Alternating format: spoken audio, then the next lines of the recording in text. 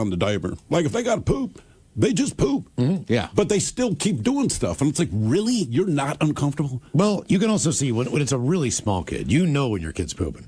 Because you know their facial expression when they're pushing. Yeah, I mean, they're looking right at you. Yeah. And then after they poop, they will continue the conversation they were having. Like, Daddy, knock, knock. Yeah. And my biggest problem was I never knew, because you can't communicate with these things, I never knew, like, I would go and clean up the mess. And the mess was bad. But I didn't realize that they weren't done yet. You don't So know. I get everything cleaned up. Everything's good to go. Brand new diaper. You're back in the onesie. And I'm just like, Jesus, I just buttoned the last button. And it happened again. And first of all, whoever came up with the snaps on a onesie they were not a parent. Yeah. Right? There is no freaking way. Because when you got to change your kid's diaper, and they're wearing those onesies with all the buttons, and like, this is so much trouble. I'm going through all of this just to find a pile of poop. Right? It's ridiculous. And I'm like, there's no way a parent designed this for children, because I have not met a parent who's like, oh, it's no problem. Yeah. All these stupid snaps and all that just to find a turd. When did you have a crisis at the bowels? 206-803, Rob. They do look comfortable. They look, but generally, I'm sure they're comfortable. But the problem, look, onesies should be for people that are potty trained. You deal with your own business. Imagine your kid wearing the Batman outfit, 'cause that's basically what it's like. But you know that they just pooped themselves, and you got to go through all of that just to wipe someone else's ass. Also, a butt flap would be helpful. Why do they not have those? You know, just like a little even for an rectangle adult, back when with a you're- couple buttons. Yeah. If you're in a onesie, it's a pain in the butt. Sure, but at least you have control over that, you know? When's the last time you were in a onesie? Ugh. I don't know. 8 years ago? Why? Something. You're wearing onesies. I mean, I have a sleeping bag that I can wear. Does that count? You can walk in it? Yeah. You have a walkable sleeping bag. Correct. And you like cinch it up so it's like shorter so you can wear it during the day, kind of wear it around, and then you let it down. And you just lay down on the grass, you're good? Yeah. Huh. Very convenient for the person that doesn't quite know where they want to sleep. Exactly. I'll tell you what, trying to pee in that thing's a pain in the butt, though. Yeah, Because you gotta like cinch it up and tie it underneath, and then you gotta it's a work of art. Okay. But if you're sitting outside all day on New Year's Day, like me and some buddies do, in his deck watching football, you need that onesie. Yeah. All right. Or that sleeping bag. See, for me, the biggest escape artist trick you can make to have to poop is on a ski slope. Oh, because typically you've got straps going over your shoulders and your pants. Correct. And you've got Yes. and all the stuff underneath. You got long johns on. You probably have underwear on. You got a shirt tucked in. You got a huge ass puffy jacket on. There's And it's nowhere not to like you can really run well in those boots. You know, if you're running toward the bathroom. No, that's like you need to get there early. that one's terrible. Do you ever, or if you're now, granted, this is going back 25, 30 years, but if you're practicing football and you got to go, That's another one. that's another one, man. Well, Because things you have have changed. assistants. Well, Remember, like when Reggie White took off, like trainers went with him. They understood all the man has to do is poop, but still 2 trainers went with him to help him get out of all that gear. But you have to remember, football pants used to have pads in them. Mm-hmm. Underneath that was a girdle that had pads in them. Right. Then you had underwear or a jock on underneath that. And then just trying to get the pants down past your knees. Right, I'm thinking about wearing 4 layers of stuff. You're right. Nowadays they barely wear anything. They're wearing shorts. When did you have a crisis of the bowels? 206-803 Rock. Hello, Jeremy. Welcome to the men's room. Hola. Hola. Well, I called in a couple times before. You guys had a question a while ago about, drowning or something like that. I figured I'd chime in on this one since, I used to work for a fire alarm company, and we had a contract with a data center out in Wenatchee, out in the middle of the desert. But for lunch, my boss that I was with that day decided, let's go have some Chinese food in town. Well, I decided to get the prawns and the cashew chicken. The chicken was good. The prawns in the desert were probably not the greatest choice, but You got those old desert prawns, yeah. Oh yeah, that's what they're famous they for. get you real good. So we go back to work, and we're on the loading dock building a bunch of stanchions for fire extinguishers to sit into on the floor inside the data center. I'm going and building them. I get to the base of one, and the base is a little bit heavier just because it's got to be the foot, and it's got to hold everything upright. As soon as I go bend down, I come back up. I just let out one little toot, and it's a lot more than just a toot. It's pretty much everything that has eaten about a week or so. It felt Kapow! Luckily, the stanchions that the extinguishers were being taken out of, they came with a big old bag that's about as tall as I am. I'm about 6'7", so Damn. I was able to just kind of hop in that and not spill on the dock at least. But I was in a pair of overalls and Romeos, and I was dressed up, and it was like, okay, can someone please grab my duffel bag from the back of the truck? I need different clothes. Did it make it to your different shoes? Different everything, please and thank you. See, when that stuff happens, it's never solid. It's going to make your socks. It's going to make your shoes. That's why I say bring some flip-flops with you. Yeah. Extra pair of socks. You said that earlier. That made me instantly like, damn, I wish I was wearing flip-flops. Yeah. I mean, seriously. Where were you at again? In the desert? Out in Wenatchee. It's Pinghorn Airport. There's a data center that's back behind there. And, it was just a big, open, basically warehouse. It's AC'd for a bunch of computers and all that kind of stuff, networking and whatnot. But, yeah, it's I learned my lesson. Okay. Flip-flops in the travel bag. I think there is a certain age. I don't know if it's 35 or 40. I just know I'm in that zone now where if it's even questionable, you don't fart. Mm-hmm. I also don't think you mentioned the town's name alone. if you do that in Wenatchee. Yeah, I know. It sounds like Eastern Washington. I was out that way. No, Wenatchee. Oh, the Wenatchee prawns. Yeah. When did you have a crisis of the bowels? 206-803. I mean, just saying it out loud. Don't order that. Right, it could have been anything, but that just sounds bad. Yeah, desert prawns. Hello, Andrew. Welcome to the men's room. What's up, guys? Hola. So back in 98, 99, I must have been 22 years old. So hasn't happened since, hadn't happened before. But I was living in Wallingford at the time, and I was living in this house, 2 of us on the top level, 2 of us on the bottom, each shared a bathroom. And we were into really trying spicy Thai food at the time. So I thought I'd try the 6-star dish. Came home, and I was kind of feeling some pains and couldn't decide if I needed to stay or go, but I decided to drive up 6 blocks to the QFC. And I was driving my Golf, which was a stick shift. I hadn't gotten maybe like 2-3 blocks, and little pain started, and then no question, it was just straight soup right in my pants. Had to take, I'm just gonna, if you picture it, I had to like shift sideways to blow a couple stop signs, get back to the house. I made it through the kitchen side door, grabbed a bag, raced downstairs. Upstairs is my normal bathroom to use, right? All right. Got downstairs, and I managed to declothe, derobe, stuff it all in the sack, take a shower, and got cleaned up, and that was it. Do you keep the clothes, or do you put them in the washing machine? You know what? I decided trash can was probably best. Yeah, I'm trying to think. Do I have anything? Do I have anything I care about that much? No. I did find one interesting thing in that bathroom. Since I had never showered, I was showering, cleaned up. I'm thinking I'm getting away with it. Look to my left, the soap dish there, and I see a bar of soap with a half crescent kind of worked into the side of the soap bar. I'm like, I wonder what that's for. And come to find out, that's what roommate used to, kind of get the best pleasure for himself in that little bathroom. God. Oh, my God. So, well, I guess it was clean. It was very clean, but I'm like, man, with soap, really? So basically, if you hadn't have pooped yourself, you'd have never known that about your roommate. What kind of soap was it? Was it like Irish Spring? Was it Dial? From afar, it was maybe like a white dove looking thing. Oh, he was like that cocoa butter. Yeah. Yeah. All right. Yeah. When did you have a crisis of the bowels? 206-803-ROCK. Thanks for making the Rock.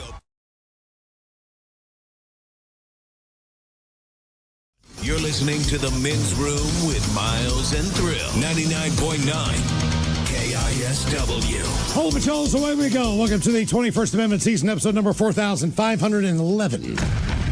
What a large and in charge program we have for you today. Guaranteed future repeat. The exciting return of Who Sucks Less. I don't know how you do it, Steve. People do weird stuff in the news. Somehow you find these stories. It's not all rosy and sunshine out there. I mean, usually it is. Usually when you turn on and or read the news, I don't know what this doom scrolling nonsense is. I'm telling you, it is nothing but like unicorns and rainbows. Theme to this week's Who Sucks Less. Be careful what you eat. Trust no one. Does this have to do with the guy that made the cake? Okay, so he is not one of the 3 today, but he inspired today's Who Sucks Less. We had a story yesterday of a guy who, at his going-away party, he had retired after, 35 years at his business. They threw him a big shindig, and he laced the big-ass cake with X-Lax. 10 packages. 10 packages. Full of X-Lax. 120 or 150 of his now former co-workers basically got the run. I mean, they're crapping down their legs. They're crapping in elevators, trash cans. The bathroom was packed. So he definitely inspired. It turns out he's not the only guy that does this kind of thing. No. And no one pressed charges against that guy. Because they didn't want to have to go to court and admit that they crapped their pants. Nobody in the company said that was not okay. They're like, you know what, man, that's just how he rolls. I mean, no pun intended. Who Sucks Last? Coming up at 4:30 on the program. That one still seems a little suspicious. Why? 120 people. Ate one cake. And he baked nobody complained. I'm just like, I don't know. I like the story. Well, look, he got arrested. So the word he got arrested, but the thing that really tipped us off with this mugshot, because typically in a mugshot, you're not smiling that big ear to ear unless you're high. The man was not high. He was satisfied with his work. He gave all of his coworkers diarrhea and could not have been prouder. Damn. So, yeah, he inspired today's Who Sucks Less. Okay. On to the question. We're going to talk about water and how water figures into the story. This guy's out of Richland, Washington, which is out there near Walla Walla. Mm-hmm. A Washington man is recovering after he says he was attacked by a crocodile during a trip to Mexico. The attack happened 3 weeks ago in Cozumel. Yeah. This is his first day there.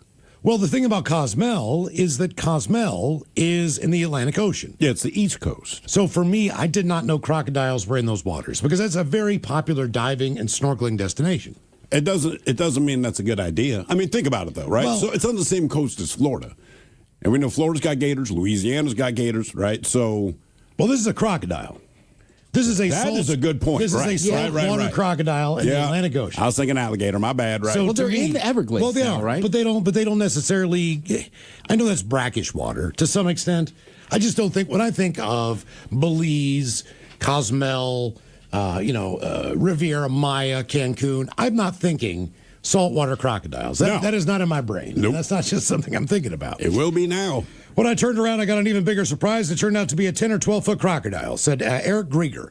He had his mouth open and an evil-looking smile on his face, and he immediately lunged at me. So I put my hands up to block him, and that's on my right arm. The wound, so I put jammed my right arm basically in his mouth, and he clamped down on it. Then he started thrashing back and forth, kind of like a dog with a rag toy. Yeah. All right. Eric said that there was the crocodile started to turn over, trying to do the death roll and take him down. So he started kicking and yelling, which he said worked because it let him go. He told Fox 13 Seattle he was able to make his way back to shore, where about a half dozen people came out and they helped him. Lifeguard put a tourniquet on his arm. He was in surgery for 6 hours, spent 3 days in the hospital. Now, while the crocodile did sever some arteries and tendons in his arm, somehow the two main nerves in his arm were not damaged and no bones were broken. He says he starts physical therapy later this week. Doctors say he has a long road to recovery. In fact, one doctor said his recovery will be like watching grass grow. The entire Thanks, Doc. encounter, yeah, right, took not only a physical toll on him, but an emotional one as well. He said the first few days in the hospital, it was tough to sleep because I closed my eyes and all I could see was that smiling crocodile in front of me. Hey, buddy. I've relived it, hundreds of times by now. Strange thing is there so many relatively little things that had they gone a different way, I probably would not be here talking to you now. He went on to say he was grateful for those who helped him, and he said he's not letting this attack stop him from getting back in the water, although he has plans to go to Indonesia in October to dive again. So He was diving when this happened. Well, here's the thing. So, this guy is 72 years old. Yes. So when the doctor says it's a long road to recovery, that's not the most positive news you can get. Also, he's either a physical trainer or a physical therapist or something. All right. So the guy himself's in shape. And the way I understand the story, he and his wife had booked this trip, and their goal, they had signed up for like 4 scuba diving classes.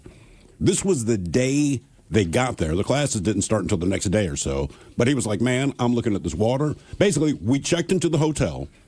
I saw the water, so after we checked in and got our bags settled, he went out for a swim. So you'd been there maybe an hour and a half, and then that happens. Here's the guy right here. Yeah. Cozumel crocodile. There you go. Cozumel. Cozumel has a native population of protected crocodiles, recently identified as a potentially distinct, highly vulnerable species. Fewer than 1,000 breeding individuals. They primarily inhabit mangroves, lagoons, and a beach park. But they may appear in ocean waters. Where it showed up. I mean, that's brutal. Exactly. That's just day got there. one. Like I said, you go out for that swim. It's got to feel awesome. yeah, I mean, that was the thing. Like, dude, we checked into the hotel. We got ourselves situated, essentially. Their dives, I believe he said, were starting the next day because they're taking classes. But I'm going to go out, and I'm swimming in this beautiful water. What is it? The Caribbean Sea. Yeah.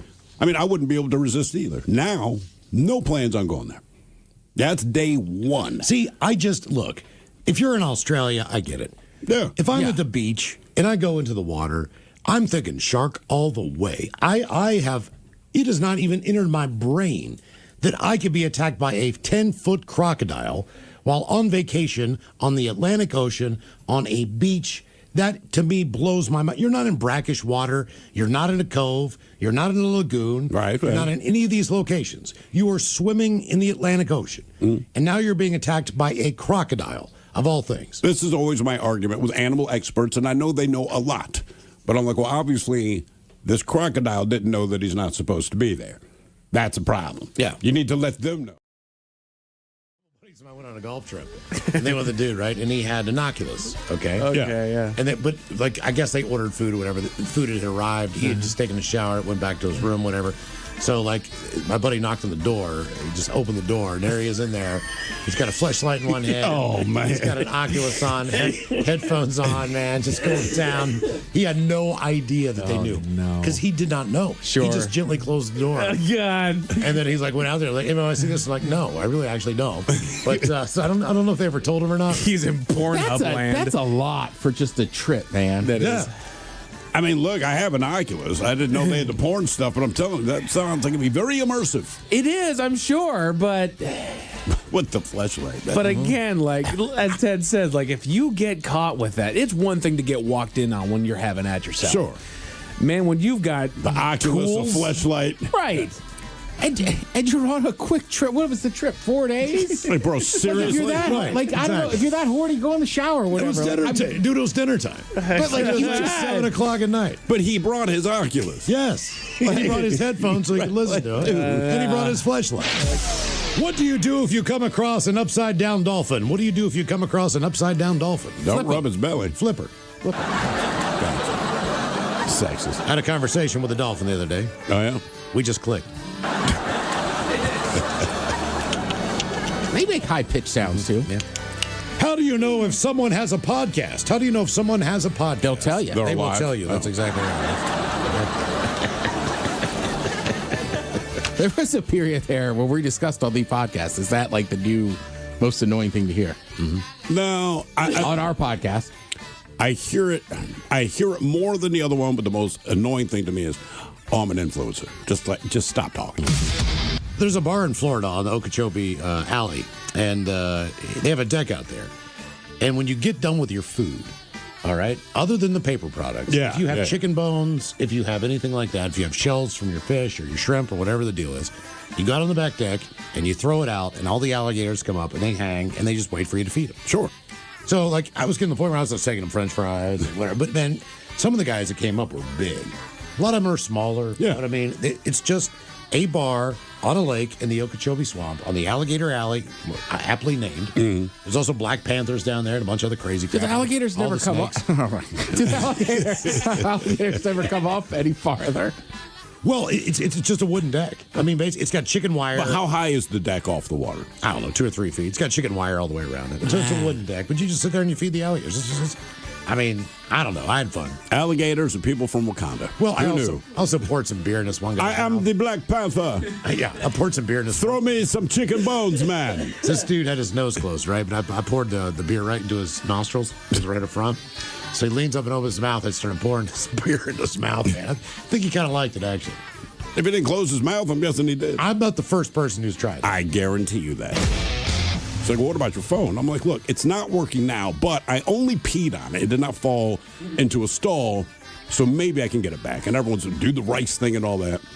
So I had to spend one more night there. I did try to do the rice, and it worked and fits and all this kind of thing, but eventually it just died, right? It's not going to work. Fine. It is what it is. I get back to Seattle.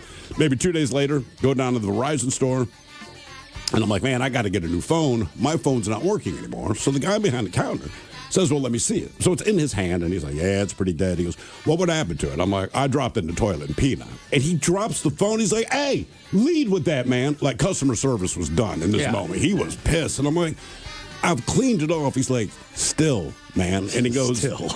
And he goes, look, if that's what happened to your phone, and he goes, I'm sure that's happened to a lot of people. He said, don't tell me. Say you dropped it in the bathtub. Say you dropped it in the pool. I was like, I was just being honest. He goes, I appreciate that. But then my phone's just sitting on the counter. So I managed to get a new phone, but normally they take your phone and get what they can get from it. Like, he gave me the little tool to pop out the SIM card and all. Like, he would not touch the phone. Yeah. Would not touch it.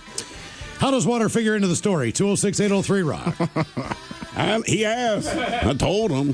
Look, I'm with you. I probably would have. I'd just been like, I don't know. I dropped it in the toilet. Yeah, I didn't think about it. I had cleaned it up, but he immediately just dropped. Like, come on, man. Like, oh, sorry.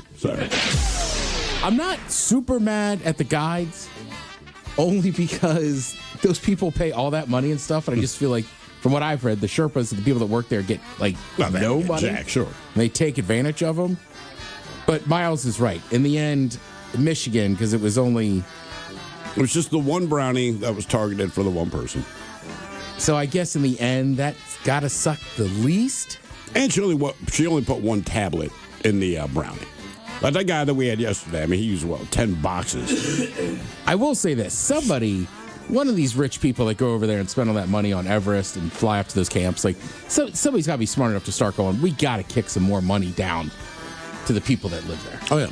But I don't know that. I don't think that's on them. I think you pay whatever company, that company chooses not to pay the people that do the hard work. There's 4 companies out of Seattle that'll do that for you. So what I'm saying, they're not just locally there. They're all around the world. So depending on what they choose to do. I mean, you could maybe tip money, the Sherpa. Yeah. Yeah. It's still scummy.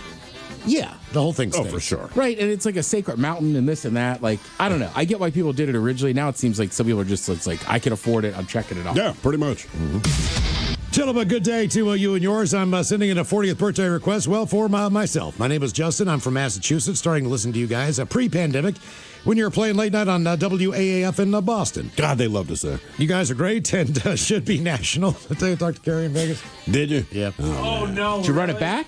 Oh, we had a great time together. Okay. Yeah. I swear to God. Yeah, you had a great time in Vegas. I'm sure you were in the mood for a great conversation. Well, you know She's what I a mean. great conversation. Yeah. No, She loves you. Carrie actually, we had a great time together. I like her boyfriend, too. He was cool. Okay. We hung out for 2 nights. Is he she know scared? What's that? Is he scared? I don't know. He should be. Yeah. Did she remember the last interaction? Yes.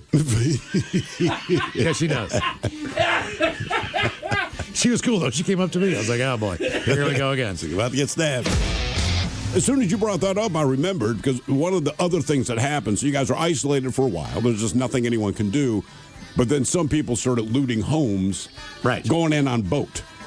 Yep. Yeah, and he wrote your ass up. Nuts.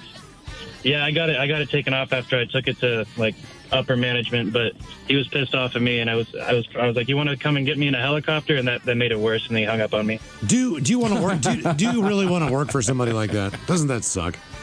I've had some bad bosses, but whenever you work for a terrible boss, someone like with that, no logic, you're just like, man, why am I making you look good? Yeah, and that's what to do. Just turn on the news. Turn on the news. Look at my address that you have on file, and tell me what you'd have me do. What do you do for a living? I'm a tire technician. Okay, well, I mean, whatever your job is, if you can't make it, you can't make it. Apparently, that's not the brightest boss in the world. No. Well, at least you know you work for an idiot. So as long as you know that, it helps. You try to manage. But I remember that from the news, man. It was, and he's right. Like Carnation or Duval, like that area floods, but that was brutal. Yeah, they were like, they are cut off. You cannot physically get there.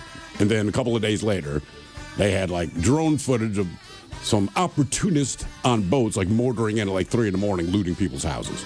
I'm just like, really, man? Come on. I heard that the bull sharks are the worst. And it's good to say, the great white, I'll bite you. It was a mistake. Hey, my bad. Same with the bull shark. Hope you don't believe They're that. more in murky water. The problem with the bull shark, they said they just bite everything.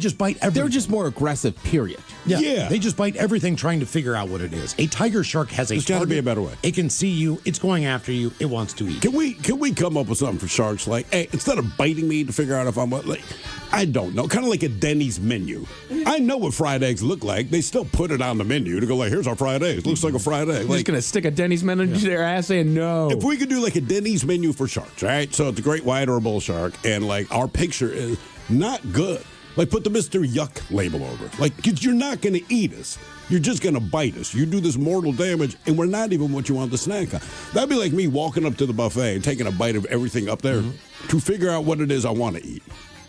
They don't have thumbs, man. There's only so much that they can do to figure That's stuff why out. we have to come And up also, with but it we've for kind them. of done it though as humans, right? What do you mean? It's like, hey, we got fire. We're like, yo, we should cook some of this beef. Sure. Right? So for centuries. That's actually a quote from the old. Yo. Now I feel like you go to a fancy restaurant and they're like, yeah, good news. We cut open this bone so you can have some of the marrow. Yeah.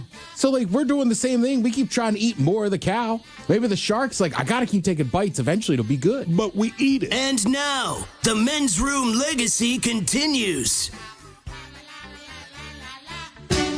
Unfortunately, what you're about to hear is real.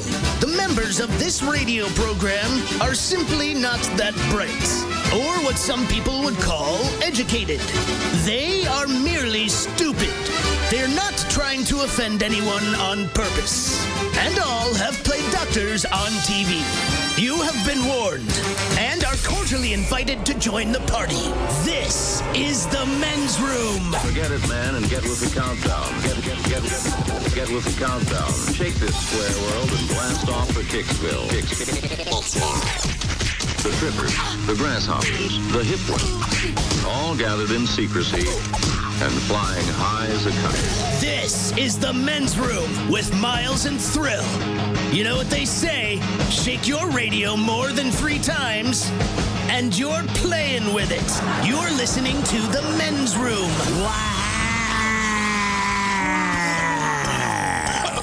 And away we go. I don't think your mic's on. I don't think it is. There it is. All right.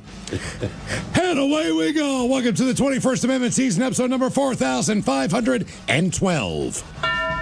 Along with Steve the Thrill Hill, the Ted Smith, and Mike Hawk. And to Hardeman's Room. On tap today, once again, we play Big Dummy. Ted's Meat and Potatoes has states with the best food. We will play Profile This, plus headlines, a men's room shot of the day, fun with listener emails, and everyone's favorite, TV Time with Ted. Click, clack. Drinking it dry. All right, here we go. Los Angeles family is surprised when a large chunk of ice crashes through their roof. Meanwhile, 90-year-olds play video games, and Ohio police have the proof. Man spends 8 years with metal chopsticks stuck in his throat. 2 people busted after having 350 crabs on their boat. And a transportation secretary had to have her car towed after hitting a massive pothole. That is all coming on today's very special episode of The Men's Room. And now, here's the question. Hola, bitches. Good day to you and yours. All right, today is the day that we play Big Dummy, the game show that rewards you for your stunning ignorance. And here's how it works. You call us. We will spend a category. Get it going. I know, bro. You're fired up today. Yeah. Sun's a shining, wheels are spinning. That's all it takes. Sun comes out, Ted is on it. So we will spin the category wheel, and then we'll ask you a question from that category. But here's where Big Dummy separates itself from your average, more reputable game show. We will continue to ask you questions until you get one right. Because, as always, we want you to leave here smarter than you showed up. Now, so far this year, our biggest dummy has been the lovely and talented Nick, who thought lickety-split was a sex move. Thank you, Eric. And found a way to answer 10 consecutive questions wrong. Can you do better? Well, of course you can. Everyone else has. So give us a call, and off we go on Big Dummy, brought to you by our friends at Advanced Hair Restoration. To be a contestant and play Big Dummy, call 206-803-ROCK. Like The Men's Room on Facebook, follow us on X and Instagram at Men's Room Live. Send your emails to The Men's Room at KISW.com, and now watch the show live on YouTube at KISW Rock.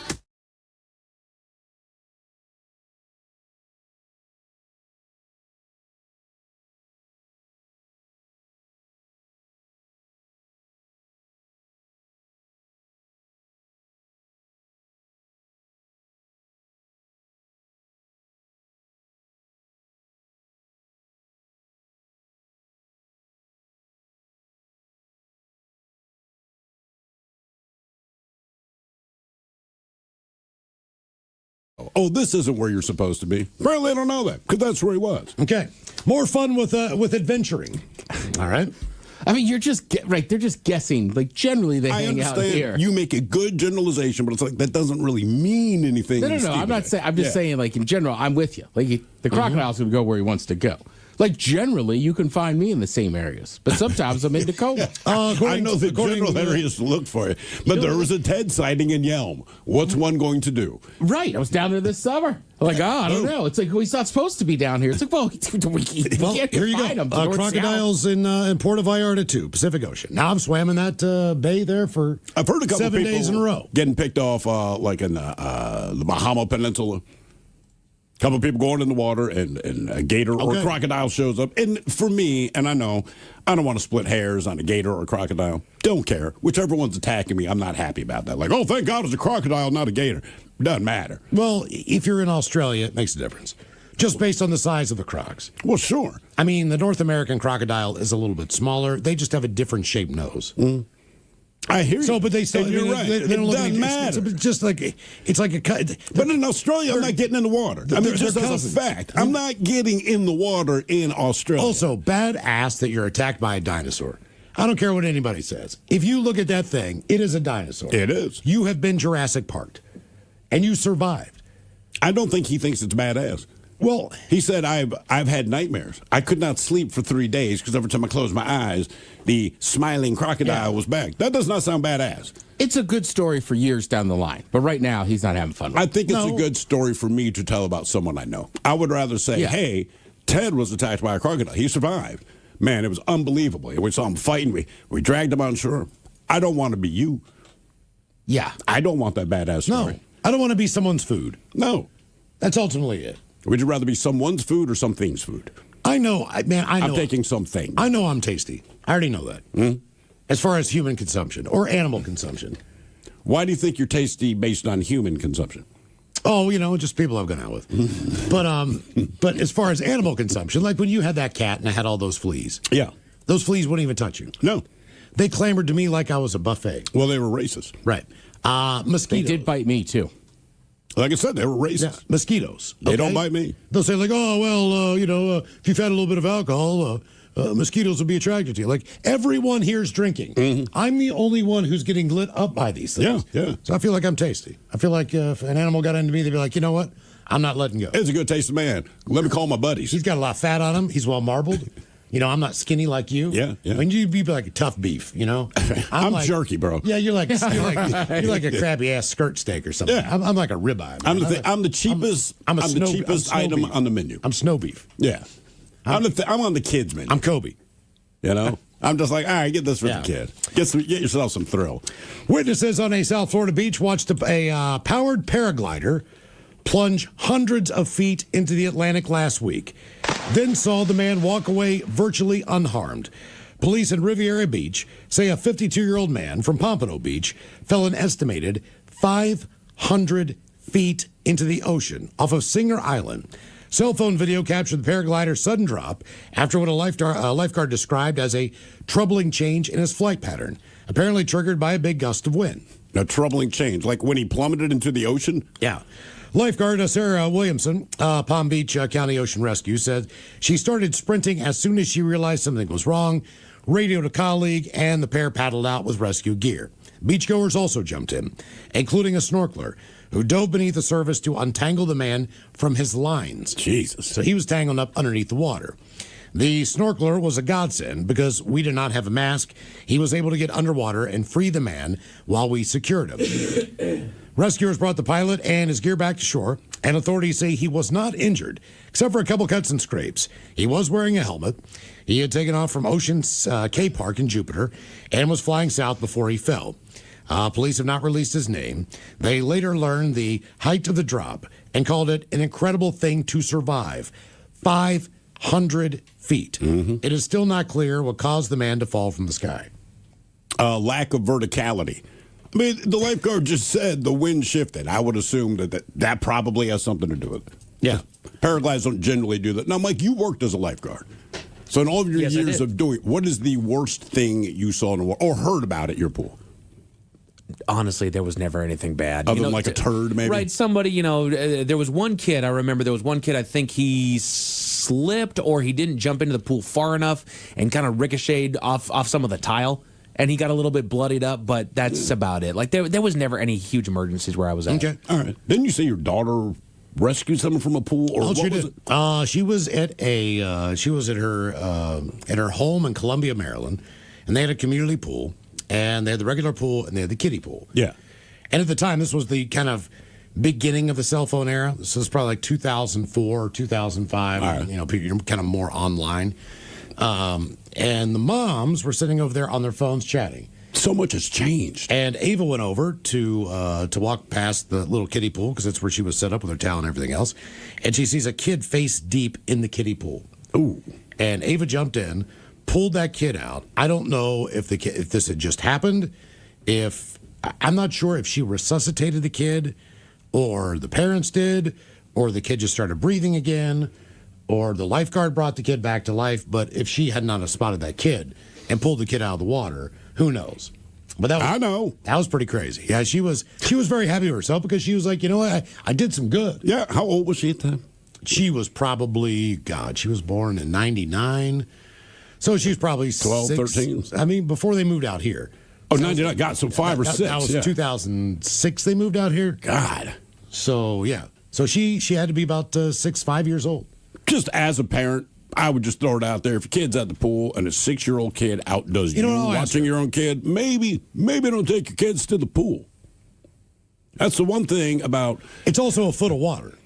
But still, man. But I know. A grown-up can, adult can. A grown-up could do it, and like we say, and I mean this in the best way possible. If you're a parent, you know this is true. Kids are dumb. That's why they get hit in the face all the time, right? Mm-hmm. They don't move. They make bad decisions.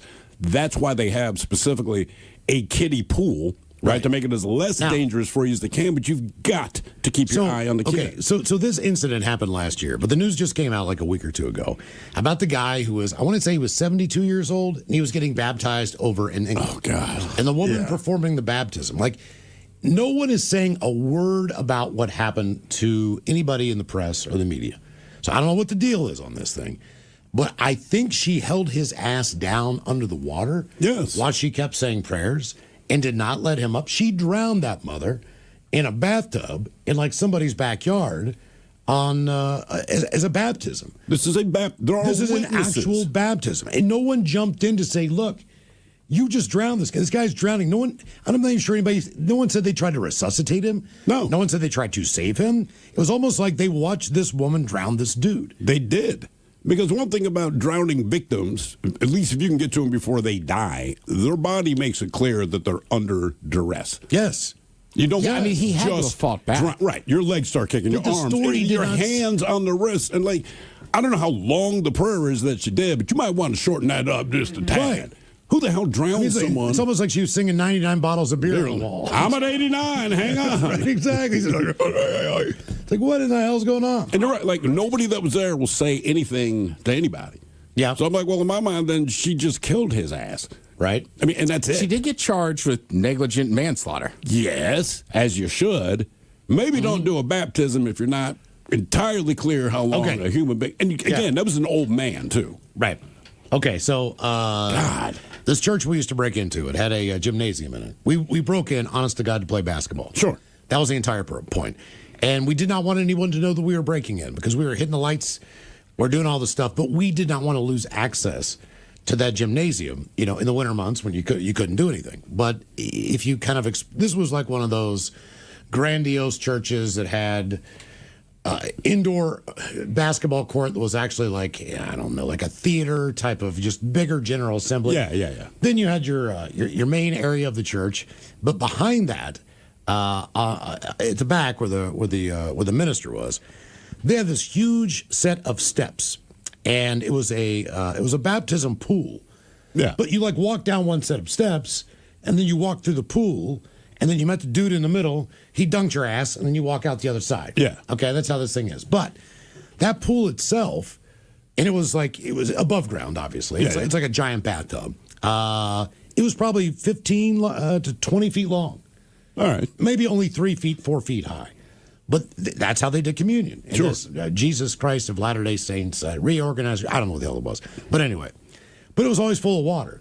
So we would get really, really sweaty in there, man, playing basketball. And then, like, dive. With Miles and Thrill. 99.9 KISW. All the patrols, away we go. Welcome to the 21st Amendment season, episode number 4512. What a large and in charge program we have for you today. Guaranteed future repeat. The head chef is back in the house. Yes, Ted's sir. Meat and Potatoes has states with the best foods. Correct. Okay. Different styles. Different styles. Some of them just have to do with size, I think. So you just get a lot more. But there's a couple in there that you expect, and there's one in there that in the top 5 that just blows my mind. Have you been to all of these states? Yeah. All right. You've been to each and every one of them. Correct. Do you agree with the top 5? Because you've been to a lot of states, so those are the top 5. So one of the states in the top 5, I don't know. Okay. I don't know how I feel All right. about it. Because it has a few cities, and some of the cities have different food. Well, you'd be surprised. Sometimes you go places and you're like, I cannot believe how good the food is here. Oh, yeah, for sure. And this, I just want to say this real quick, because there's going to be a few states on there that might be personal to Miles or a state I like to visit. They're not saying your food's bad. It's just kind of plain. Oh, so you have the worst states for food, too. Oh, yeah. Okay. All Okay. right. Sorry, Midwest. Well, it Just say depends, that in it, advance. it depends on what you're looking for. I mean, look, if it you really go does. to Nebraska and you're looking for something exotic, like, come on. Yeah. Right? You know it's not going to be exciting. I've heard people say that, outside of St. Elmo's Steakhouse, Indiana does not have really good food at all. No. It's Indiana. Apparently it's horrible. But then, you go to Ohio. Ohio does not have the worst food. Pennsylvania's got great food. Sure. Maryland has great food. Sure. Even Delaware has great food because it's on the coast. New Jersey has great food because it's on the coast. Obviously, New York's going to have great food just based on the size of the cities. Maine has great food. If you like seafood. Yes. It depends on what you like. Sure. But, yeah. Correct. And you're right. Some of the states in the Midwest are kind of, like Wyoming, like they're just more kind of simple meat and potatoes. And look, there's nothing wrong with that. I love a pepperoni roll, but that is like West Virginia's claim to fame. That's the only food they got. Right. I mean, it's a biscuit or it's a pepperoni roll. Yeah. It's a bread-based product. Pretty good pizza there because of the Italian population. But, hell, Connecticut supposedly has some of the best pizza in the country. It never gets named. Nope. But that's one good thing about Maine. Because you'd rather be in New York than Connecticut. Yeah. Not only does Maine have the great seafood, but they have that whole Boston corridor of. They have great pizza up there. They have cheesesteaks up there. They have a ton of great food. I was actually shocked. I mean, some of the best Portuguese food I've ever had in my life, which I've only had like 3 times, has been in Connecticut. Huh. But That's what I think of. Connecticut, too. Portuguese food, let's go. yeah. Well, you got to remember, Cape Cod was almost founded by a ton of Portuguese fishermen. Right. So they kind of made it inland a little more. Florida has good food, but in a different way. They kind of what's the best way to put this? They excel in diner culture. Because everyone from New York moves to Florida. Much the same as New Jersey. So, I mean, whether you like Perkins or not, they're open 24 hours a day. Whether you like Waffle House or not, they're open 24 hours a day. They have plenty of fish shacks. They've got great pizza because of the East Coast influence. Yeah. So, believe it or not, I mean, I've been to Florida, and they also have Louisiana influenced, depending on if you're in the Panhandle or not. Correct. So Florida's got a lot of great food too. There's a lot of good things on the list, and like I said, it's not they're just ranking the best, and then they say the bottom few, whatever. But it's like they're not saying your food's horrible. They're just like it's kind of plain. But And they're we not saying it's horrible. And you're right. When you talk Nebraska, anything in the Midwest, you're talking mostly meat and potatoes. Head chef coming up with the states with the best foods. That's coming up to you at 4:30. Oh, want to mention this. Here's a weird one for you, right? So I don't know how long ago this has been, probably 25 or 26 years ago, right?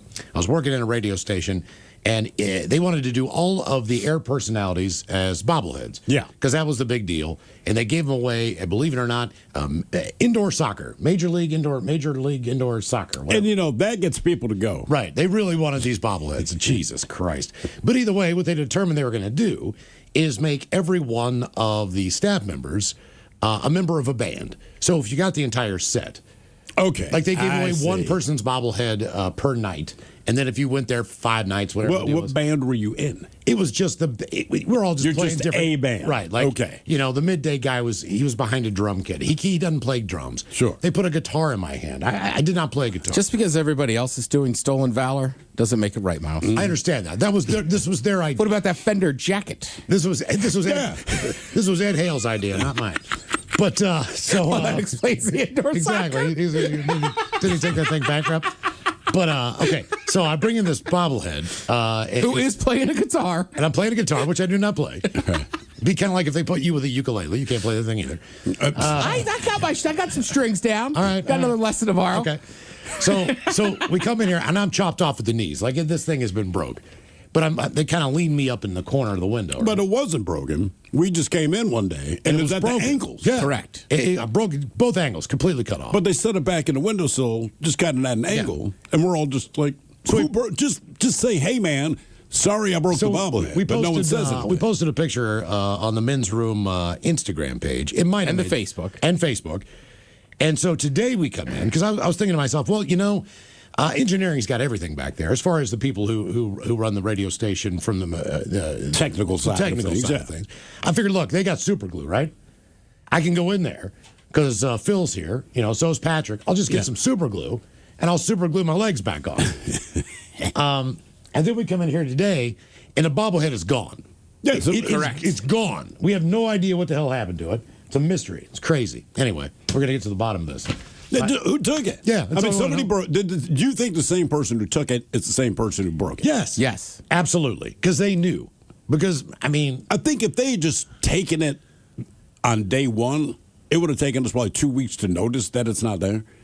But the fact that it was broken, you couldn't help but notice because he's at a weird angle. Yes. And then today, with it being top of mind, now it's just gone. No, I took a picture and put it back up. It's gone. I'm thinking, it's not there anymore. Well, that's the thing. If he hadn't been broken, like if you broke it and were freaked out and were just going to throw it away, you're right, just throw it away. We wouldn't have noticed. Why leave him broken and then take it? And then you know that we saw him broken, and then you come in and then you take the whole thing. Because I figured a little super glue, man, I got my legs back. I'm like Eddie Murphy in Trading Places. Like, I can walk. Did it make you sad? Yes. Because I was like, did it make you feel emo? I was going to fix it. I was going to fix my legs. It's Danny. You think so? He's trying to bring you down to that emo feel. Oh, yeah, you're right. Got a little sadness in you. Yeah, I'm like a detective over here. We're going to get to the bottom of this one way or another. Danny's probably like, I have nothing to do with that. He doesn't. No, I know. You think it's Taryn or Steve? I don't know. I don't. They don't come in here. Who would you think it would be? I don't know. Because listen, I really don't have any idea. Normally on this floor, there's nobody here except us and a few other people. Nobody comes in this room. Some muckety muck was here, so a bunch of people showed up to hear whatever he was talking about, right? And that's the day we discovered it's broken. So basically, our entire staff was here, which means your suspect pool has grown. But when we left here at 6 o'clock last night, and you were here later because you were doing Inaction duty puppet thing. So by the time you left, that thing was still here. It was still here. No one had walked in and out of the studio. Even the cleaning crew had come up. And you guys got out of here late. I don't know, 8-ish, maybe, all right, something like that. From that time. And the cleaning crew had already been through. Yeah, they come around and do the thing. They basically start at 7. When this show is done, those guys pop out of the elevator. They do their thing. They clean the floor, and then they're out. So they cleaned around while we were doing the puppet thing. Then. I don't think so, man. All right. I don't think so. We're going to get to the bottom of this. Okay.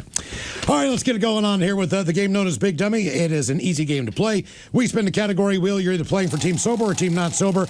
Our biggest dummy this year has been Nick. It took him 10 questions to get one right. And as we do when we play Big Dummy, we like to do a little men's room poll. And the last time we played Big Dummy, we got news of a new pill that shows incredible promise on extending the life of your dog. That is correct. Now, they're saying at minimal, this pill would increase your dog's life by minimally a year. Which is crazy. And it could be a lot more than that. Mm-hmm. So, and it's pretty close to FDA approval. So they did the test. They've actually given 5 times the dosage to dogs. It's like the dog does not OD. There's no weird side effects. Yeah, exactly. So they believe it to be fairly safe.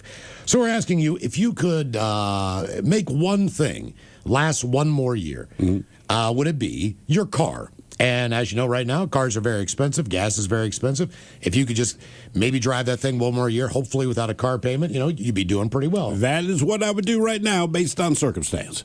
Yeah. Sorry, dog. If you could get one more year out of your car, you would, because your car's just sitting in your driveway right now dead. We might get one more year. I just don't want to have to pay for it. Correct. Next, you would keep your ex alive for one more year. A human being. You would say, you know what? The human being can live for one more year. Yeah, but why? Because they're a human being, and if you could save someone's life for a year, wouldn't you? It's not about, look, if the ex is dying of cancer, maybe, okay. I get the moment. But assuming they're just living their life like I am, like, hey, you got a life expectancy. I'm not giving you another year. Hell no. Okay. Next up, your job. You could keep your job one more year. And with the way the job cuts are going on around the country, yeah, no kidding. Just about any industry you can imagine, job's a very valuable thing to have, and they're not easy to come by. So you could have your job for one more year. And finally, your pet. So your pet could also, obviously based on the pill, last a minimum of one more year.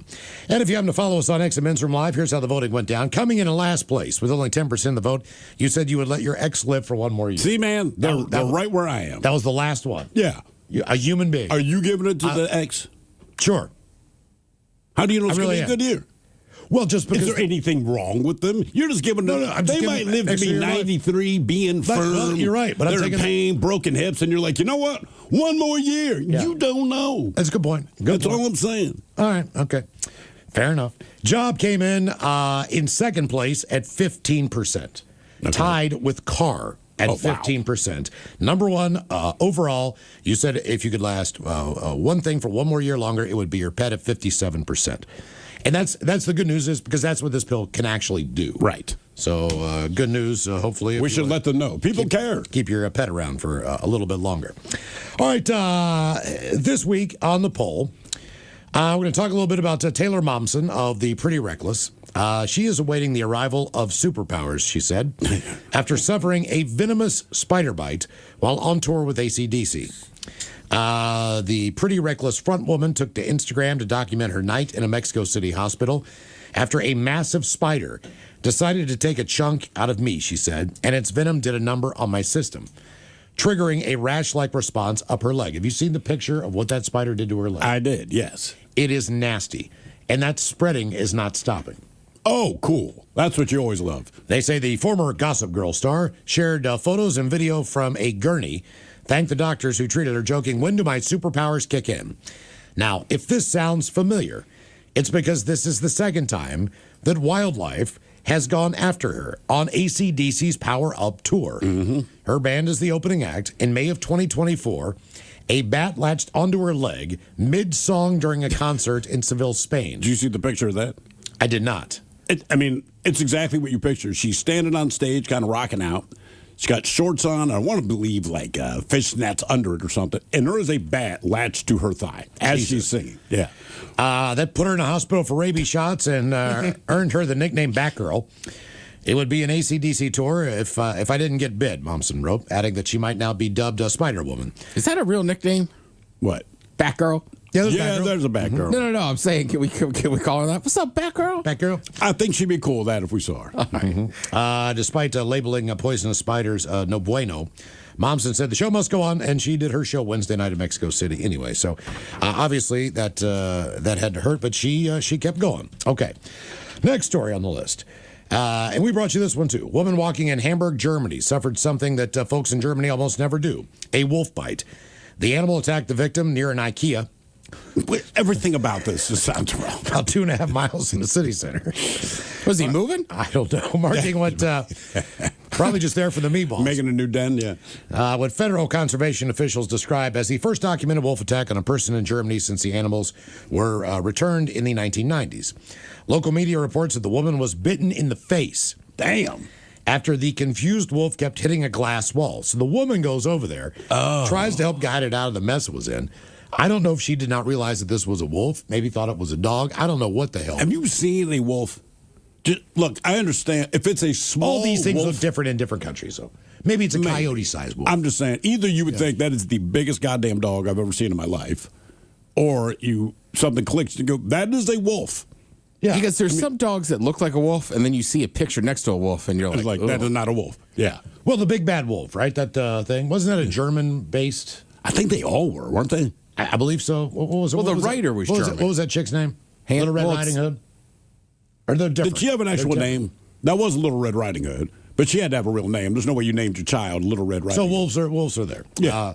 Officers later tracked the wolf to a lake where it went in the water and was captured with a snare.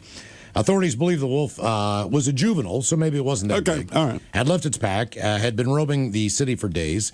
They did have a lot of sightings reported across Hamburg. Experts say it was likely disoriented by the urban setting. Yeah, either that or trying to put together IKEA furniture. Or trying to get out of IKEA. And trying to escape. You can't follow the arrows. You can't escape. You got to follow the arrows. No. There's no easy way out. I don't know, man. You have to walk through every single section. I was stuck in there. There's no side door. There's no shortcut. No, that's why you follow the arrows, and they take you through the entire. But they wind you through store. the entire store. You can't just walk in, walk out. Yeah. It's not how it works at IKEA. Mm-hmm. That's probably why the wolf was pissed. Just get silverware. I just want to get one rubber spatula, mother. Government officials say trying to navigate the city would prove very stressful for a wolf. The animal has since been taken to a wildlife. I'm glad experts can tell us that. Did wolf- you know that when a wolf walks the streets of a German city, they might be disoriented? Yes, I did know that. And stressed out. Yeah. A woman received several stitches to her face at a local hospital and was released. Speaking of wolves, another update. The parents of that kid who suffered an injury at the Pennsylvania theme park zoo, who squeezed through the fence near the wolf enclosure and got bit in the hand. Yeah. His parents have both been charged. Police said evidence showed that the parents walked away about 25 to 30 feet from the child to a seating area and benches and then just got on their cell phones when the incident happened. Jesus. So the child went through the small opening and the barrier and the fence, entered the restricted area near the wolf exhibit. Then the child reached through the fence, and that's when the wolf decided to clam down on the kid's hand and arm. That's when the wolf will decide to do that. And bystanders went in there and tried to release the wolf from the kid's hand. How old was the kid? Like 2.5, 1.5, something like that. Yeah, they say toddler. I don't know. What is that? When you call it a toddler, don't be 30 feet away and on your phone at a zoo. Just a side note, it always amazes me. I got to get a license to fish. Yep. Anyone can have a child. Yeah, but they filed criminal charges against the parents who live in. I don't even. You give that name. Where is it? You give that town in Pennsylvania a whirl. Do not dump me. L-I-T. It is Lititz, Pennsylvania. L-I-T-I-T-Z. I mean, Lidditz? Yeah. Lidditz? Lidditz? Yeah. I don't know. Either way, Let's that's go. where it's from. Lidditz. Let's go. I guess Lidditz. there's another way to say that. Either way, there's your wolf stories right there. So apparently they bite. And finally, this is not good, but hikers in a popular park in Southern California in Ventura County are being warned to be on alert after a local woman died following a rattlesnake bite. A 46-year-old woman was hiking in the Wildwood Regional Park in Thousand Oaks. Around midday, she was bitten, airlifted to a nearby hospital. She was in there for 5 days. She did not make it due to the venom toxicity. But Isn't this the case?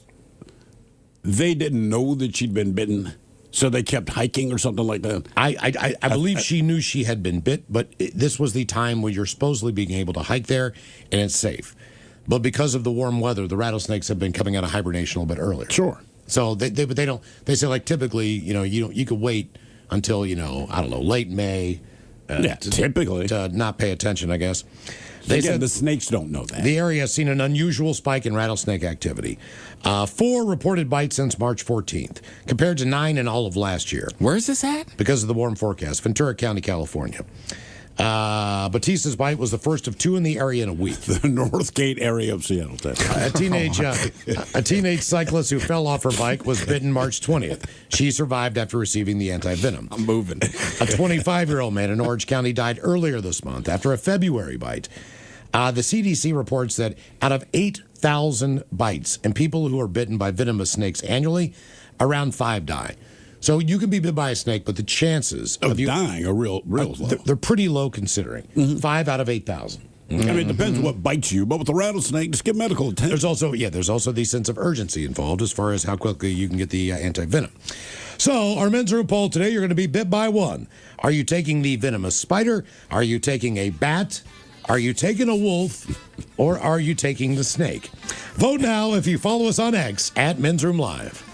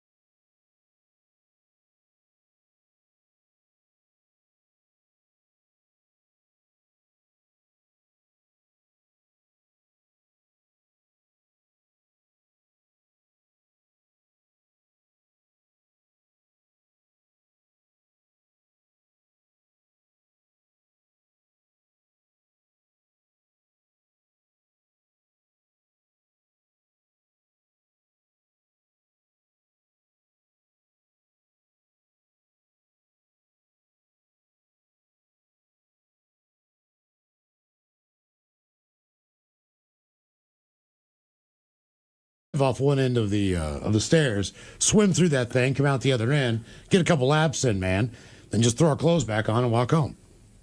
Yeah, I actually don't have a problem with that. No, like, all right.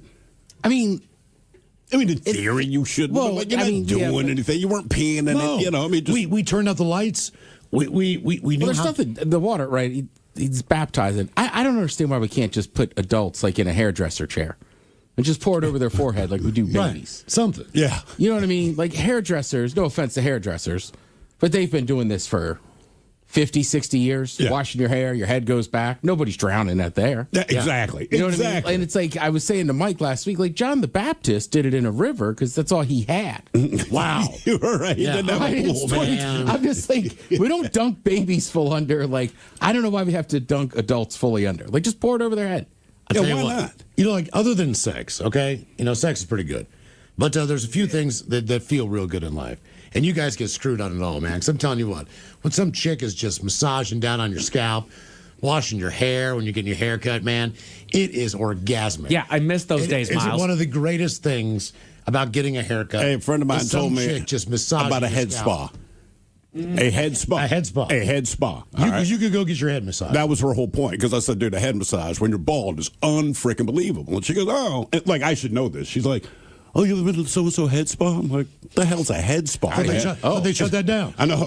They did in Bothell. And she explained it. I'm like, I'll be damned. And so she literally goes there. She's like, I feel bad for you guys now. But she goes, I don't get my hair washed there. I don't get my hair cut there. She's like, I go there. And she has a full head of hair, right? And she's like, no, they don't do anything to my hair. They just give you a scalp massage. That's it. She's like 30 minutes, and I'm like, ooh, tell me more. Yeah. How does water figure into the story? 206-803-ROCK.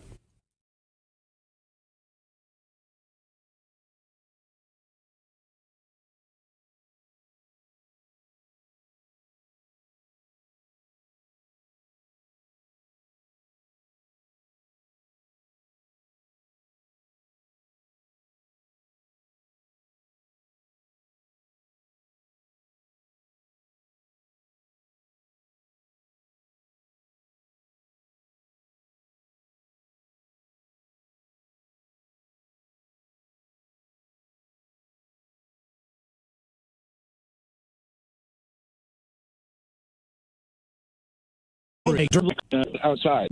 Go out to a more I don't know, general Discreet area, location, a yeah. trash can. But that was embarrassing, and it was night number one. And now also I have to say, do you have any extra towels? And she's probably wondering, well, where's the towels? She knows. If she is changing the SE sheets. Also, it's hotter than God. The hotel room that I was in, it was on the ground floor. There was not a slider on this particular room. So there was no balcony to walk outside. You could not open the window. So you couldn't air it out. It was just an air conditioner in the wall. And I mean, it was a window. There was a window there. Look out over the courtyard. But I mean, I couldn't air the damn place out. I got the exhaust fan on. You know, it's just like Jesus Christ. I mean, that's one. You got to crank up the air and open the door. Oh, yeah. Yeah. Like, just leave the door open. But I wouldn't be as embarrassed because things happen at hotels. Yeah, but it's poop, man. You're right. I'm Like just saying. blood, I wouldn't be embarrassed. And look, and we've had the clogged toilet issue several different hotels, but it is a toilet. And if something's going to clog it, you know what you're getting into. I feel like as an adult, if I have pooped on the sheets, I am so humiliated. You know, when a cleaning crew comes in, because they know what it is. I know exactly what happened to me. There was nothing wrong with it. Got a loose butt. Well, okay. So I'm not used to going to a nice fancy hotel. Yeah. And this was a nicer fancy hotel. And they had these jugs of water, all right, in the lobby, all right. One's full of I don't know, mango and watermelon, and the other's got a cucumber in it. Okay. Refreshing. Yeah. Way too refreshing. So I'm just sitting there, just downing this stuff, putting it in my water bottle. This water's great because it was, and it was hot. You're blaming it on the water. We were spending a lot of time outside. Well, I could smell it, man. I mean, it was. Oh, when you pooped, you could smell the fruit. I could smell cucumber. Oh, yes, exactly. I know exactly because I couldn't stop drinking it. I was like, man, it's out here in the lobby. It's free. This water's so freaking cold and crisp, refreshing. Your poop smelled like cucumber. Hot. A hint humid, of cucumber. and some pineapple, mango, whatever they put in there. It kind of smelled like Minute Maid. You know, it's like I could definitely smell it. I was like, it's that water. When did you have a crisis in the bowels? 206-803-ROCK. Hello, Sarah. Welcome to the men's room. Hola, bicholas. Hola. So, second-time caller, long-time listener. My first call, if you remember, I was the girl at the tanning bed incident, but I got another one. All right. So, about 15 years ago, military active duty, we had a mud run scheduled, a 5K. So when you do the mud run, of course you're crawling through mud. I mean, you're covered head to toe in mud, right? Well, thank God you could be disguising it. Yeah, that's my thought. Exactly, right? And during this run, they have these stands where they're providing water, and this water was like ice cold. So of course, you bought your water. So at the end of the mud run, they have this place set up where you can go spray yourself off. You know, this was April, so it was still kind of chilly, kind of like the weather going on now. So I'm head to toe, covered in mud, and I get to the hoses, and the water is ice freaking cold, and I'm like, no, I am not spraying myself off because it's too cold. I'll go home with 3/4 covered in mud. So I get in my car, and literally 10 minutes from the base, not 2 minutes, I get in the car, my stomach starts rumbling, and I'm like, oh, crap. I'm wrapped in a towel and just my underwear because I'm covered in mud, right? And I'm like, well, do I have time to go to the gas station? Yes, but how embarrassing. I'm covered in mud and I'm just in my underwear and a towel. I don't think that's going to fly. Now, that's the look for 7-Eleven. I'll let you in. Yeah, you know, it's kind of shady person to call my, I don't really want to go to the gas station half naked in just a towel and underwear. That's a good point. So, yeah, right? So I'm almost home. I'm like, okay, I got 5 minutes. I can make it. No, I could not make it. Literally 2 minutes from my house. Yeah, it came out. Thank God I had a towel wrapped around me so I didn't get out of my car seat. But here's the part of the story that's funny. I get in the house, throw everything down. I get in the shower. I'm still covered in mud. You cannot tell which part was the mud, which part was SHIT that I was showering off. That's a good point. Well, you know what? In that instance, I'd rather almost not know. I'd almost rather just go like, that is very true. Yeah. I mean, I don't know what's what, but all this has got to come off me one way or another. It might be mud. Just keep telling but yourself it might that. not be. Right. But that's okay. Might be mud. The tough mudder. Maybe put a sign that says that in our bathroom. It might be mud. People have asked me to do that before. I'm like, hell no. What, the mud thing? You're crawling through it. They get like a barbed wire fence above your head, and you got to like, I don't know, scale a small wall. It's kind of an obstacle course meets. Right. Yeah. All those different You're just things. covered in mud. You're crawling around. I mean, and when you do run, you're running in mud. I'd rather, can I just be covered in mud and drink a beer? And watch you get, like, I don't mind that being covered in mud part, but it's like, I don't want to do all this 5K is other enough crap. just beating pavement. You know, the last thing you need to do is be crawling through a puddle. Like, I'm like, no, this is not how I want to spend my Saturday. I wonder if people have pooped themselves during the Tough Mudder event and just didn't say anything. Oh, I saw. Right? I've seen it. I've seen it twice. And the one time it was a turkey trot, which I thought was funny, just based on the name. That's how it pooped themselves. I don't think they knew it. Oh, because they were continuing to run, and there was just that brown line going down the back of the middle of their running shorts. Were they white running shorts? No, it was just regular running shorts. But you could see the line. They're nylon. They're what I mean. They're thin. I mean, you get a netting under there. But they pooped themselves during the turkey trot. Well, that was the race. That was right. No, I'm just saying. Maybe it was just some leftover residue or their butt sweater. I mean, if you sweat brown. KISW HD1 Seattle. Always live on the free Odyssey app. From the Pinky's Plumbing Studio, you're in the men's room. Text the guys at 206-803-ROCK. Game is Big Dummy, 206-803-ROCK. Steve, who is our first contestant ready to play the big game? Hello, Sean. Welcome to the men's room. Big Dummy! Steven, how are you? Hola. I'm doing well, Sean. I called in yesterday about the gator. Oh, that's right. And I'm sorry about the F-bomb. It happens, man. Clean it up today, Sean. And look, man, based on what you were explaining to us, we understood why it happened. Sean, are you on team sober or team not sober? Well, I texted in. I don't know if y'all caught it on the YouTubes, but we saw. I'm definitely not sober. Oh, okay. I kind of figured that. Yeah, Yeah, I think my dad might have been effing with me. Probably was. And yeah, right. All right, Sean, our men's room poll. You get bit by one. You taking a venomous spider, a bat, a wolf, or a snake? I would say bat all day, but are we talking about a cub? A cub. I mean, if it's a wolf cub, I mean. No, full on wolf, man. Yeah. Okay, then no. Yeah, bat all day. All right. Bat, huh? What do you think? Yeah. Oh, I'm going wolf. Little bat. No. Like, look. But you got to get all those wolf. rabies shots. For the bat. And possibly a wolf. Well, you're right. I guess if a wolf bit me, I'd have So to. here's my thing. I feel like, look, either the wolf or the bat could have rabies. So if one's going to just bite me, then I have to find out, I'll take the bat. Because I'd hate to be mauled by a wolf, then find out, you also have rabies. I'm kind of going with, like, I think Miles brought it up yesterday about a good story, and you're like, I don't want to get bitten by an alligator or crocodile. Correct. But if I have to get rabies, I'm probably like, got it from a wolf, dude. Okay. If I'm going to get a rabies shot, yes, I'll take the wolf. Yeah, All right. punk ass Here bat. is your question. Hey, I want to call it one and done. All right, let's see.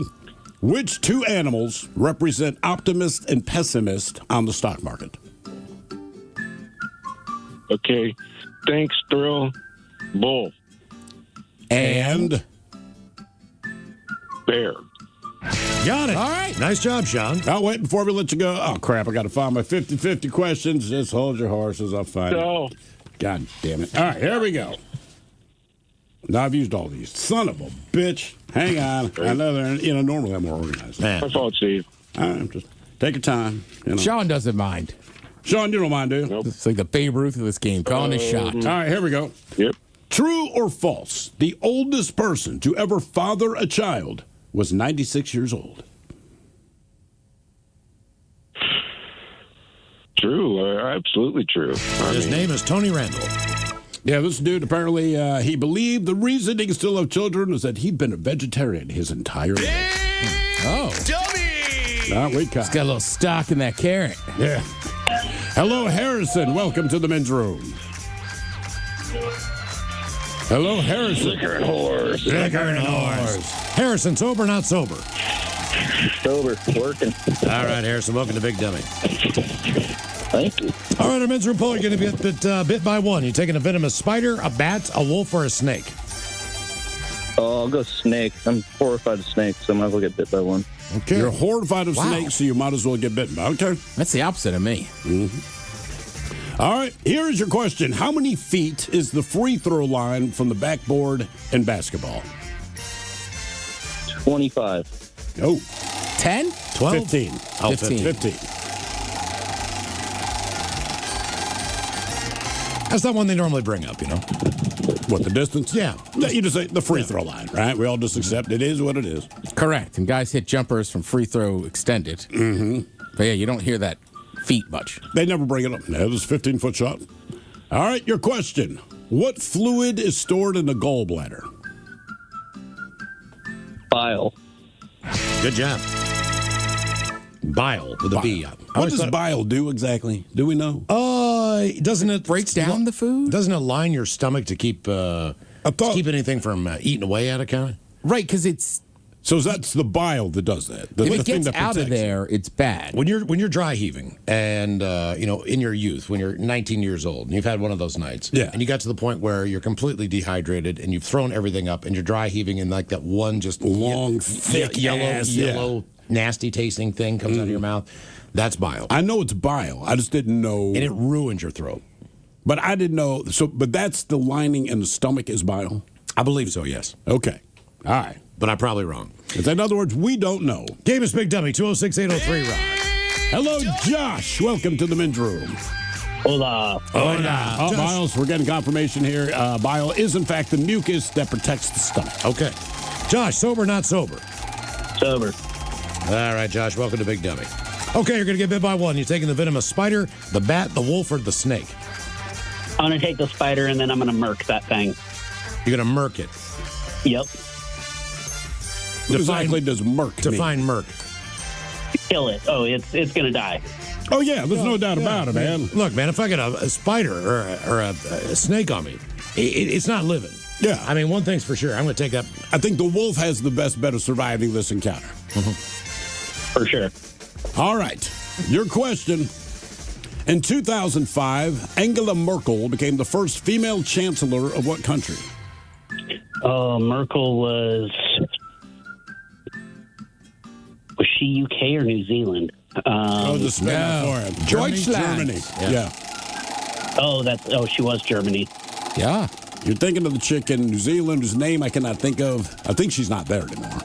I think she stepped down. All right, your question. What is the capital of Pennsylvania? It's not Philly. It's not Harrisburg. You got it. Boom. Nice job. There you go, All man. right, people with big brains today. Very good.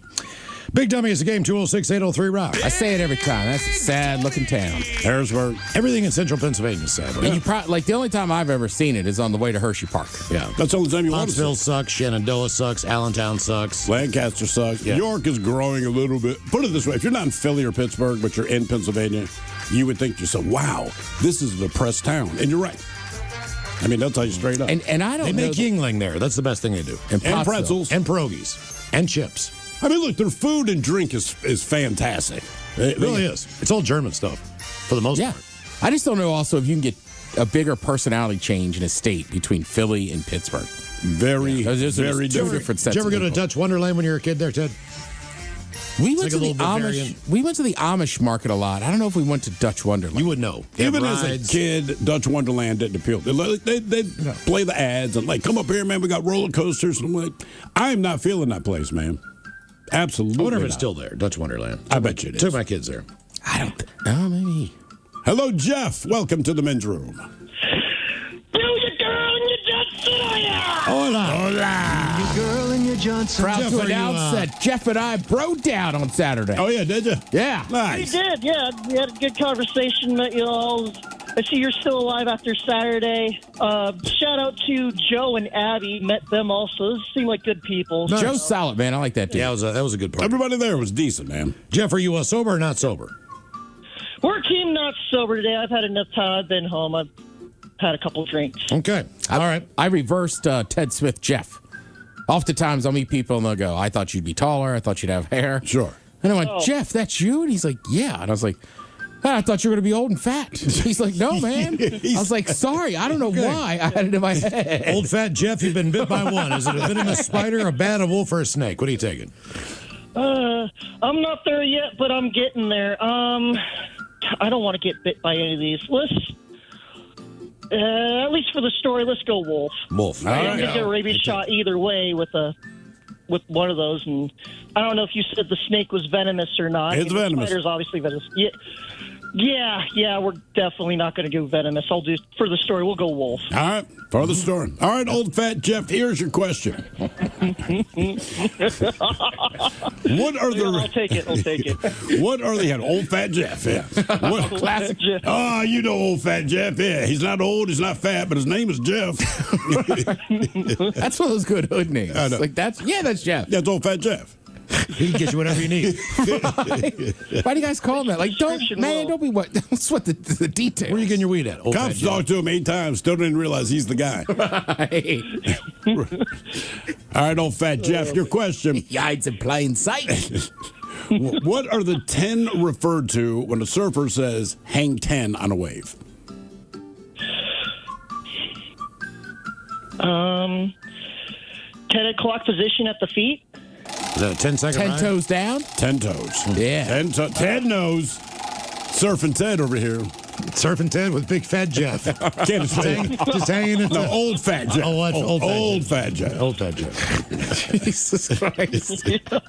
If you describe that, people would pick Jeff and be like, he must be Ted. Like, no. I think you guys should do a podcast. You know? It's right there. We stand on business, 10 toes down. All right, OFJ, your question. Who played Ray in the movie Ray? I think he won an Academy Gary, Award I've for never this. even seen Ray. He did. Neither's Ray. Yeah. Sorry. It's not a joke if it's true. I don't know. Jim Carrey.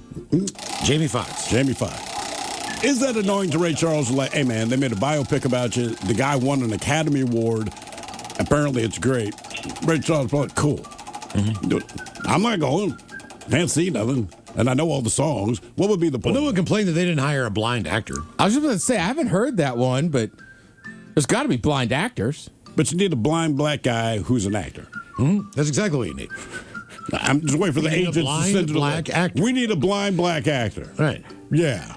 Just like Big Fat Jeff. Hey, but guess what? Or Old Fat Jeff. But remember, Yeah, there we go. Ray Charles Ain't Blind, 1976 Ray, Philadelphia. starring Old Fat Jeff. In the role. Well, people get mad if you don't use little people. Right. Well, little people get mad. Yeah, big mad. And then I would think if there's a black blind actor out there, right, who has a resume, be like, yo. Right, they got mad at some actors because they were disabled, but they weren't really disabled. Like, nobody got mad at Al Pacino when he played a blind guy. No one got mad at Dustin Hoffman when he played Rain Man. I'm just throwing it out there, man. Plus, I think Jamie Foxx knew how to play piano, which comes in handy. Yeah. All right, your question. What tiny vessels connect an artery to a vein? Tiny vessels, artery to a vein.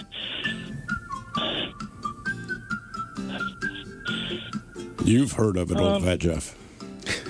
I know I've heard of it. I'm like, his memory's going. Well, he's old and fat. You can't expect him to remember this stuff. Trying to think what my next meal is. You've heard this word before. It's the vessel. It connects arteries to veins. And as far as that stuff goes, it's the only other one of these that I know of. Arteries to veins, arteries to veins. Damn it. Everyone on YouTube knows it. I mean, it's got to be obvious, but I'm blanking too. When you hear it, you're like, oh, God damn it, right. Jeff, we're just going to spin the wheel for you. Yeah, I've run out of time. Damn it. I mean, you're old and fat. Come on, it's all right. Capillaries. Capillaries. Yep. Yep. All right, question number 5. Question number 5. What is the more common name for the bone called the furcula found in birds? The furcula. We have a name that we always call it, but it is technically called a furcula. People bring it up at Thanksgiving. Is it an offense? Oh. Yes. I was going to say, does it have to do with a game who gets the bigger piece? Yes, indeed. All right, party on, guys. It's the wishbone. There it is. Old Fat Jeff. Well done, sir. Yes, go get some He salad. remembers when they used to run the wishbone. Game is Big Dummy 206-803. How about the Power Eye or the Wing T? Hello, Matt. Welcome to the men's room. Hola, bitches. Hola. Matt, are you sober or not sober? Not sober today. All right, good for you, Matt. Let's see here. All right, you're going to get bit by one on our men's room poll. You taking the venomous spider, the bat, the wolf, or the snake? Got a chance at Batman if I go with the bat, so I'll go with the bat. Go bat. Okay. Go bat or go home. But Batman never got bit by a bat. He just hung out with him as he was creepy, right? It's not so much that he hung out with them. He just happened to have his bat cave where the bats were. Actually, I want to say in the Christian Bale movies, he had a fear of bats. All right. Sort of like, Get over mentally strengthen himself. They show him like standing in the cave with thousands of bats flying around him. Oh, it'd be like calling me Snake. And not one bit him. Huh? Not one. Then they call him Rabies Man. All right. What's he do? He goes crazy. He just goes crazy and bites you, man. Froths at the mouth. Yeah. All right, your question. In Tom Clancy's Jack Ryan novels, Jack is injured in what kind of crash? Was it motorcycle? I'll guess helicopter. It was helicopter. God, I love those books and movies. That's how many books have you read? Only, I think I actually read Clear and Present Danger. I listened to it on tape. You seen his house before? It just keeps dwindling back. Okay, I've heard of it. And I saw the preview. I did listen to it on tape. Have you seen his house? No. Oh, my God. It's huge. He's the Maryland guy, right? He lives on the eastern shore on the Chesapeake Bay. And that's a pretty good area. There's an inlet there to fish. Like the blues run through there. So we basically just sit outside his house, man. I know exactly what you're talking about. Zap him out of the water. Yeah. But in the meantime, you're like, look, that's Tom Clancy's house. All right, your question. What famous statue was discovered in 1820 on the Greek island of Milos? And the only clue would be Milos.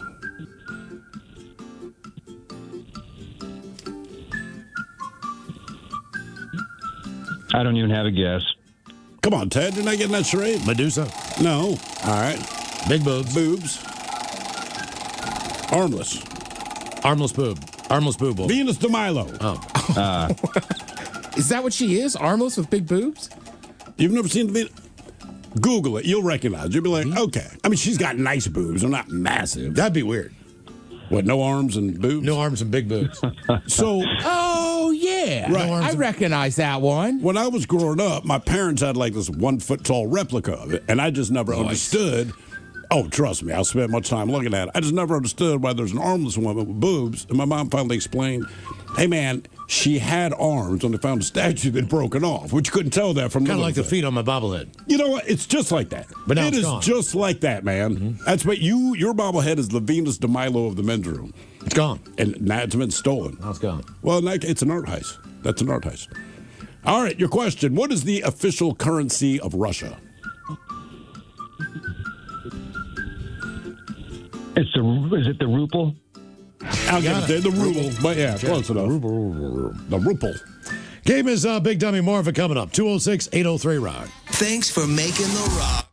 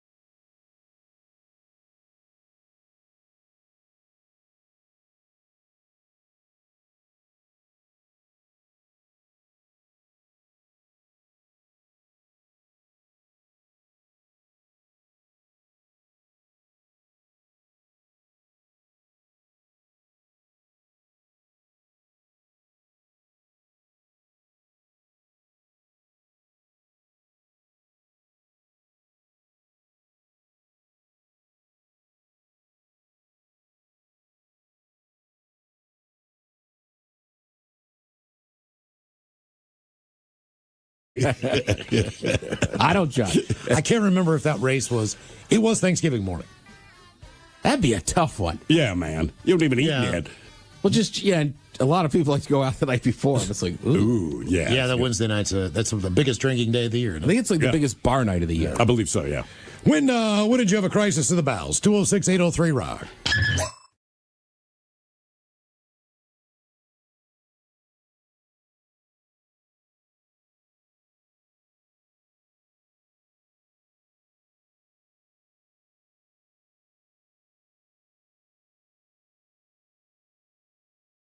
Me and my friend Drake, we had like free weed for the rest of the summer because we were 15. So 2 ounces of weed went a long way.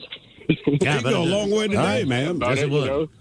Yeah, you didn't see too many ounces when I was growing up. You saw eights that were cut with crap. You always saw eights. Yeah. And I never saw a really big bag of weed until, I guess, maybe a drug dealer in college. You have to say, the first time I saw it was a guy dealing the drug. Like, he always dealt to us, but this is the first time we'd actually been to his place. And he opens the door, and it's one of the dude. I remember he opened the door. He had a shotgun. Like, and the thing is, like, we told you we were coming over. Also, you invited us, so we went over there, knock on the door. Probably more for show. Opens with a shotgun, but when we walked into his house, just like you're saying, you'd always seen eighth bags, and he just had stacks of ounces, and we're like, oh my God, it's like going to the Library of Congress. You Can't know? believe it exists that Holy much. crap, yeah. Speaking of two teenagers. I mean, I was probably almost 30 before I saw a pound of weed.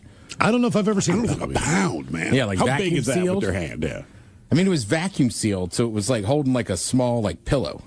Damn. Okay. It was awesome. Yeah, yeah. There was like 3 of them, and I took pictures, but I was like, well, what's How are the you gonna point? show 'em to? Put them up on Exactly. Facebook. I know. I was like, oh, like.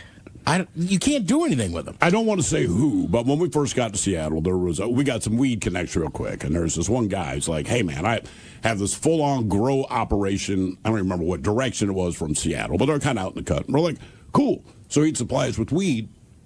We'd be sitting in the office, man, and like your phone would ding, and he sent a picture. Like, hey, man, here's the bud that's coming. And finally, I had to text him, like, please do not share these pictures with me. Yeah. I understand that you're excited about it. I appreciate your work, but man, do not send pictures to me of the weed. Speaking of bags with weed, 2 teenagers mistakenly left a knapsack containing marijuana and cash at a donation area outside of a New Zealand charity shop, then returned to retrieve the bag in a panic. A volunteer at the store noticed a pungent aroma before opening the knapsack and finding plastic bags of marijuana amounting to about 43 grams, about 1.5 ounces. All right. New Zealand, that's about $2,200. Police said in a statement, using marijuana recreationally and selling the drug are illegal in New Zealand. Some medical use is allowed, but that requires a doctor's prescription. A spokesperson wouldn't give more details of the shop's location to protect the staff. The boy and the girl had left the backpack outside the shop as they waited for their car to be serviced at a nearby place. Officers were called after the agitated teens returned to the store. Police found not only the weed, an air pistol, which those under 18 cannot possess without a license, and adult supervision. They also found a police scanner. Oh. And more cash in the teen's car. Now, it's not illegal to have a scanner in New Zealand, but distribution is the mighty 99.9 KISW and KISW HD1 Seattle. Rock. Always live on the free Odyssey app. Text the guys at 206-803-ROCK from the Pinky's Plumbing Studio. You're in the men's room. Speaking of how does water figure in the story, we got a storm blowing in here, boy. Oh, yeah. Look out. Thunder showers, lightning, whole nine Hail. yards. It's all red on the radar. Let's head north. Search and rescue crews on Vancouver Island are praising local boaters who helped facilitate an early morning rescue on Tuesday morning. Royal Canadian Marine Search and Rescue received an urgent call from a person in the water off Gyro Park Beach around 3:50 a.m. It is Gyro. That is Gyro Park. Gyro, yeah. It's not Gyro Park, right? Gyro Park. What if it's a town? Is it Gyro? You know, I don't know. Depends on how they say it. Yeah, that's right. Do we have any Canadians that can help us out? Is it Gyro Park Beach or Gyro Park Beach? Remember, this is Mount Rainier. Mm-hmm. But I grew up near a little town in Maryland, and we called it Mount Rainier. Yeah. Yeah. Around the East Coast, it Just was depends on where you Rainier. Right, so I think it just depends on what those people in that town call it. I mean, one is Des Moines. And One then there's is Des Moines, Des Moines. which still drives me crazy. I know that's the name. I just let There's it go. Kansas. There's Arkansas. Right. So, who knows? But, Arkansas? from here on out, I'm calling it Gyro. Gyro Park Beach. 3:50 in the morning. 36-year-old man had ended up in the cold water approximately 100 meters offshore after a piloting mishap. A huge thank you to the boaters on a nearby vessel who heard his cries for help as he screamed. Help. They jumped into action, rowing over to the patient and pulling him onto a sailboat just as the rescue crew arrived on the scene. Man was in the water for about 15 minutes, adding that he had dislocated his shoulder during the incident. Search crews, that would suck, treading water. Yeah, with one dude.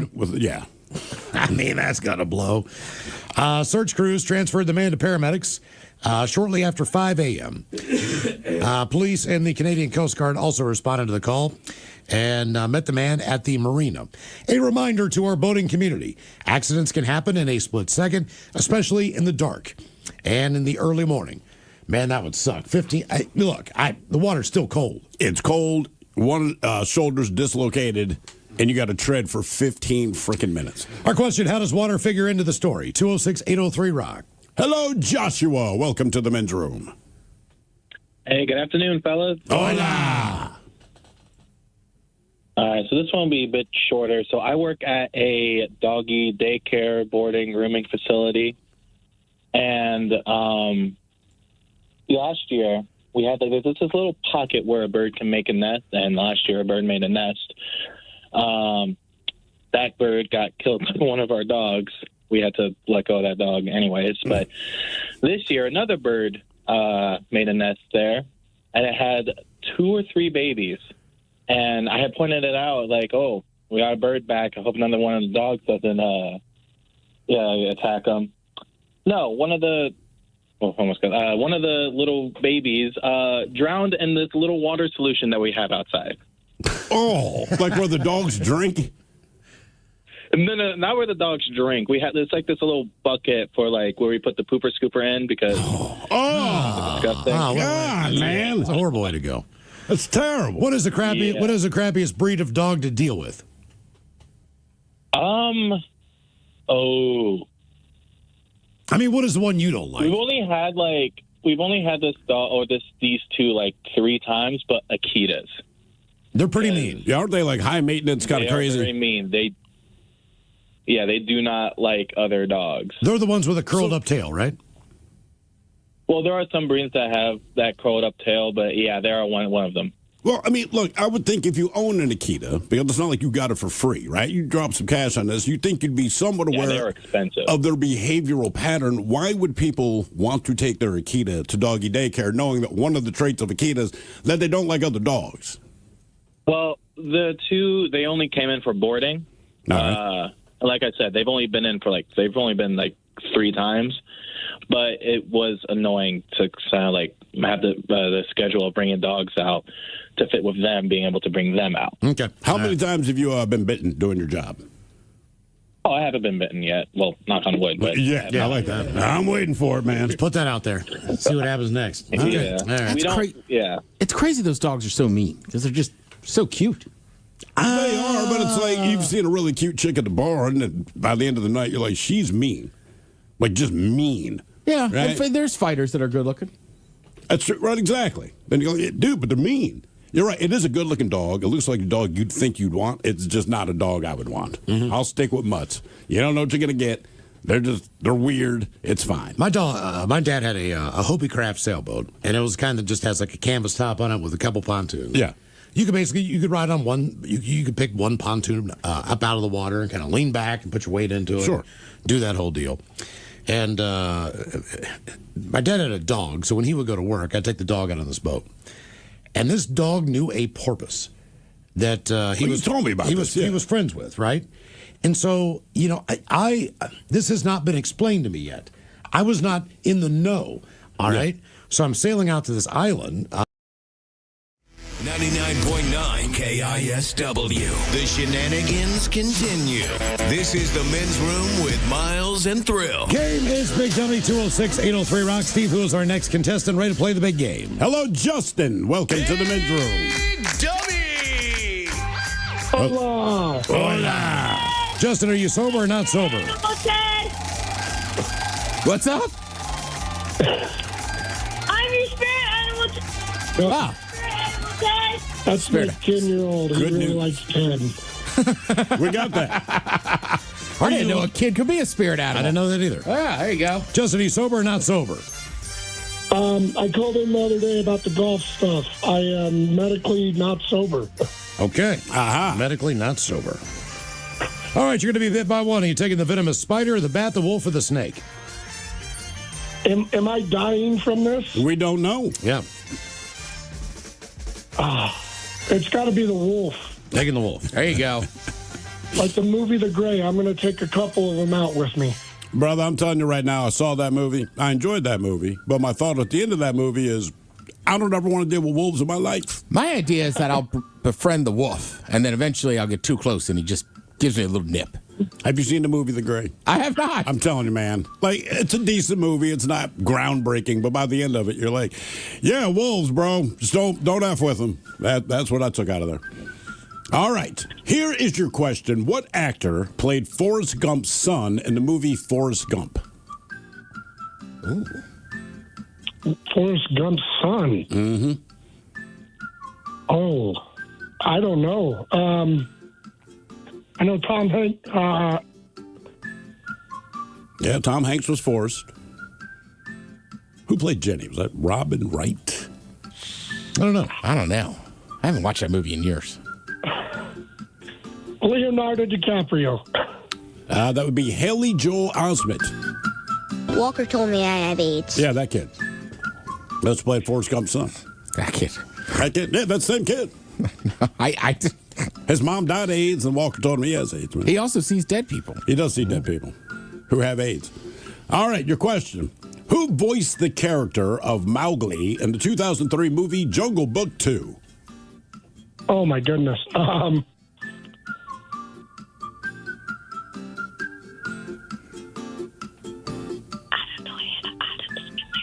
Adam Sandler? No, I'm I was going to say, ask the kid. That would be Haley Joel Osment. Walker told me I have AIDS. Yeah. Complete setup. Wow. All right, your question. Multiple choice. Which country was the first to use camouflage on its military uniforms? Haley Joel. The United States, Canada, Germany, or France? I'm going to go with Canada. France? Oh, my son would have been correct. Yeah. Really? That's the one he'd have gotten. I'm saying, listen to the kid. Yeah, all right. Listen to Ted's spirit animal. Well, is he your spirit person? Hey, he wants to be a spirit animal. He's a spirit animal. Someday, this kid's going to do peyote, right? Ooh. And TP. Next thing you know, Ted comes walking in like, turns out you were right. Who knew? Surprised me too, man. All right. On what day can you get married on the top of the Empire State Building? It's 1 day a year they allow it. Oh, 1 day a year. 1 day a year. New Year's Eve. No, it's got to be, is it VD Day? Valentine's Day. Oh. VD Day. Or VE, Victory in Europe Day? Well, you almost had it by Why VD would they Day. do that on the Empire State Building? Maybe they should rename Valentine's Day VD. VD Day, yeah. I was thinking of the Eiffel Tower. Okay, all right. I'm just like, what are you? All right, man. I'm still on that peyote trip with my spirit animal. Old fat Jeff. Jeff's there too. All right, your question. What is the name of the last video game console that Sega released in the U.S.? Sega Genesis. The Dreamcast. Oh, my goodness. Question 6. All right, question number 6. What company manufactured the Pentium processor? Intel. Got it. Boom. Remember those ads? Baby, or something like that. Intel inside. Yeah, Intel inside. Which, it's funny when they do that because you're like, oh, it must be a good thing. I have no idea. No idea at all. I mean, does that make it better? A YouTuber says camouflage is a French word. Oh, camouflage. You know, when you say it out loud, that makes kind of sense. right there, yeah. Game is Big Dummy, 206-803, Rob. Hello, Chrissy. Welcome to the men's room. Blackjack and hookers, bitches. Hola. Chrissy, sober or not sober? Not sober. Trying to process the amount of money I just spent on my kid's birthday party for this weekend. How much is it? You don't want to know. Is it over? Where's it at? Is it over $300? We're over the $1,000 mark right now. Whoa! Even done. How much? 1,000? Hey, man. Yeah, I'm over. But hey, man, they're twins. They deserve the best. Okay. You have two kids. All right. So $500 a pop. Our friends Yeah, invited. exactly. It's a double deal. Our friends invited. What? Are they having their friends come over? Oh, yeah. Okay. Now, do they have one set of friends, or does each kid have their own set of friends, meaning even more kids coming over? Correct. Yeah, that one thrill. So you have one kid who has more friends than the other, but they're both twins. No, just have different friends. So you got to invite the two different friend groups. That's correct. Yeah, those birthday parties are not cheap. And I don't have twins. I don't know. I told my wife when she was pregnant with the first kid, I said, look, if we have triplets, we're leaving one at the firehouse, and we're done with 2 kids. After we had the first kid, right, so then my daughter's born, I'm like, all right, listen, even if it's twins, one of them, and we can switch out my daughter, whatever we got to do, but one of them is staying at a firehouse. Well, here's the thing. When I grew up, I was friends with 2 sets of twins. All right. I was friends with all 4 of them. Right. Like, they were never not together. But there wasn't you one twin. You never hooked out with, hung out with Mark and Mike wasn't there, or vice versa. Sure. But they were both the same person. So it wasn't like They're interchangeable. I know that's weird. My son's volleyball league, right? The team that's a year older than him, there are twins on that team. Very nice kids. I did not know they were twins, all right? So we've been to all these different tournaments. And finally, I look at my wife, and I'm like, why does that kid keep changing his numbers? And she points at the bed. I'm like, oh. She's like, you seriously? I didn't notice. I had no idea. I was like, why does he keep changing his number every freaking time he goes on the court? That's so weird. He's not. I'm just stupid. Wow. Yeah. All right, No, Chrissy. mine are fraternal, so it's a boy and a girl.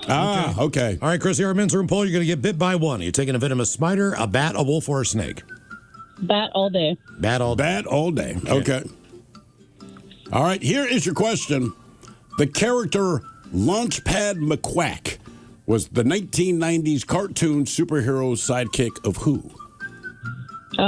Wasn't that Darkwing Duck? Damn, you're good. One and done. Damn. All right, real quick. Did you enjoy Darkwing Duck? Because I definitely did.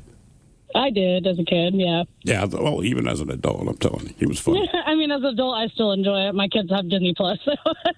Of course they do, because you have kids. I have Disney Plus. I never watched that thing. It's not true. I watched the Star Wars crap. All right, before we let you go, true or false? Karl Marx had 4 daughters and named all of them Jenny. Ooh, I don't know much about Karl Marx, but I'm going to go true. What is he, George Foreman? I don't know. Why would you do that? So the dude has 4 daughters and just, we're naming her Jenny again. It's easy as well. Do you like that name that much? I mean, did they just turn into 1, 2, 3, and 4? Do you have Jen, Jennifer, Jenny, and JJ or something? They probably demanded that. Like, Jen, look, Jenny, Jennifer, but what else could you do? Jay. Just straight up Jay. Yeah. I mean, look, I don't know. This is the guy who, 4 daughters, named them all Jenny. Same thing with Foreman. So he has 7 kids, all named George, boy or girl. Does he just go 1, 2, 3, 4, 5, 6, 7? Technically, the girls go by Georgia or Georgie. Do they go by that, or is that what he named them? He named them George. He did just straight. He named them George, but they go by different takes on that name. God damn, it pays to be rich. Game is Big Dummy, 206-803. Hello, Brock. Welcome to the men's room. Hola, bitches. Hola. Brock, are you sober or not sober? I am dressed like a brown turd, so I am sober. All right. Brock, how are you liking those new darker uniforms you guys got? They're all right. The material is a little better than past material, but yeah, it's no fun when it gets hot. So. Do you guys, do you have air conditioning in your trucks yet? No, I sure don't. They have put some probably down in the hotter states, but they haven't done anything up for us yet. Did you guys enjoy your little treats I gave you guys on Saturday? Oh, sure. I was going to point that out, but since you're at work, I wasn't going to bring it up, but yes. All right. I can purchase it and give it to you, right? You know what? Sure. That's true. That's true. All right, Brock, you've been bit by one. What are you taking? A venomous spider, bat, wolf, or snake? Just to say it happened, I'd go with the wolf. And I actually have a dog that has 9% wolf in him. So, yeah. How do you know the percentage of wolf your dog is? Well, because he was a rescue dog, and after a while, we just wanted to figure out what he was. So we went and sent in one of those saliva things, and yeah, he came back a couple different things. And one of them You know was what you wolf. should have done, man? You should have sent it to Ancestry.com.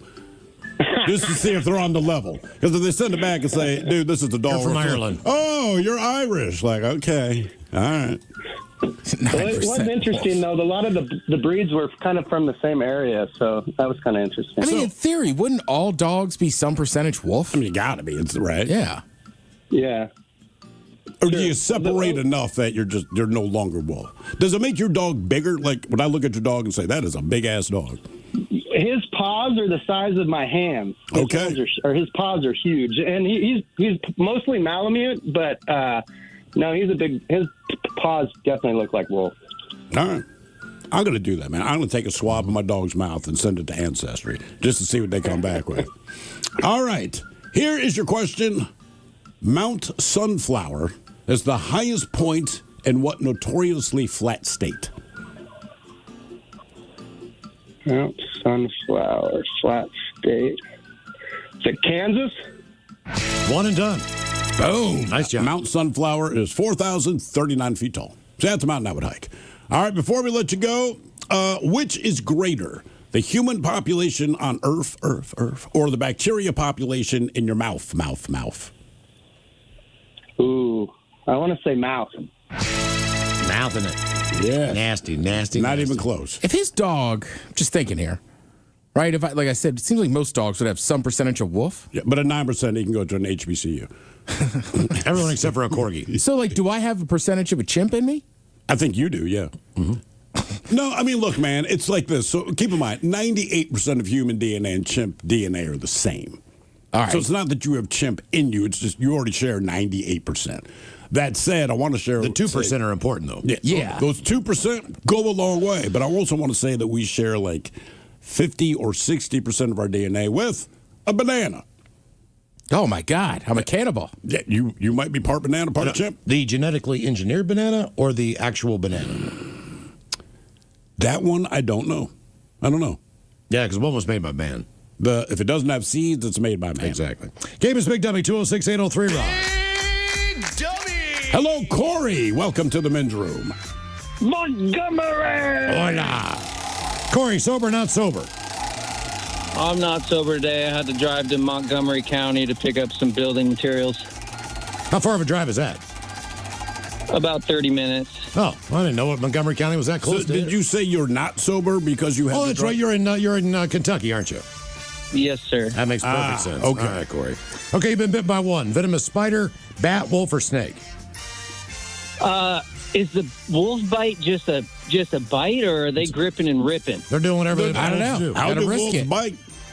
You'll have to let us know after it bites you. After it eats one of your cows.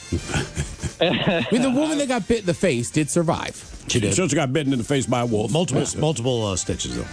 Oh, yeah. Yeah, I've got 4 Great Pyrenees, and when they get mad, I would not want to tussle with one of those things.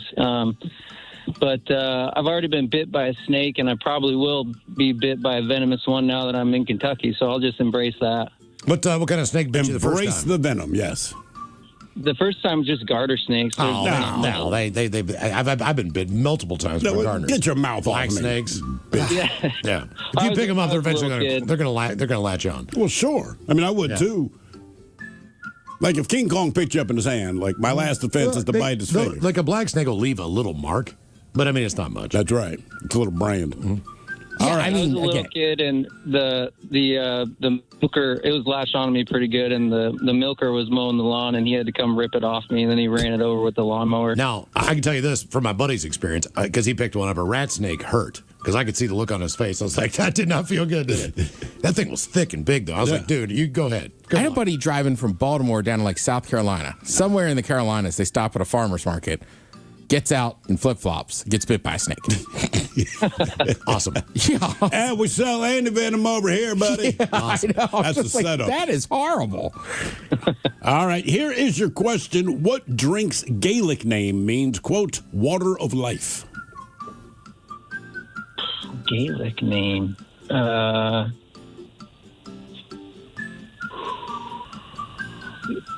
be like Evian. That would be whiskey. Whiskey. That makes sense.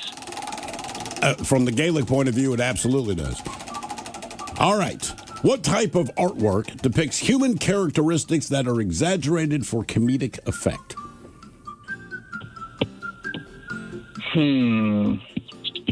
Exaggerated. Like more specific than cartoons? More specifically, Is that cartoon. architecture? Artwork. Artwork. Oh. Kind of like a bobblehead. Mm-hmm. The one that broke back here. Now it's missing. Yeah, I got nothing. Caricature. Oh, yeah, like you get at the fair or the boardwalk. Exactly. All right, Corey, you a Star Wars fan? I've seen it. It's good, but I'm not like extreme. Okay, this question should be fun. What African country served as the setting for Tatooine in Star Wars? Oh, man, I have no idea. Ethiopia? Gotta be a desert country. Mm-hmm. It's not Namibia. Nope. Libya? Tunisia. It almost that makes started a sense. war, believe it or not. Why? Because, so Tunisia agreed to allow Lucas to film there, right? No big deal. But when they built their sets, a lot of the sets are like quote-unquote armored vehicles and stuff. All right. And I guess they were reasonably close to some border with some other country. And so that other country contacts Tunisia like, yo, why are you doing this buildup on the border? Yeah, and they're like, dude, it's a movie set. It's not. But seriously, like, it got tense there for a while. All right, your question. Bass Brewery originally supplied the yeast to make what condiment? Mate? You got it? What yeast? Yeah, Bass Brewery originally supplied the yeast to make what condiment? Mate? There's really only one yeasty condiment, and it sucks. Her name's... Yeasty condiment? Yeah. Basically, it's made of yeast. That is the primary flavor of this condiment. You've heard of it. Oi. Men at work sang about it, for God's sake. Oh. Yeah. That'd be like Grey Poupon? Nope. Vegemite, I guess. Well, Marmite in this case, but yeah. All right. Yeah, and... Oh, I've never had that. Grey Poupon's delicious. You probably have it, but like in Australia, the big condiments, Vegemite and Marmite, it tastes like yeast, essentially. We had those Vegemite crackers. They were not good. No. They were kind of yeasty. Well, they were from Australia. Yes. Shout out to Aaron. All right, your question. The wreckage of what was discovered in 1985? Wreckage. It was found in the ocean. Titanic? Got it. Boom. Okay, very good. More Big Dummy coming up. If you'd like to be a contestant, 206-803-ROCK.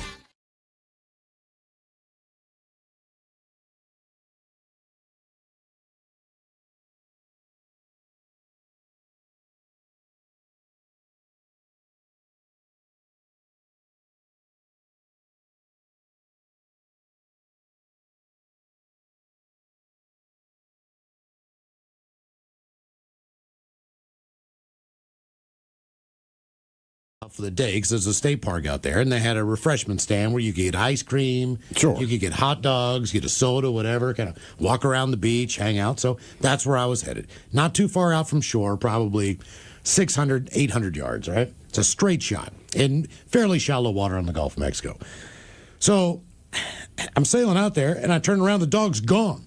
And I'm like, what in the hell, man? Like, the dog is gone. And It's just me and the dog on this boat.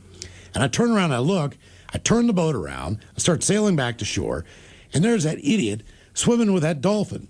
And I mean, I could not get the dog back into the boat. Right. They played for about 15 minutes. The dog I finally hoisted his, and I'm like 14, 13 years old. I'm not that old. But I finally get his ass up back on the canvas. We start headed back toward the island. That dumbass jumps off again. Go play with the dolphin. Go play with the porpoise was just right beside the boat the entire way over there. I mean, I thought it was cool as hell. It is. But I didn't know that they were, like, friends. I didn't know what was going on down there. Like, I thought, man, this... Did you explain this to your dad? He's like, oh, yeah, of course. Yeah, they're buddies.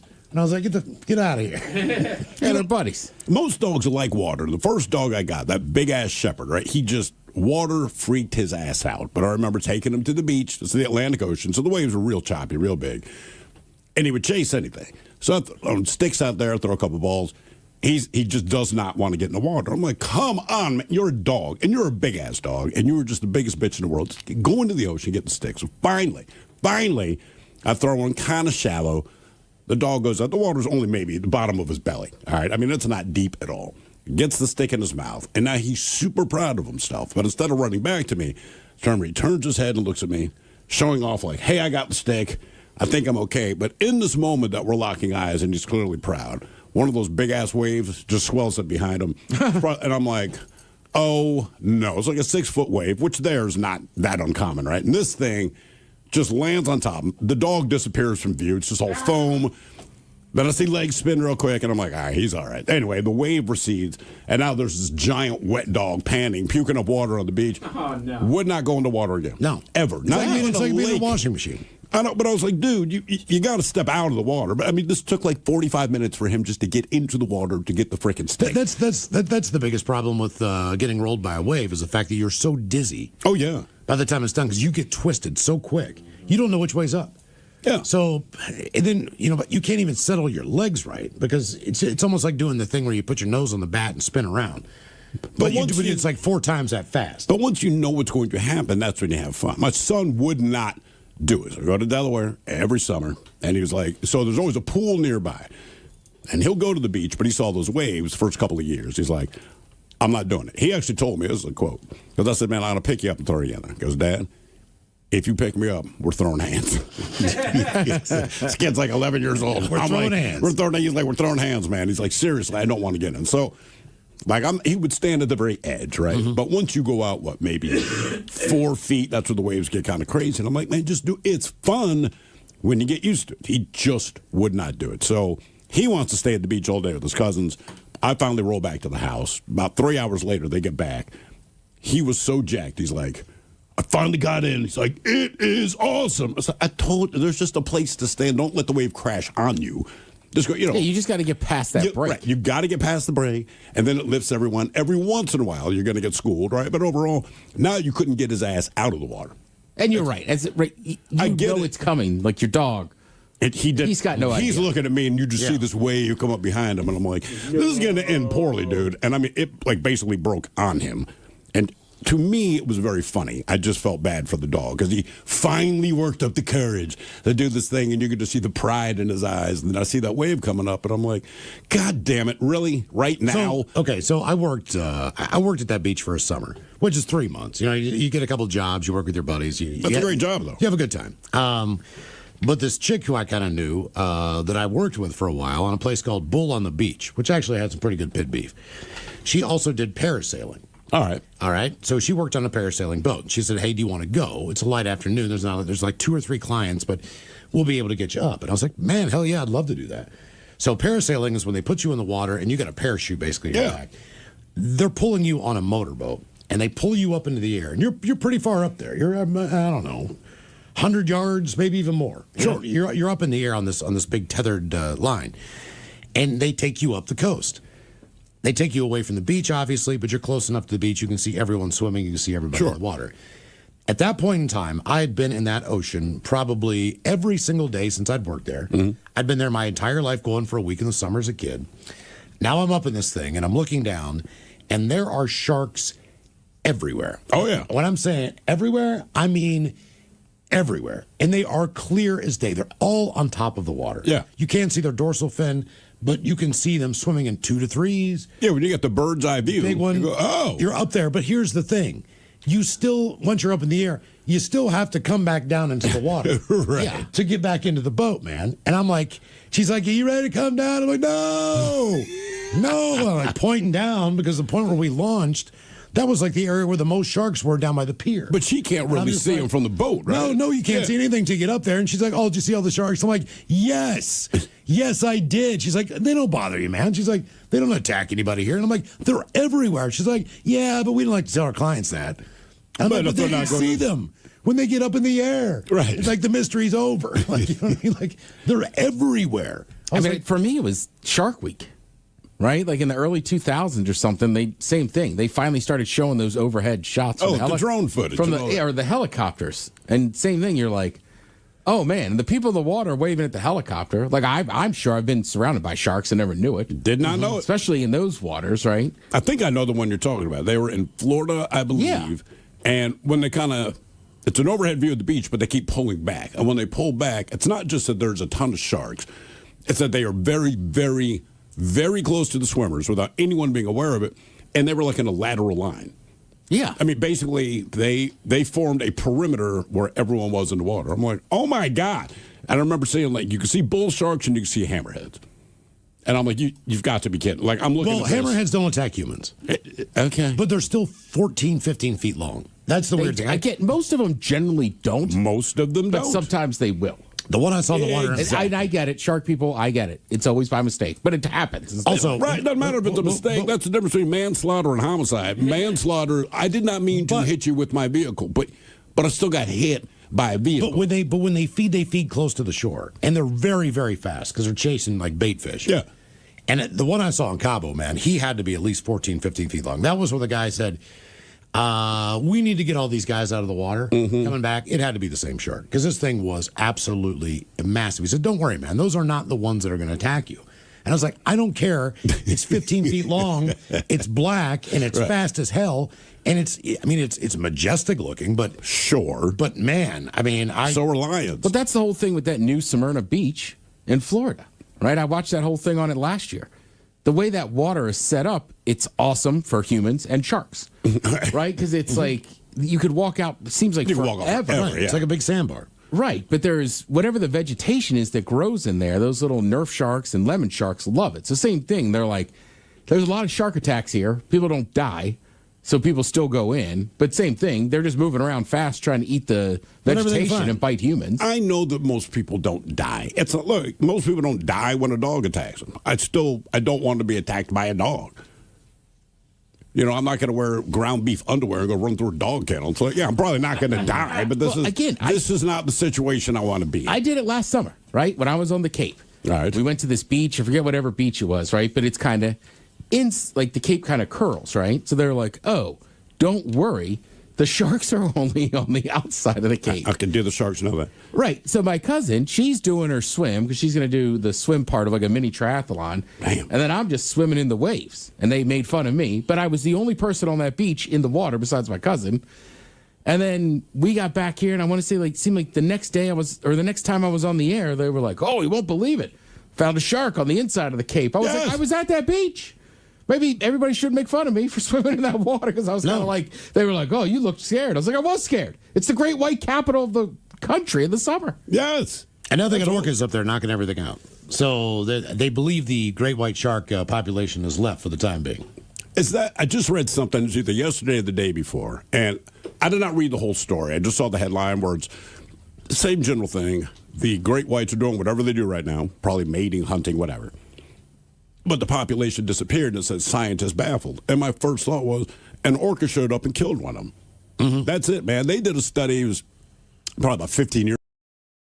This is the mighty 99.9 KISW and KISW HD1 Seattle. Rock.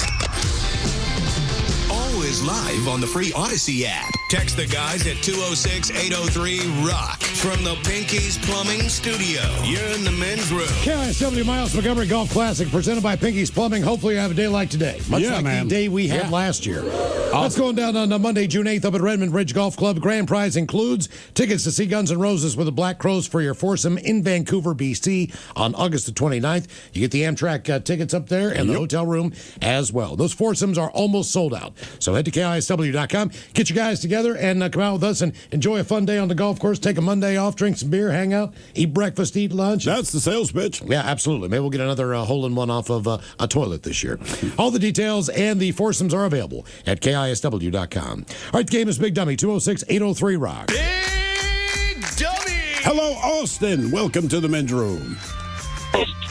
Hey, guys. Hola. Austin, sober or not sober?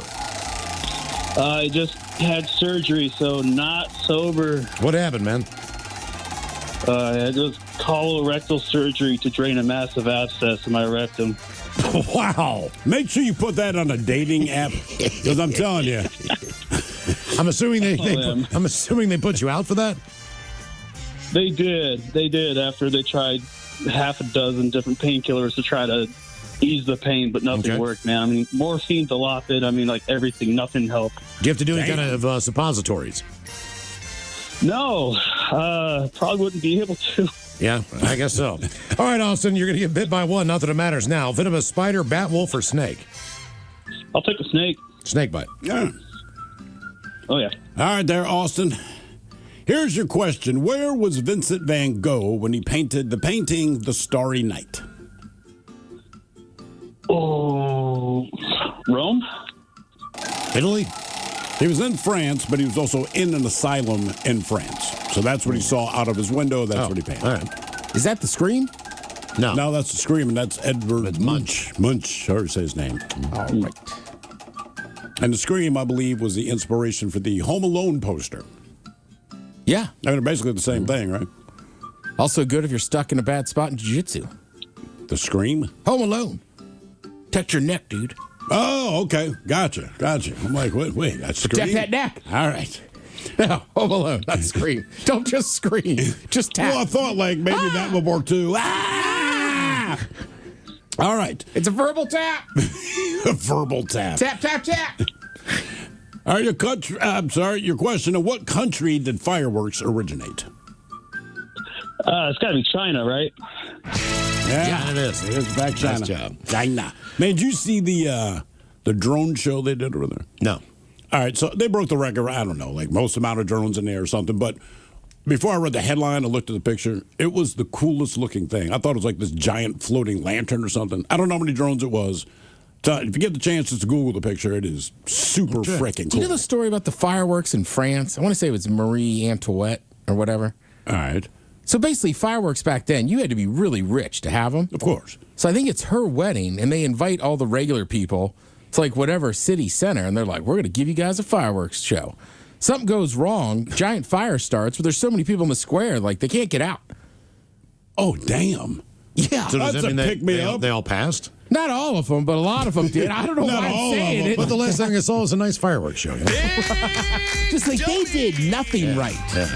Wow. Hello, Tom. Welcome to the men's room. Or Tim. Hello, Tim. Welcome to the men's room. You know, it actually says Tim. Not sober. It does say Tim. It does. It says Tim. I don't know why I said Tom. Tim, are you sober or not sober? Not sober. I can tell, Tim, you seem a little slow today. I'm slow every day. Okay, Tim. You've been bit by one. You taking a venomous spider, bat, wolf, or snake? I'm going with spider because maybe you'll be sleeping when it happens. More than likely. I mean, you could be sleeping when a wolf bites you. You could be asleep when any of these things bite you. You know, a bat can fly in the window, just bite you while you're asleep, fly back out, and come back to work as security here. All right. Your question, what is the correct name for a virgin cow? Denise. Virgin cow. A virgin cow. Mary? I don't know, calf? Heifer. Heifer. Oh, really? You hope the calf's a virgin. Like, man. I've heard of heifer. Mm-hmm. All right, your question. What is the second smallest planet in the solar system? If you're not counting Pluto. Venus? Right? Can't count Pluto. Mars. No longer planet. It is Mars, yes. Then Venus, then Earth.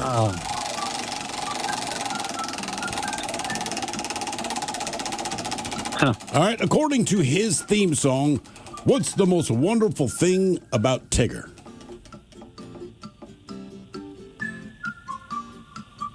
That's the most wonderful thing about Tigger. The most wonderful thing about Tigger. Tigger?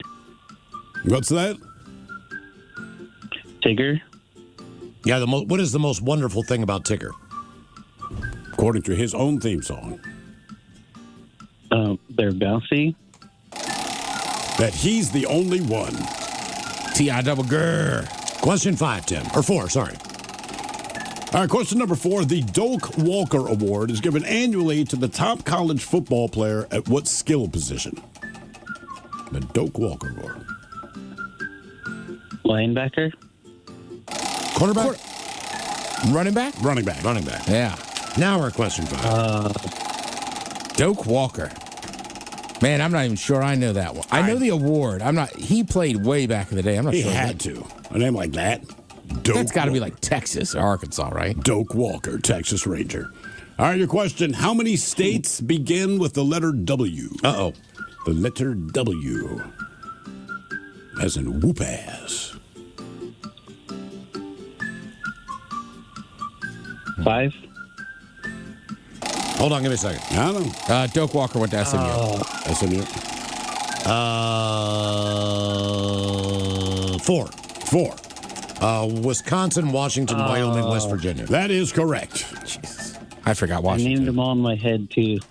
For whatever reason, anytime you ask those questions, you forget about the state that you were physically in. Yeah. I mean, it happens to everybody. All right, your question. Who released an album in 1999 under the name Chris Gaines? It's a country star. He tried to put out kind of an emo rock album. Mm-hmm. Kid Rock? Mm-hmm. Garth Brooks. Garth. Mm-hmm. Question 7. Does he play a Chris Gaines song at his shows? I don't think he does. know. All I know, I never heard any of the Chris Gaines thing, but I don't know if people didn't like it or if they just didn't like that he did it, but it did not go over well. Yeah. But I don't know which way it was. But, I mean, if I'm him, I'd sneak one in. If the crowd cheers, I'd be like, okay, you bitches were yelling about this when I put this out of my mouth. Like, I went and saw Hootie and the Blowfish, 2 summers ago? Yeah. Or last summer. Right, but, Darius Rucker is still like, yeah, I'll give you a little wagon wheel. Yeah, of course. He's like, I'm a country, Sure. I know why you're here, really. He's a country boy. All right, your question. What serial killer also performed as Pogo the Clown at children's parties? Serial killer clown.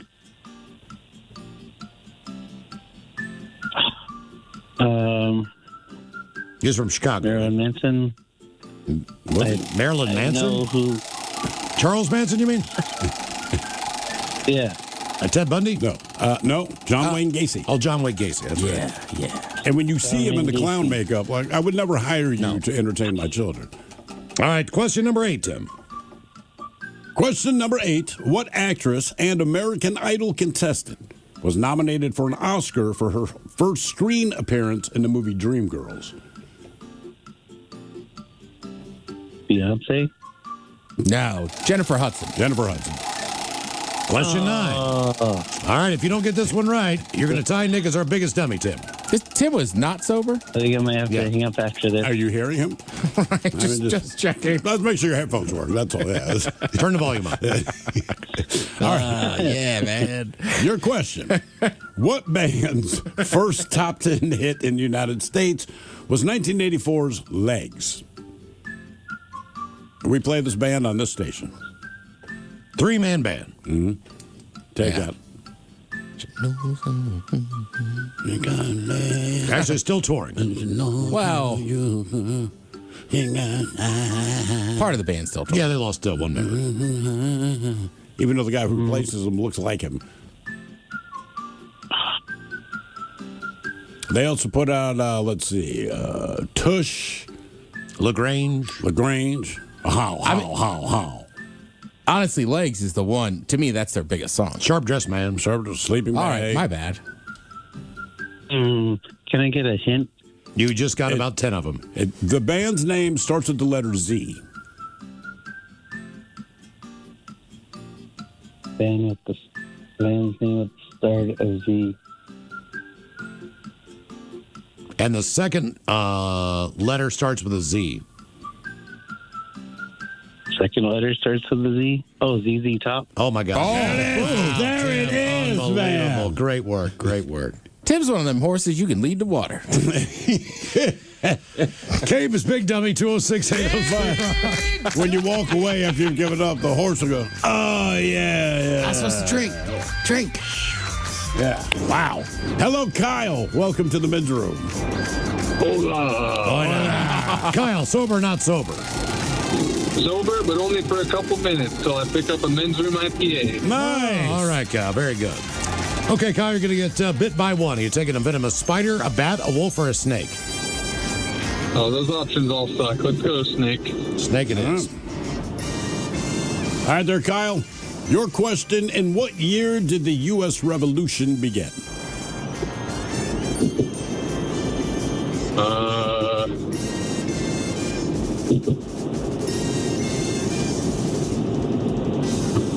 That's 1776. 1770. 1775. 75. Oh, man. All right, your question. What word comes from the name of a hot spring in Iceland? What word comes from the name of a hot spring in Iceland? I'm sorry, what, did you say what bird? What word comes from the name for a hot spring in Iceland? Think Yellowstone Park. Oh, yeah. Is it a geyser? You got it. Nice job, Kyle. A geyser. Game is Big Dummy, 206-803 Rock. Hello, Ben. Welcome to the men's room. What's up, homies? Hola. Ben, sober or not sober? Always sober. All right, Ben, welcome to Big Dummy. Okay, our men's room poll. You're going to get bit by one. You're taking a venomous spider, a bat, a wolf, or a snake? Well, I mean, my last name is Wolf, so that's the one we're going with. All right. Ben Wolf. Yes, sir. Okay. With an E? Well, he's not a wolf anymore. Are you wolf with an E? He's Ben Wolf. No, there is no E. She would not. So it was not my birth name, but, you know, if you're getting married, you can both change your name if you want. So you married a wolf? No, we both changed it. Did you both change it to wolf? We sure did. All right. What was it originally? Abramowitz. Arnold, which, you know, gets a lot of jokes. When Ben you're- Arnold, yeah. Ben Arnold. yeah. No wonder you Yeah. changed your name. Yep, I would have too, brother. What, did your parents hate you? I'm sure my father did. Okay. Oh, damn. Right to the point. I like the certainty. Oh, I'm sure my father did. My mother, not quite sure. So you're free the third weekend in June. Yeah. Save that $5 on a card and a phone call. All right. Yeah, I mean, yeah. Here's your question. What actor played Mr. Miyagi in the original Karate Kid and Arnold on Happy Days? Arnold theme. Oh. Oh, no. I know you can picture him. I know he voiced dudes in video games and cartoons, too. Oh, Wax, what was his name? wax on, wax off, paint the fence. Yeah. You liked his Was it bonsais? Mako? Was that his name? Pat Morita. Yeah, Pat Morita. Yeah. That guy's name was Patrick. Pat Morita, man. Yep. I gotta look that up.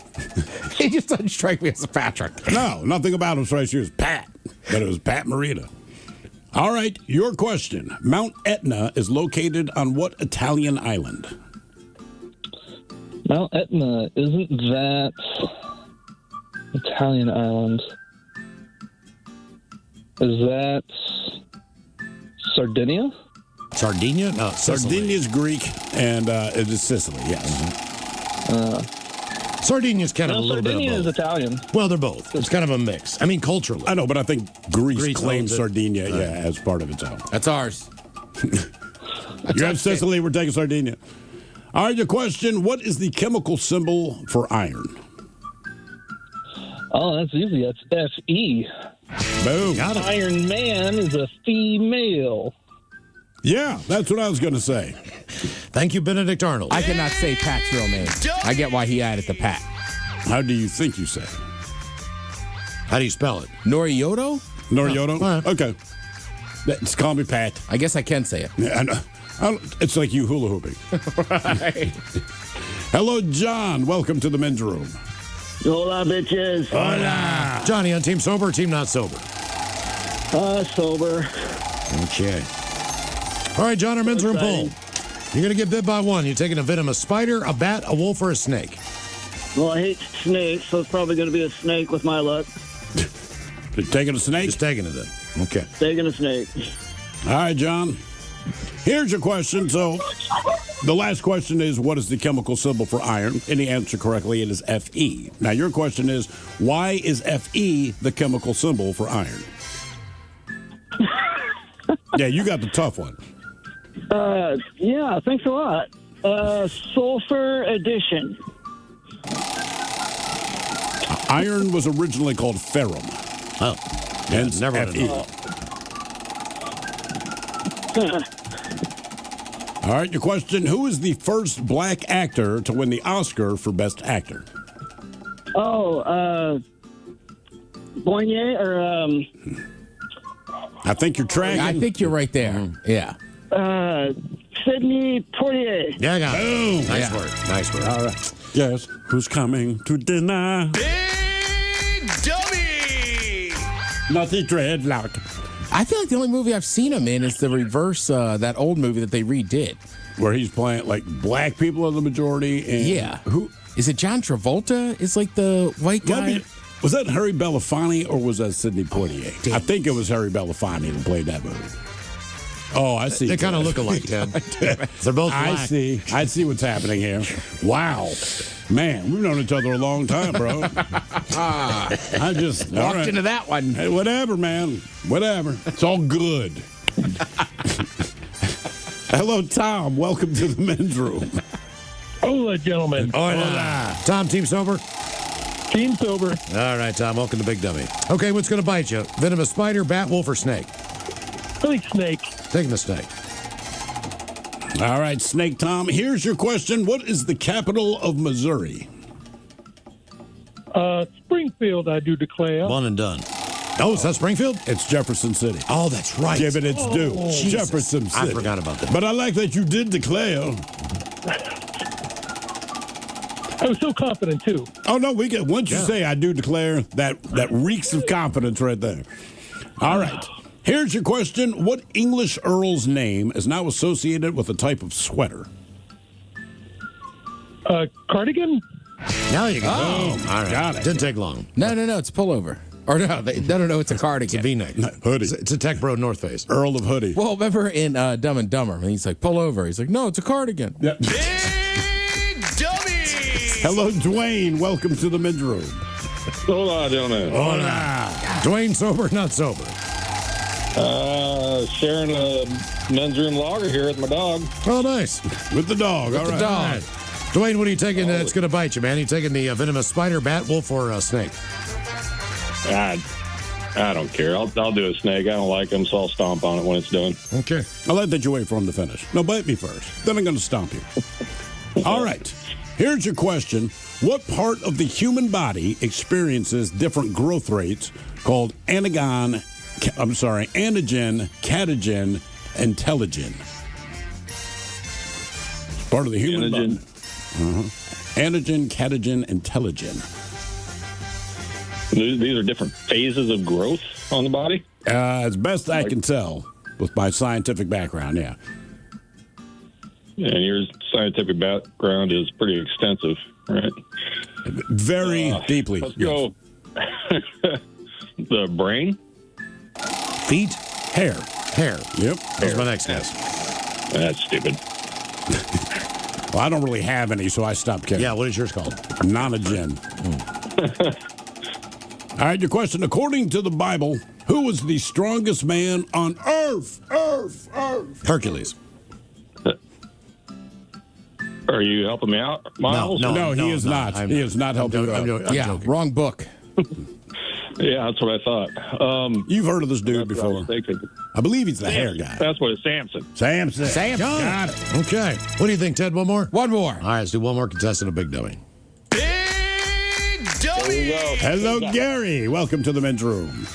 Hola, my brother. Hola. Gary, are you sober or not sober? I'm not sober. All right. And I'm ready to play. Okay. What's red? Where's that red at?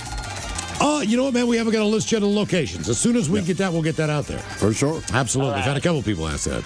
Okay, what's going to bite you, man? Venomous spider, bat, wolf, or snake? I've been bit by a spider, and I survived. I had a hole in my leg. I'm going to say spider because a wolf's going to bite your face off, and then a snake's going to kill you. So I'm not going to deal with that. Do you still have I don't want rabies. Do you still have a scar from that spider bite?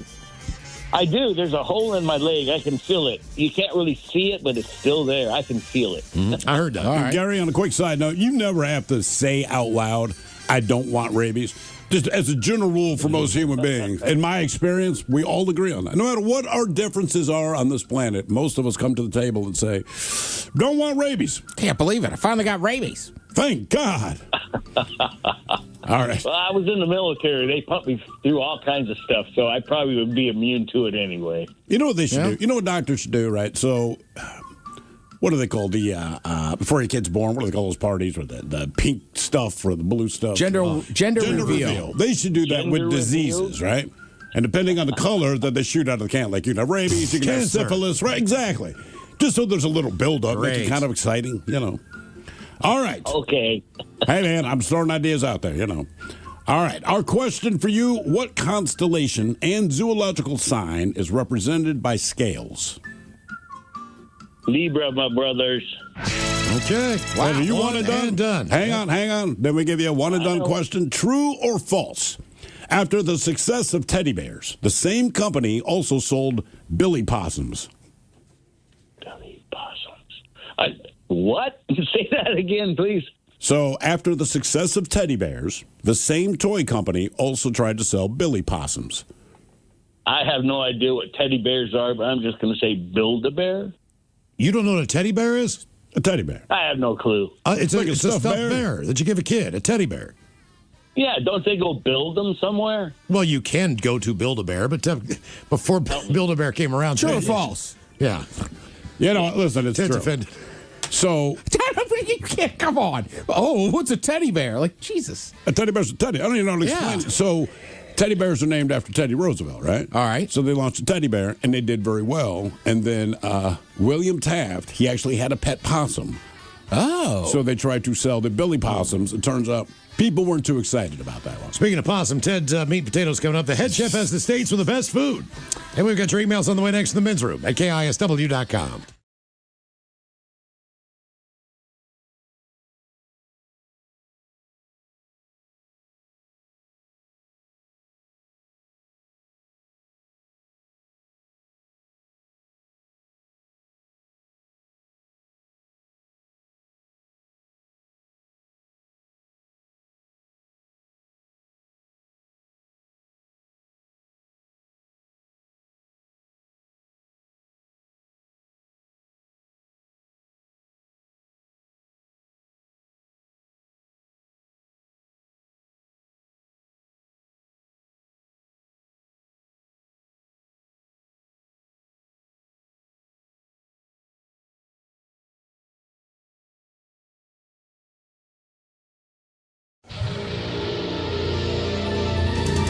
From coast to coast and around the world. If it's not important, you'll hear it here, exclusively on Inaction News. Here now are Stone Ledbetter and Felix Foxworthy. Tonight, to add excitement to the game, baseball will allow cheating. But first, a Florida man was arrested today after witnesses reported that he was acting completely normal. Normal. Well, not Florida normal, but normal as the word normal is defined. Police say the man obeyed traffic laws, made eye contact, and returned a shopping cart to the designated area. That is suspicious behavior in Florida. Authorities confirmed no substances were involved. He was just well-adjusted. Lock him up. That ain't right, man. In other news, Americans now hold an average of 3 jobs, 2 side hustles, and 1 dream that has been temporarily postponed since 2014. Yeah, that checks out. Experts say the modern worker now spends most of their free time monetizing hobbies, talents, and in some cases, mild desperation. Some workers report juggling so many side projects that they can no longer remember which job is paying for which bill. Oh, I get it, man. I'm in the middle of 6 income streams myself. Of course you are. All right, well, what are your income streaming side hustles, Felix? Well, Stone, I flip electronics, I resell limited sneakers, I do discreet deliveries for cash, I broker items between parties who don't like paperwork, and Felix, those don't sound like legitimate side hustles. Those sound like they might be serious felonies. That is an entrepreneurial risk. Felix, what about something legal? Oh, I help people disappear, then reappear with better credit. Legal, Felix! Yeah, I got nothing, Playboy. What's your side hustle, Mr. Evening News? Well, if you must know, I collect stamps, and I sell them to collectors.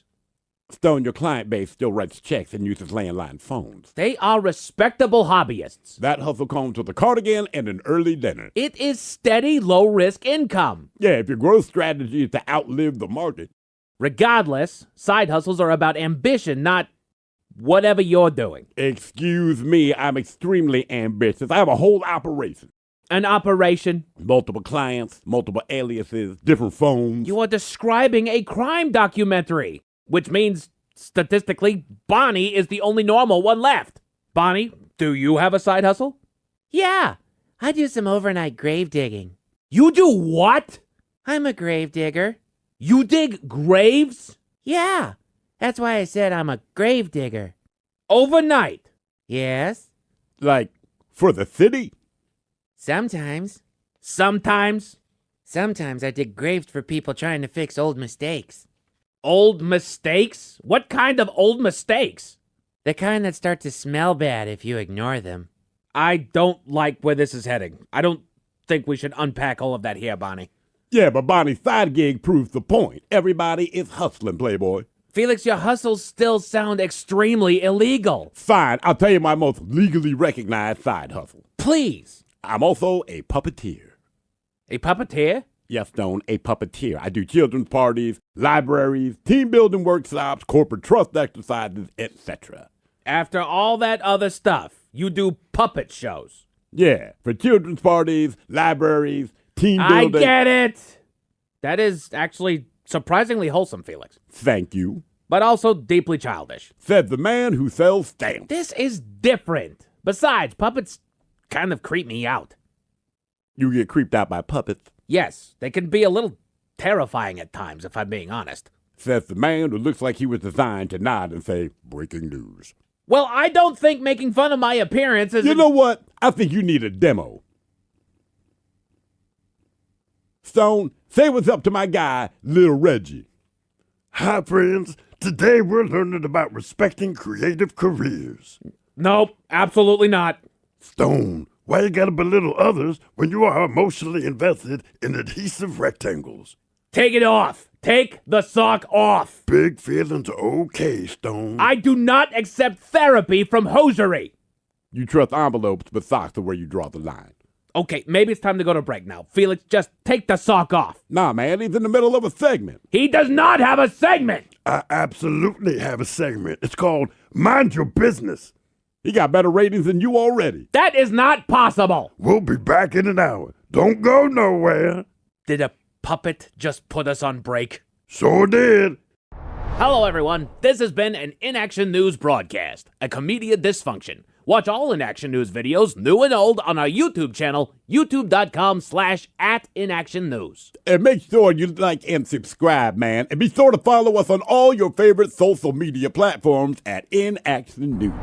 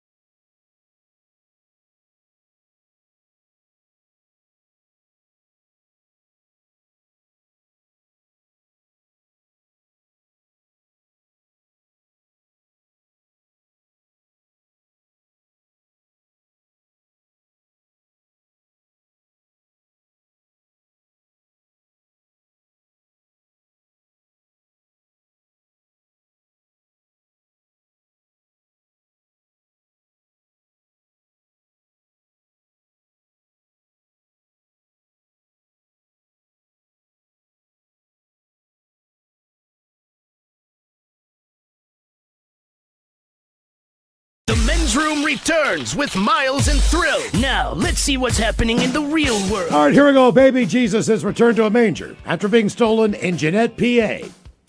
Meanwhile, a man who had extreme blood pressure and a stroke is told to put those energy drinks away. Doctor poisons 30 patients so he could save them and be a hero. They made him try to open that plane door at Alaska Airlines. Absolute zero. And a 12-year-old assassin is arrested after shooting the wrong person. Dummy. It's time for your headlines.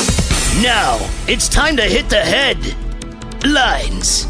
Here's my car. All right, before we get to our top story, it is Coats for Kids Day, and this is our final segment of Coats for Kids Day. So if this is the time that you've been waiting for, the time is now. If you are in your car, pull over to the side and jump on your phone, or even better yet, if you're carpooling, give the phone to the passenger and have them go to KISW.com, follow those links to Coats for Kids Day, Go down there to the donate here button that they got down there and give anything that you can. We're trying to get as many coats on as many kids as humanly possible for this particular season. Give $1, $5, $10, however much matters to you. Go ahead, do it now. We're going to try to get that number up and see just how high that we can go. Now is the time. All right, our top story here. We go to Indiana, where a truck trailer had quite the party going on.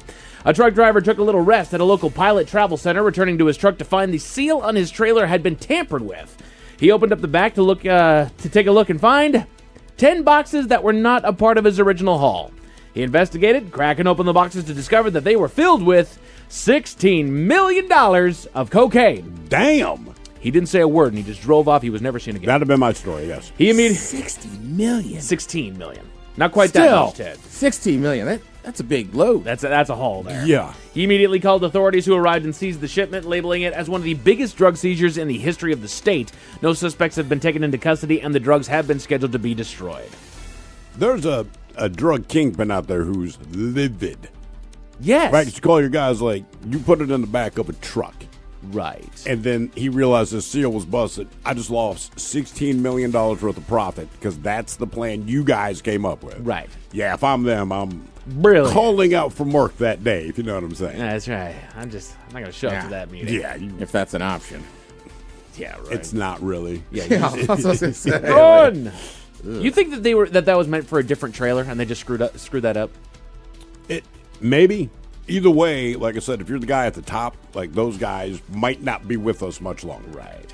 In other news, we go to Sweden, where a murder has occurred. The story goes that it was a drive-by shooting that resulted in the murder of a 21-year-old man. But it goes even deeper. This was no random act of violence nor vengeance. This was a calculated and organized hit job that was carried out. An unknown individual paid their hitman the equivalent of roughly 27,000 American dollars in local currency to carry out the hit. But wait, there's more. The hitman that they tasked with the job was 12 years old. Jesus Christ. He'd also been given a rather extensive list of multiple targets that he was tasked with wiping out. But the kicker to it all, he killed the wrong person. Was he driving? That's my question. Well, he's 12. Yeah. Right. Well, he's already an assassin, so I'm just assuming. I'm not saying how to hire a hitman right, but my opinion would be maybe not a kid. Yeah, the victim had no ties with the original target, nor those that contracted the kill. Police eventually tracked down the child and took him into custody. They are currently working out that mess of a situation. They were even saying, and here's why they did it, is because they can't fully arrest a 12-year-old. They can bring him in and they can book him on the charges and they can start working that, but they can't hold him in jail just because of his age. I mean, sadly, that's why they do it all the time. Absolutely. Yeah, right? It's same thing with like corner boys and stuff. Adult. Right? You get those kids because they know they'll be back out. Absolutely. Jeez, but the murder, dude. Man, that is exactly. Speaking of kids, head to KISW.com to go for Coats for Kids Day and make your donations now. What's the matter, Ted? Was that a little inappropriate? We return to the men's room with Miles and Thrill. Head chef all the way, Ted's Meat and Potatoes has states with the best food. But first, time for a few emails from the men's room at KISW.com. You've got mail. You've got mail. And we'll jump right into the birthdays, brought to you by Men's Room Roasted Red Salsa from San Juan Salsa Company. Dip responsibly. Hola, guys. Today's my baby girl Stephanie's 14th birthday. Don't get to see her that much, but whenever I can. Could you give her a fart montage and Coach Ted giving her a pep talk on what to watch out for if she becomes a cheerleader when she gets to high school? Thanks, guys. That from Bradford.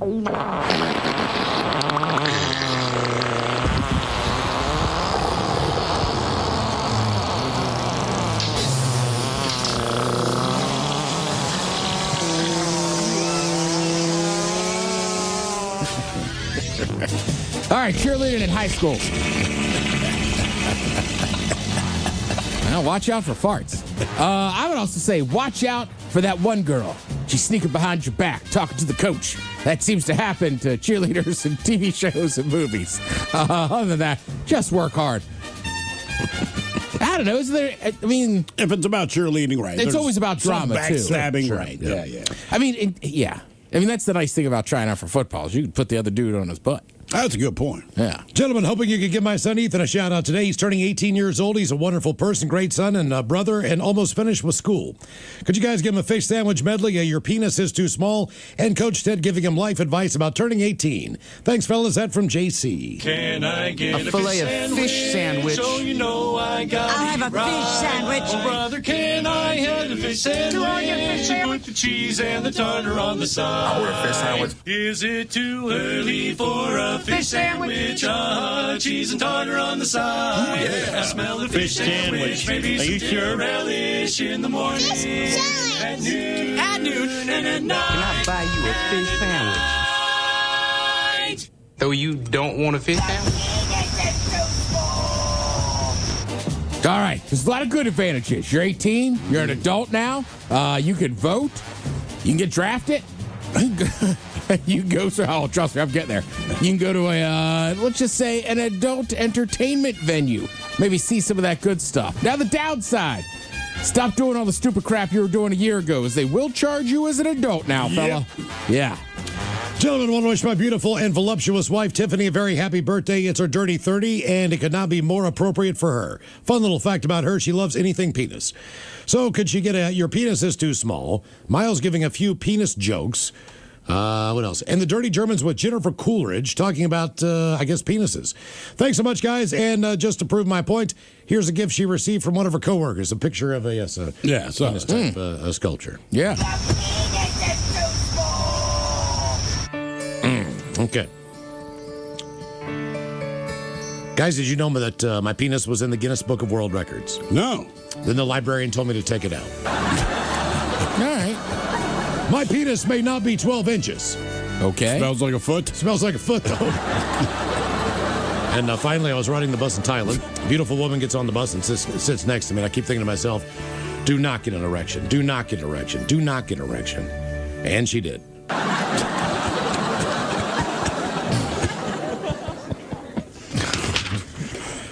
Today, Brandon is turning 36 years old. Oh, wait, we need some Dirty German. Sorry about that. Yes, exactly. Yeah, I want to know, is Jennifer Coolidge available for this? Yeah, she should be. Oh, God, you know I am. Yeah. I've seen so many penises. I don't know if you noticed, but I had slept with 200 penises after filming American Pie. Yeah, the crazy thing is only 100 of them were attached to people. See, I should come over and film a German pie. Yeah. And finally, on the birthdays today, the German. I know, somehow this sounds gross. Today, Brandon is turning 36. Can we get some thrill shotgun gets? Your penis is too small. The Dirty German's talking about weird ways to use that filthy French's mustard.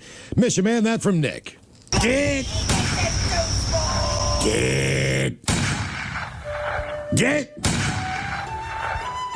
Yeah, I don't know about you, but that changed my diet, and therefore, quite literally, it is Grey Poupon. Yeah. I like to put a little light on top of the French's yellow mustard bottles, then it goes inside a cave. Yeah, let me just say this. My favorite mustard brand, Beaver. Sweetheart. Yeah. All right, guys, here you go. Happy, happy, happy birthday. Happy, happy, happy birthday. Happy, happy, happy birthday to you, to you, to you. BG. Ja, the Dirty Germans brought to you by Men's Room Original Sausage. Available through Uli's world famous sausage, mensroomlive.com, and other fine retailers. Mmm, Schweinefleisch. Time to open wide and sample Ted's meat. And potatoes. Now, here's your host, head chef of the Men's Room, the Ted Nugent. Head chef of the house in stereo. Thank you, folks. Thank you. You know how these computers get, man. Oh, yeah, you know. Sometimes they just do that stuff. Outside of the states you guys have lived in, what would you say is a state you've been to where you're like, man, the food is good here? Outside of a state I've lived in. Well, you've lived in Louisiana. Right, so I got to strike that, and I've lived in Maryland, which for me are my two tops. But part of me says Virginia, but I'm not sure if it's Virginia or it's the fact that, one, my grandmother was a great cook, and that's where I went when I went to see her. Texas. I've never lived in Texas, but the food there is... I'm going to go Louisiana then. All right. I look forward to going there and just eating. I mean, you can walk into any place, and it's going to be decent. You know what? Or if not better than just to be able to piggyback on that, I did live in Louisiana. And I'll go ahead and say Mississippi. Because we're in Biloxi, man. That's anything on the Gulf Coast through there. Yep.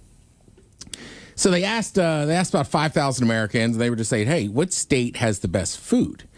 Obviously, some of the states make this list, I think, just because of their size. So the number one state was California. California, yep. Right? You got San Francisco, you got LA, you got San Diego. It's like, right. And like San Francisco, whether you like the city or not, to me is a great food city. Some of the best restaurants I've been to. Yeah. I mean, I feel like you could pick almost any spot in the Mission District. You're going to get good Mexican food. I've been to 4 or 5 cities with Little Italy's, and I think San Diego might be one of the best. Obviously, New York is. Sure. But San Diego's awesome. Yeah. And there's, 85 Michelin-starred restaurants in California? Yeah, I mean, but again, to your point, massive population, massive geological footprint. And again, you have L.A., San Francisco, which has a ton of money, San Diego. You can't go wrong. Actually, Palm Springs has good food. And they even say here, they're like the Mexican cuisine, the fresh produce, the gourmet burgers. Oh, yeah. Yeah, I mean, that's more of an L.A. thing, I think, but yeah. Well, California, too, just the geography and topography of that state. You can get everything. Right. I mean, there's cowboys out there that make barbecue. You would have to be a terrible cook not to do well in California. Yeah. Right? Like, they would collect it. It's like England, right? Somehow you F up everything except deep frying fish. So they were number one, all right? The runner-up was New York. Yeah. Again, obviously, I think New York City, one of the largest cities in the world, is going to have a huge part of this. And like that's one great thing about it. If you go to New York City, any kind of cuisine you're looking for, you could find. Yep. And if you go to Buffalo, the home of the chicken wing, can't. But that's kind of it. Rochester is the garbage. Right, but that's good one food. good thing out of there, man. There's good food in both of those cities, but yeah, New York City, absolutely. Like, if you think is why New Memphis, York's you number think one. barbecue. Sure. But when you And think violence. Buffalo, you think wings. Yeah. So, I mean, that's a standalone thing, but man, that's deserving of a good vote. It is. It is. But it's the whole state. There's Albany, there's Poughkeepsie. Like, you don't hear anything about those. There's Syracuse. Well, there's a lot of Italians. Yeah. So, like Albany, Saratoga Springs, I mean, the Italian food's good, the pizza's great. New York City, obviously, the pizza's great. Yeah, I've been to Poughkeepsie. I went to Chili's. Good call. I got We're getting one at the airport. The black and white cookie was good. But I don't know. Poughkeepsie overall. I might buy a cheap ticket just to be able to walk into the airport and go to Chili's. Yeah. What's the cheapest flight you got? You got like one to like, I don't know, like Wenatchee? Just to go to Chili's. Exactly. Sir, we can't serve you anymore. Like, I'm not getting on the flight. What's the shortest I'm just Chili's, brother. What's the shortest hop around Alaska? Where am I flying to? All right, let's do it. So we said California, New York, then you have Texas. Yep. Which I think, again, based just on barbecue will make it that way. Tex-Mex is very good. I mean, Tex-Mex basically starts, I want to say, in like El Paso, right? Because frankly, you're so close. I mean, El Paso's on the border, and a lot of those people, you just take parts of it back and forth. So that's why I think for a lot of Americans, like most Washington State, the West Coast difference, there's so many Mexicans. But I think for me, growing up, the Mexican food I thought of was always Tex-Mex. Right. It was Tex-Mex. Or we would get, like on the East Coast, you got a lot of El Salvadorian and a lot of Guatemalan. Correct. And then Mexican restaurants are just the same standard. Like, it wasn't really expert Mexican food. I never even heard of mole till I moved here. And I was like, holy cow. But don't forget, too, Dallas is like the home of the steak. So barbecue is one thing, but man, there are so many steakhouses, traditional baked potato steak, that kind of deal. Those are great too. And then, we were talking about San Fran or New York. I mean, Austin's kind of in there now. There's so many people moving there. That food scene is crazy. Yep. So we had Texas. Next we had Louisiana in the top 5. I mean, obviously. Right. The Creole stuff. I mean, just everything down there is But they do delicious. things that no one else does. Correct. So, like, the Texas barbecue is outstanding, but you can find barbecue anywhere. It won't be as good. You can find but buffalo you can wings anywhere. Right, exactly. But like Louisiana, man, what they have is different. And it doesn't taste the same anywhere else. No. It's not that people can't replicate it and try to. It's just not as good. I mean, that oil can never be changed. No. It's like there's some basic rules that apply. Even you just keep dumping more in. Yeah. You Even keep some topping simple it off. things, right? Like, I don't really like olives that much, but I love that sandwich, right? It's got muffalata? Yeah, muffalata. Yeah, it's got I'm right olives there all with over it. it. I don't mind olives. I would not normally ask for that many olives on a sandwich. Then the first time I got one, I'm like, Jesus Christ, man. Then I took a bite, and I'm like, I get it. That's one thing I'll say about New Orleans. I'm still not going to eat vegetables, but I won't really judge what I see until I eat it, because 99% of the time, it's great. You can smell po' boys just walking down the street. Yeah. Like I always say, Boudin. And then also for Louisiana, by the way, the locals know it there. That was the state where the residents were the most confident when they asked them what state has the best food. They were like, oh, Louisiana. Yeah. No doubt. Beignets are great. Those are unique to that area. All right, now the last one in the top 5 of best states or best food states. This one's kind of a weird one to me, but Florida. I agree. There's a reason why. I agree. I mean, Florida is the melting pot of the United States. Well, you have Cuban food down in Miami. Mm-hmm. But, I mean, what would you call Central Florida cuisine? Well, you got to remember, obviously there's a lot of seafood. But Correct. But geographically speaking, in Naples, for the most part, it's more of a heavy Catholic New York, New Jersey population. Yeah. When you get to the east side, like Boca Raton, north of Miami, that's a very big Jewish section. So right. you've got all these. You just got. But you have to nail it because these people are coming basically from New York City. They're retired there. Yeah. So basically, whatever you need to find, somebody has retired and they have set up shop with them. And they brought it with them. Right. Well, that's why, like, I talk about Sherman's down in Palm Desert or Palm Springs. Yeah. But obviously, because of the Hollywood influence and the big Jewish influence, they all come over from Hollywood and we're like, we got to make this Jewish deli really good. And I'll tell you something else about Florida is the portion sizes. Oh, yeah. God, that's huge. I don't care. Huge. I would also tell people, I don't care what kind of fancy shot you're getting. It's going to be in a plastic cup, most likely. They will. And you're drinking a bunch like Tall Boy. All right. Now, do you want to know the states with the most unimpressive cuisine? Hold on. All right. I'm going to guess West Virginia. West Virginia's on the list. Okay. I'll say Nebraska. I don't know. South Dakota. All right. Both North and South Dakota are on there. Nebraska is on there. You'd think they'd have good steak. I'm sure they do, but what do you do with the steak, right? So you have this quality meat, and then like anything, it's like some of the restaurants here. When we first moved here, I just remember, man, we got the king salmon, blah, blah, blah. And basically their sales pitch is, we didn't do anything, we just added olive oil, salt, and pepper. And I'm like, then why am I paying you money? Right? That doesn't make sense to me. So it might be like that in Nebraska. Like, oh, no, this is a great cut of beef. We just... Or it could be like the Dungeness crab. Nobody eats them here, and they ship them out everywhere. Same with Omaha steaks. They just give them away. I mean, I'm with you. I do think they do. And like I said, most of these states, like, if are you into steak and, meat, potato, they got you covered. But there's not a lot of variance. Right. There's no versatility. Indiana also made the list. All right, I brought that up earlier. Not shocked. Montana. What did you think of the food of Montana? Did you go out? So, we always go to Moose's. Shout out. That's a pizza place, right? It is. But even that pizza, I love it at Moose's. Moose's is more an experience. You're throwing peanuts on the floor. Sure. It's an old school saloon bar. But I don't know that I'm dying to have that pizza all the time. But I won't go to Montana and not get it, if that makes sense. That makes sense. They have like rainbow trout on the menu, like a whole trout. So I did have a great sandwich, like a blackened trout BLT once in Missoula. So, I mean, you have that kind of stuff. But for the most part, that's a hard-working like a bison burger. Hard-working people, right. So, again, kind of just meat and potato kind of people.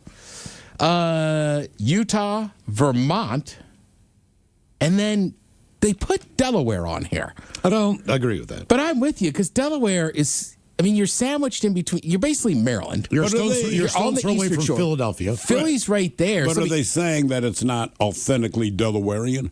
Because they have great crab cakes, but they're Maryland crab cakes. And they have great cheesesteaks. They're Philly cheesesteaks. They have great diners and great Jewish delis, and they are New York City. To me, that's Florida. Basically the same thing, just in a smaller version. That's why I'm just wondering, like, how does Florida get the pass? Because you're right, it's the same thing, right? Delaware has fantastic food. None of it's authentically Delaware, but then again, if I'm in New York City eating Italian food and it ain't authentically Italian, I'm in New York freaking City. You'd be shocked how many people retire in Delaware because of all the tax breaks you get. I mean, you're living by the ocean if you want to. You're living by a major airport in Philadelphia or Baltimore. I don't know. I mean, Thrillers right there. It gets a bad rap. When I think about food in Delaware, I think about crab cakes, cheesesteaks, French fries. I think about Baltimore and I think about Philadelphia. Yeah. Right, like, sorry, but I know they have it.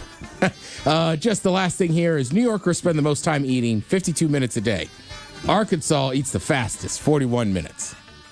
That's no way, because no brothers and sisters go steal the food. Yeah, I mean, just look at some of the rates. I'm not shocked they're eating fast down there, too. Nope. Thank you, Head Chef. We appreciate it. Coming up at 5:08, we will drink and toast with a shot of the day. You are listening to The Men's Room.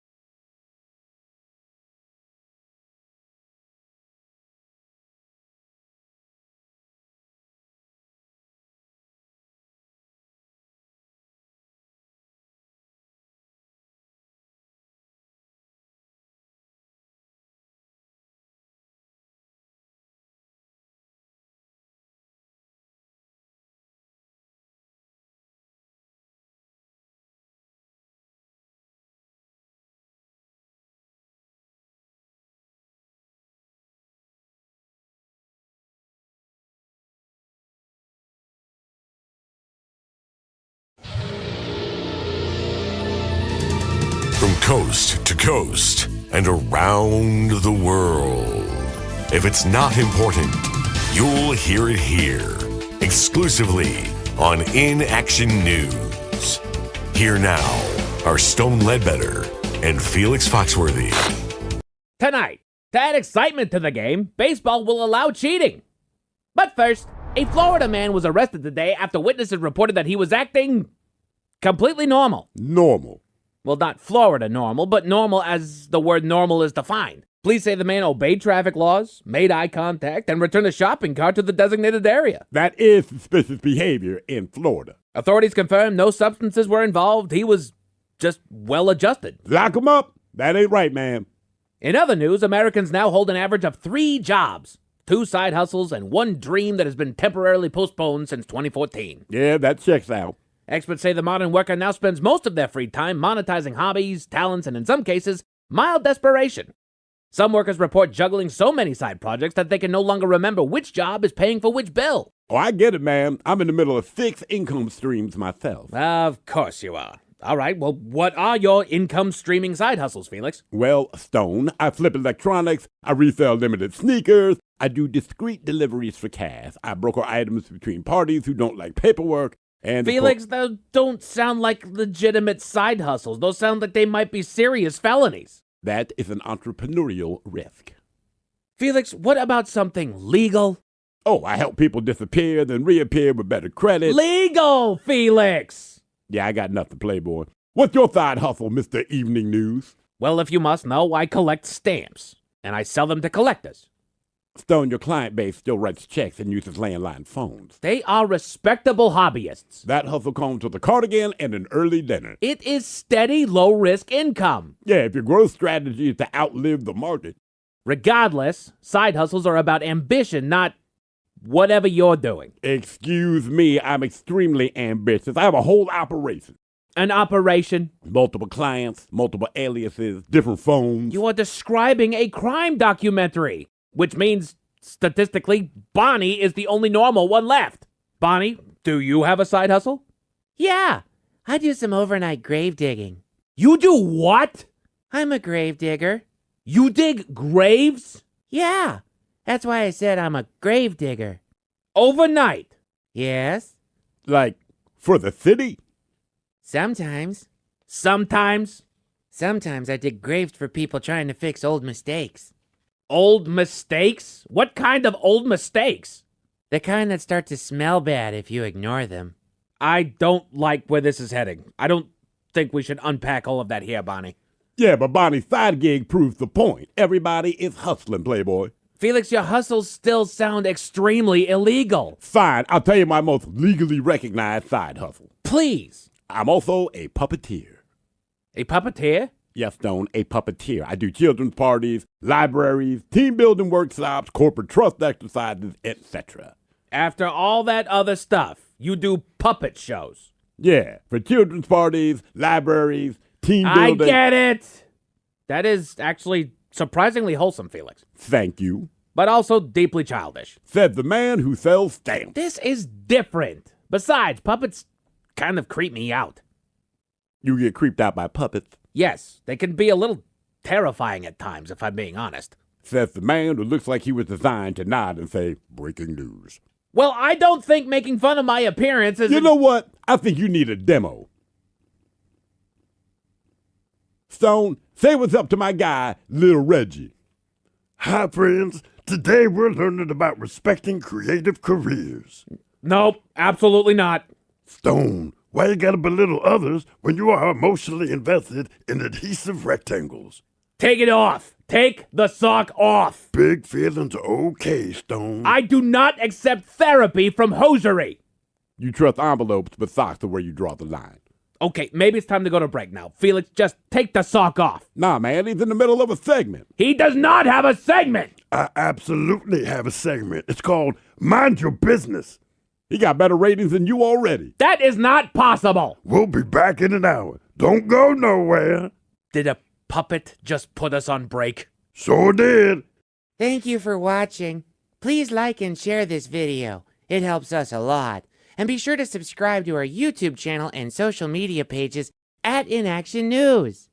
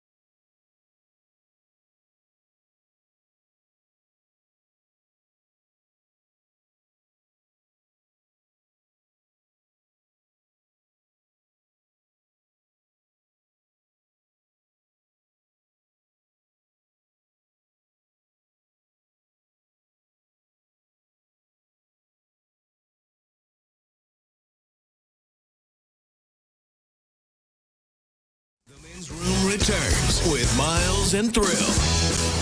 All right, coming up here at 5:08, we'll drink and toast with the shot of the day. And we do have your headlines on the way at 5:50. But first, a quick check with Mike Hawk and some of the stories and headlines he is not working on. Well, thank you, Miles. Big Bear, California is opening it up to the public to name a new pair of eaglets that have hatched in the area. Why do they do that? You know, people are just... You know what's going to happen. Eagly face. Yeah. That's too much responsibility for us. We have proven time and time again that is too much responsibility for us. You guys are the pros. Name it something cool. And people aren't original. Like Bodie McBoatface, right? Exactly. Like, all right, that was the first one. That was kind of funny. But then everyone just copied it. And you're like, yeah, you can't just repeat the same joke. Right. See, that's what I like about some zoos. They're like, look, this is Ting Ting and this is Dinkle. Those are their names. That's it. What about? I would rather sit back and just enjoy the one that you came up with rather than put it to people and then now I'm upset by what they chose. My thing, would you do that with your own child? Like, hey, my wife just gave birth. I'm looking for the public's input on the kid's name. Well, name one bald. What about Regal? There you go. Bald and Regal. Regal Eagle. Yeah. Okay. See, that's why we don't open up to the public. I'd name them like Jeff and Todd. What about, I don't know, George and Abe? Yeah, there you go. There you go. Yeah. Freedom. Cain and Abel. Sodom and Gomorrah. I think Cain and Abel eventually have to fight, dude. Wow. Yeah. Hey, man, they're brothers. According to a new study, if you're craving chocolate, watching videos of it might be enough to satisfy the urge.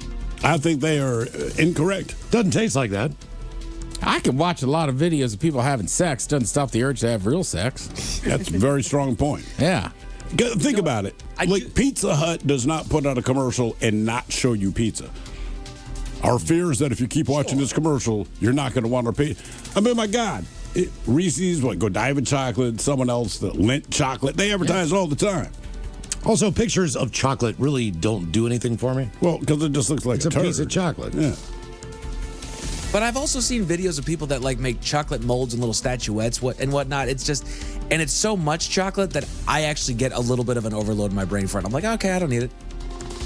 I mean, look, there's a guy that does a lot of fancy stuff. He made like an F1 car this year. It looked awesome. Yeah. But I don't know. I don't know if it made me hungry for chocolate. But it make you want to watch F1? Yeah, I mean, it looks badass, right? I think Twix made one too. A Twix F1 car? Yeah. Come on, Twix. You're punching above your weight now. Just settle down. Max Verstappen known to eat a Twix after a race. Okay. While walking is the go-to workout for more than 44% of adults, it may not be enough on its own, according to a new study. Well, you're going to keep your muscle mass, you know? It might not be enough, but don't not do it if you're already doing it.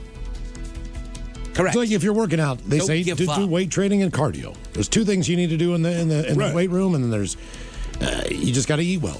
It's a three-step plan. If you do all three of those, you'll just be hungry all the time is the problem. Right. The old saying is an apple a day keeps the doctor away. But if you just eat an apple a day, it's not going to keep the doctor away. You do need to put more in. You're going to die. I mean, yeah, again, there's so many different variants. Like, whatever works for you, keep it up. If you're doing it, right, stay active. There you go. There you go. Put your thinking caps on, Jen. It's time for the Merriam-Webster word of the day. It is an adjective brought to you by the letter B, and I give you guys about an 80% chance of success on this one. It describes somebody who is acting or something that is done in a very open and shocking way without shame or embarrassment. Boisterous. Brazen. Brazen. Brazen. Miles, you nailed it. Two in a row. Wow. Check out the big brain on Miles. His intellect is brazen. Crazy. Kind of like the act of vandalism that happened in the men's room, as according to Tim's hint there on the men's room stream at KISW Rock. Oh, not even destroying the Miles bobblehead, but then stealing it. Did you find out about that, Mike? No, I just heard about it in the car on the way over, and it was like, how? I swear to God, it's gone. The bobblehead's gone. Like it was broken. I was broken at the ankles yesterday. Yeah. And they tried to set it up and prop it up. And I was going to take it into engineering and see if they had any super glue, right? I was going to put my legs back on my feet back on my body. It hurts when it's you, doesn't it? And then I came in here to grab it, and it's gone. Do you have any more? I've got more, but, you know. All right. Bring another one in. Let's see what happens. It's the principle of it. Because whoever did this, they're going to see and go like, oh, it's okay now. It's like, no, it's not. Or they might break the head off. You broke my legs. You don't know. You broke my legs off. There Exactly. could just be somebody that only shows up 1 or 2 days a week that just has it out for you. Could be. I got to watch my back. That's I'm a thrill. Maybe I it was a said warning. put up another. You know what? Let's just put up a missing poster. I put up a RIP. I put up an RIP right there. Oh, RIP. What we should put up a missing poster on the fridge. Let's put a front few around. door. Okay. Right. Let them know that this matters, man. Even though it doesn't. I agree. We're pissed. We just start handing out flyers around the office. Yeah. Just go around the office to everybody that's there. Hand out a flyer. Have you seen Miles? I'm gonna slap it on people's milk cartons in the fridge. Yep. Yeah. Apparently, I like the idea of just somebody that we have no idea. Somebody that's nice to you, just be like, I'm breaking his bobblehead and I'm taking it. But I could have super glued it back together if you just didn't make the damn thing disappear. Well, it's too late now. We don't know that. I know. I looked all around. I can't find it. We tried to hide the crime. Yeah, give us the body. Let us mourn. Well, first they just leaned the damn thing up against the window. So, all right, that's fine. But I'm going to try to fix it. And now it's just completely gone. You know, the cops are going to, they're going to drop the Guthrie case and get on this. I used to get mad when one of my teas were missing out of the refrigerator, but this is a different level. You know? Oh, yeah. Damn. Apparently, a tape measure may be a better predictor of high blood pressure than BMI. A tape measure? Okay. Oh. Yeah, just basically one of those things to measure your waist. Oh. Oh, right. Okay. I was like, what do we measure? Right, exactly. Doing okay Sometimes or just doing taking a not gander at okay? your waistline. According to a new study, people consistently underestimate how much they'll enjoy a conversation when it's about a topic that they find boring. Well, sure. If you find the topic boring, you don't believe you're going to enjoy the conversation. Yeah, I get that. Sometimes it might seem like it's going to be boring. I think my main thing is, do I have any interest in it? Like, I'm not a huge art person, but I have interest in art. So if you start talking to me about art stuff, I'll be like, all right, I don't want to hear you talk about tauntauns. But I think a lot of times it depends who's talking to you there. Easy. Easy on the tauntauns, brother. All right. Okay, let's back off. Damn, man. I'm talking to you. I don't want to hear it. Every time I see him, like, tauntaun this, tauntaun that. You know what? I'm going to get you like a stuffed tauntaun or something for your birthday. Sweet. Oh, my gosh. Break its ankles. I don't care about tauntauns. Ted Smith does not care about tauntauns. I'll get your shirt that says it. Don't care about tauntauns, bro. How do you feel about Miles's ankles? Yeah. What if I put up $500 reward? $500 reward. You know what I'm saying? That person's going to come forward. I'm going to be like, it was a lie. Mike's right. It could be an inside job. $500. I'm not giving you $500. It's a trap. Coming for you, Montgomery. It's a trap. Say tauntaun one more time. Right. God damn it. I will break another one. Don't push me. Yeah, Ted broke my Challenger toy. I had a little transformer. Not on purpose. In like 2 seconds. I was trying to make a transformer. In 2 seconds. I mean, it was amazing. And it was a Challenger one. Yeah. So the value got up. I know. Ted's like, let me see. It was a freaking collector's item. It's like, damn. Just like my bobblehead. How long did you have that thing in your hands? It was very quickly. Transform, you bastard. Yeah, I think that's a sad day. Experts are seeing a rising trend in pet humanization. Humanization? What, saying they're part of your family or something like that? Well, you know what? Let's go down the list. The Men's Room Top 10. The Men's Room Top 10.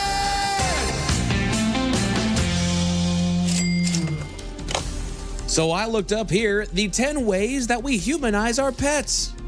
And here's what we got. Basically using human health products. Giving pets vitamins, supplements, luxury spa services, all that fun stuff. For Just, real. Treating them a little bit. Why would I give my dog like Flintstone vitamins? I mean, like, dude, they got stuff for dogs. Well, her bones will eventually start to degrade a little bit, so you want to give her some supplements. Well, you know what? Actually, they do say it's not a bad thing. It's all about the dosage based on weight. Right. Yeah. Exactly. But like Smith Family Popcorn, they have a popcorn that's designed for dogs. What? You don't just feed it regular popcorn. What separates popcorn from popcorn? I'm not positive, but my cousin has a dog named Colonel. Oh, my God. And they designed it for him. Colonel. Yes. Well, I think it's less calories. It's supposed to be a great training tool.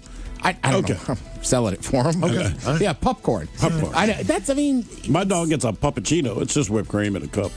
This is actual popcorn. I don't know what's believe different. you. That's what I'm wondering. Like, huh? My dog Honey lived off chicken McNuggets from McDonald's for about 3 months of her life before she passed. And her own vagina. Jesus Christ. Well, that's the sauce. That dog's like, dude. That thing was always clean. Clean as a whistle. Chicken McNuggets at the end of her life. I mean, this is a little dark, but when my dad, we kind of knew he was like, all right, I got a few months left. Me and my brother, we can get you whatever, make a list. When I'm home, we're going to go. And he's like, really want to try that new shrimp at Arby's. Shrimp at Arby's? I was just like, look, I like Arby's. But I was thinking a last meal. Yeah, you know. All right. Shrimp at Arby's. Shrimp at Arby's. God damn. And I go, you been watching college football? They've been hammering that ad. Yep. He goes, yeah, I have. I was like, all right. That's why. 10 ways that we humanize our pet: treating them as children, providing strollers, or treating them as a substitute for human family formation. Has the stroller thing caught on? I only really noticed it when I moved to Seattle. I've only seen it in Seattle. Maybe it's gone nationwide now. I will never understand it. And look, most people view their pets as part of the family. I do too. Yeah. But now that I am a parent, anyone that says, oh, this is our, dog baby. Fur baby. Fur baby, sorry. You are insane if you think there's even a remote similarity between dealing with your kids and dealing with your pet. Maybe this is the only kid I'm going to have, Steve. It's my little baby. That is fair. I get it. I'm just saying, man, trust, they're going to be cheaper. They're going to be nicer. They're going to be quieter. Yeah. I have to bury my child. Oh, Jesus. Wow. When you put it like that, that's pretty hardcore. Yeah. It's actually harder for me. I had no, my kid's not living as long as yours.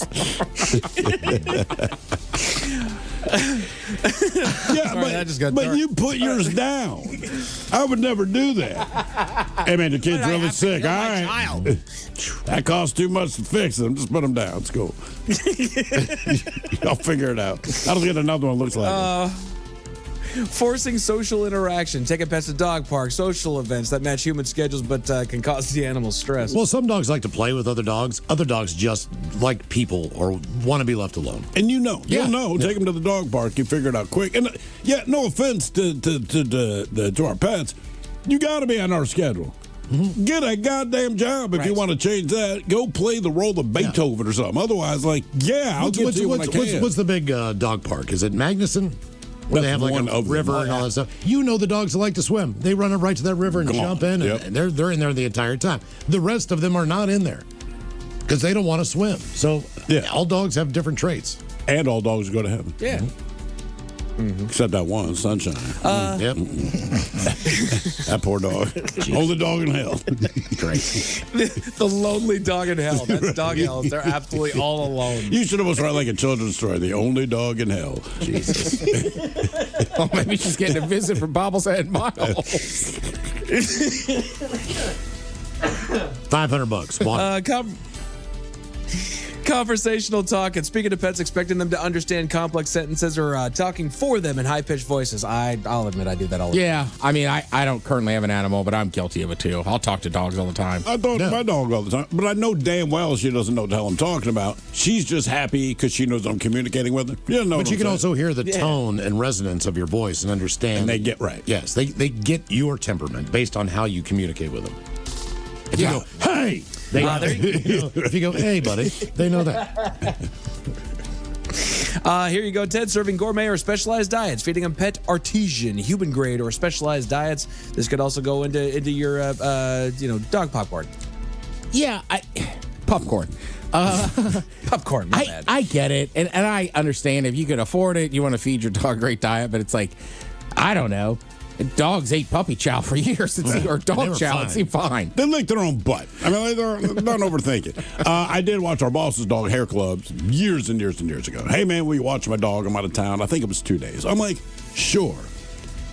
Then when he brought the dog, then he had the list of, this is what she needs to eat. So I'm like, so I got to boil sweet potatoes, make rice, right? It wasn't just watching the dog. I'm like, you son of a bitch. Yeah, my buddy's wife is a vegetarian. I went to the house once, and she was like browning ground turkey, and cooking rice. I was like, oh, all right, let's rock and roll. And she's like, it's for the dog. I was like, what? Oh, yeah. I just, whatever. Get a bag of frozen vegetables like medley. Throw that in there with some rice and some protein. I eat that as a human. We share our bed, allowing pets to sleep in human beds. Yeah. You know what? Their life is short. They get to be comfy. Oh, so the dogs sleep in your bed. Life is short. Yes. Let them be comfy. How many dogs sleep in your bed? Just 100%. We just have the one. The cats also sleep in my bed. I was just saying, you got a So second you got a dog, in the you got bed. a dog, and how many cats on your bed when you sleep? Sometimes I've had all three. Gets a little crowded. Yeah, I can't do it, man. The dog sleeps on the bench at the foot of the bed. She waits for me to fall asleep. So basically, when I wake up, she is now on the bed. All right. But when I go to sleep, we have this agreement. You're not on the bed until I fall asleep. She's also huge. Well, my dog? Yeah, she's a big girl. She takes up a lot of space. She's medium size, I think. She's what, about 55, 60 pounds? Yeah. She takes up enough I've goddamn seen dogs space. stretch out. Well, they do stretch out, and they've also determined they like pillows. And I'm like, we're not doing this. We're not laying head to head on my pillow. You got to go. Using human terms of endearment, calling ourselves mom or dad, and the pet's our baby. I don't. No. I don't. No. It's my dog. No, it's my dog. I love my calling yourself owner, though. The reason I think it's weird to call yourself owner, because to me, if you're the owner, why am I supplying food? Why am I literally picking up a pile of crap? Like, to me, I feel like I'm on the losing end of this proposition, and every single you don't give me a massage when I get home from work, but I give you one. We just call it petting you. You don't even have to work. You don't have to flush the toilet for me, but I will gladly pick up your steaming pile of crap off the grass when I go out. I'm like, how did I get myself into this? You sleep all goddamn day without a word. I mean, just like, what is going on? You just walk up to me on the sofa and just sit on me, and somehow we've determined that's okay. But if I even accidentally step on your tail, you're mad for 10 minutes. Yeah. We dress them in clothes, using clothing for fashion rather than warmth. No. Yeah, Not for fashion, but man, I never had a problem putting on like a raincoat here with a dog, just because it was so much easier when I got back in. All I had to do was dry the paws and the head. I'm guilty of it. I dated a girl with a small dog. Got him a Maryland jersey. I'm a Seahawks jersey. I wanted to gear him out. Small dogs, it doesn't bother me. So I'm like, you're kind of a dog. Yeah. You know, you got a Chihuahua or something like that. Like, that's cool. Yeah, they're you're cool kind too. of a dog. Yeah. So I'm going to dress you the way I want. And then I will leave you with this last and final way that we humanize our pets. Celebrating birthdays and holidays. You buy them gifts, cakes, or dressing their pets up for the holidays. I couldn't tell you when the birthdays are. Yeah. And my kids always say, when is Molly's birthday? I'm like, dude, I don't know. I have no freaking idea. And she doesn't bring it up. She was a rescue. We have no idea on the timeline of this animal. Oh, no, we do. And my wife knows. I don't know. Oh. Same thing with the cat. I mean, you always say the day you brought him home. I couldn't tell you. But that's not a birthday. Just pick an arbitrary day. Today, kids, it's freaking today. Let's do it. Hey. 9/11. Oh, God. A man in China went to the doctor complaining of unbearable pain in his throat, and what was causing it is disturbing. What was that? Tell about it at 5:50. Thank you, sir. Headlines are coming up at 5:50. In the meantime, have we made it to drinking time? Somebody out there deserves to be recognized. And the men's room knows just who it is. So to you, we say, bottoms up, sailor. You're the toast of our shot of the day.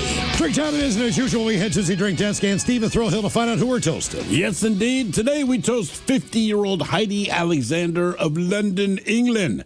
Now, since November of 2024, Ms. Alexander has served as Britain's Secretary of State of Transportation. And earlier this year, she addressed England's pervasive pothole problem. And she said, and I quote, "We're going to put an end to the pothole plague and fix Britain's roads for good.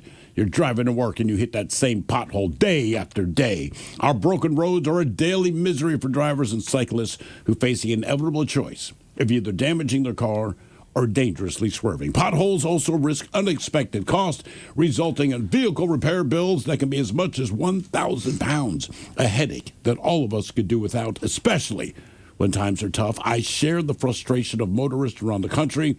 For too long, our roads have been a symbol of decline. That ends now, unquote. Yeah, her car had to be towed earlier today after she drove into a pothole on the way to work. So she's right. Yeah, long and short of it, ma'am. She had a Mini Cooper, I believe. They showed the pothole. She's like, her joke was, I'm pretty sure the Artemis people saw this on the other side of the moon. But her whole thing, part of the reason she got the position is because she's everyone's anti-pot, because the potholes are a thing. Yeah. And then, her car went down in flames today in a pothole. So here's to you. We pour this booze and we drink this booze because we think it's yummy. Yummy. So over the tongue and down the throat to party in our tummies. Down the hola bajola. All right, it's going to get tested online for Profile This, 206-803-ROCK. Profile This is next.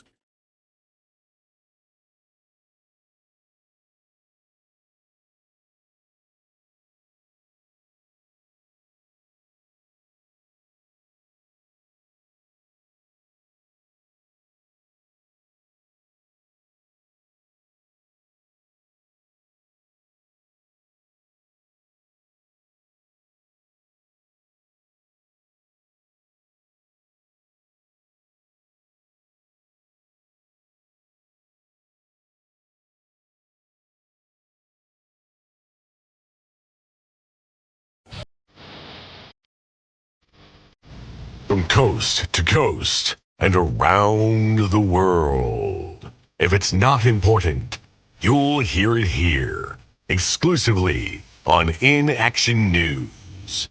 Here now are Stone Ledbetter and Felix Foxworthy. Tonight, to add excitement to the game, baseball will allow cheating. But first, a Florida man was arrested today after witnesses reported that he was acting completely normal. Normal. Well, not Florida normal, but normal as the word normal is defined. Police say the man obeyed traffic laws, made eye contact, and returned a shopping cart to the designated area. That is suspicious behavior in Florida. Authorities confirmed no substances were involved. He was just well-adjusted. Lock him up. That ain't right, man. In other news, Americans now hold an average of 3 jobs, 2 side hustles, and 1 dream that has been temporarily postponed since 2014. Yeah, that checks out. Experts say the modern worker now spends most of their free time monetizing hobbies, talents, and in some cases, mild desperation. Some workers report juggling so many side projects that they can no longer remember which job is paying for which bill. Oh, I get it, man. I'm in the middle of 6 income streams myself. Of course you are. All right, well, what are your income streaming side hustles, Felix? Well, Stone, I flip electronics, I resell limited sneakers, I do discreet deliveries for cash, I broker items between parties who don't like paperwork, and Felix, those don't sound like legitimate side hustles. Those sound like they might be serious felonies. That is an entrepreneurial risk. Felix, what about something legal? Oh, I help people disappear, then reappear with better credit. Legal, Felix! Yeah, I got nothing, Playboy. What's your side hustle, Mr. Evening News? Well, if you must know, I collect stamps, and I sell them to collectors. Stone, your client base still writes checks and uses landline phones. They are respectable hobbyists. That hustle comes with a cardigan and an early dinner. It is steady, low-risk income. Yeah, if your growth strategy is to outlive the market. Regardless, side hustles are about ambition, not whatever you're doing. Excuse me, I'm extremely ambitious. I have a whole operation. An operation? Multiple clients, multiple aliases, different phones. You are describing a crime documentary. Which means, statistically, Bonnie is the only normal one left. Bonnie, do you have a side hustle? Yeah, I do some overnight grave digging. You do what? I'm a grave digger. You dig graves? Yeah, that's why I said I'm a grave digger. Overnight? Yes. Like, for the city? Sometimes. Sometimes? Sometimes I dig graves for people trying to fix old mistakes. Old mistakes? What kind of old mistakes? The kind that start to smell bad if you ignore them. I don't like where this is heading. I don't think we should unpack all of that here, Bonnie. Yeah, but Bonnie's side gig proves the point. Everybody is hustling, Playboy. Felix, your hustles still sound extremely illegal. Fine, I'll tell you my most legally recognized side hustle. Please. I'm also a puppeteer. A puppeteer? Yes, Stone, a puppeteer. I do children's parties, libraries, team building workshops, corporate trust exercises, etc. After all that other stuff, you do puppet shows. Yeah, for children's parties, libraries, team building. I get it. That is actually surprisingly wholesome, Felix. Thank you. But also deeply childish. Said the man who sells stamps. This is different. Besides, puppets kind of creep me out.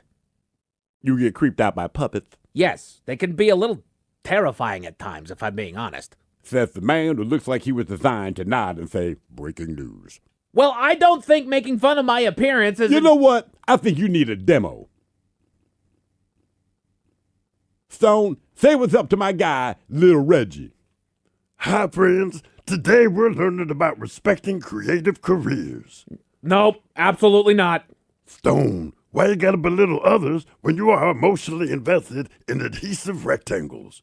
Take it off. Take the sock off. Big feelings are okay, Stone. I do not accept therapy from hosiery. You trust envelopes, but socks are where you draw the line. Okay, maybe it's time to go to break now. Felix, just take the sock off. Nah, man, he's in the middle of a segment. He does not have a segment. I absolutely have a segment. It's called Mind Your Business. He got better ratings than you already. That is not possible. We'll be back in an hour. Don't go nowhere.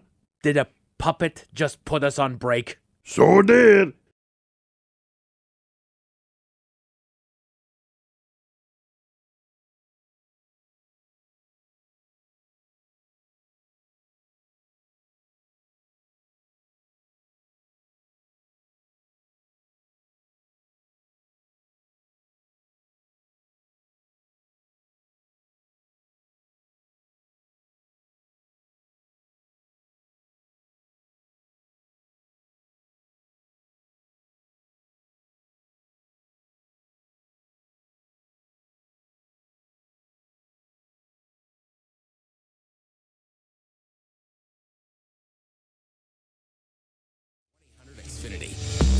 The Men's Room presents Profile This. And Stephen Throwhill, could you please tell everyone how Profile This is played? Oh, sure can, Miles. It's a simple game where we share with you a real-life news story. Something that happened right here on planet Earth. Earth. And as you listen to the story, based on the stereotypes you believe to be true of people and the decisions that people make, we'll ask you what it is you think makes the story a story.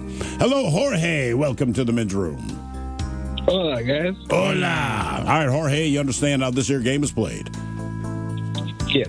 Fantastic. You have your choice of one of three stories today. Today we offer you the wonderful world of drugs. We have Bite Me. In other words, what did someone find in their food? And finally today, Animalize This, where you guess the animal responsible for causing the problem. It's been a crazy week. Let's do drugs.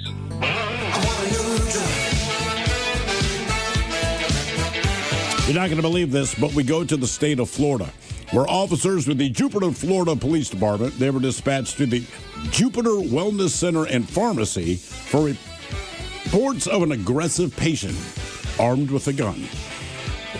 Now, a witness told deputies that the suspect, later identified as 67-year-old Louis Capelli, he aggressively kicked open the pharmacy door, waving around a holstered firearm in his hand.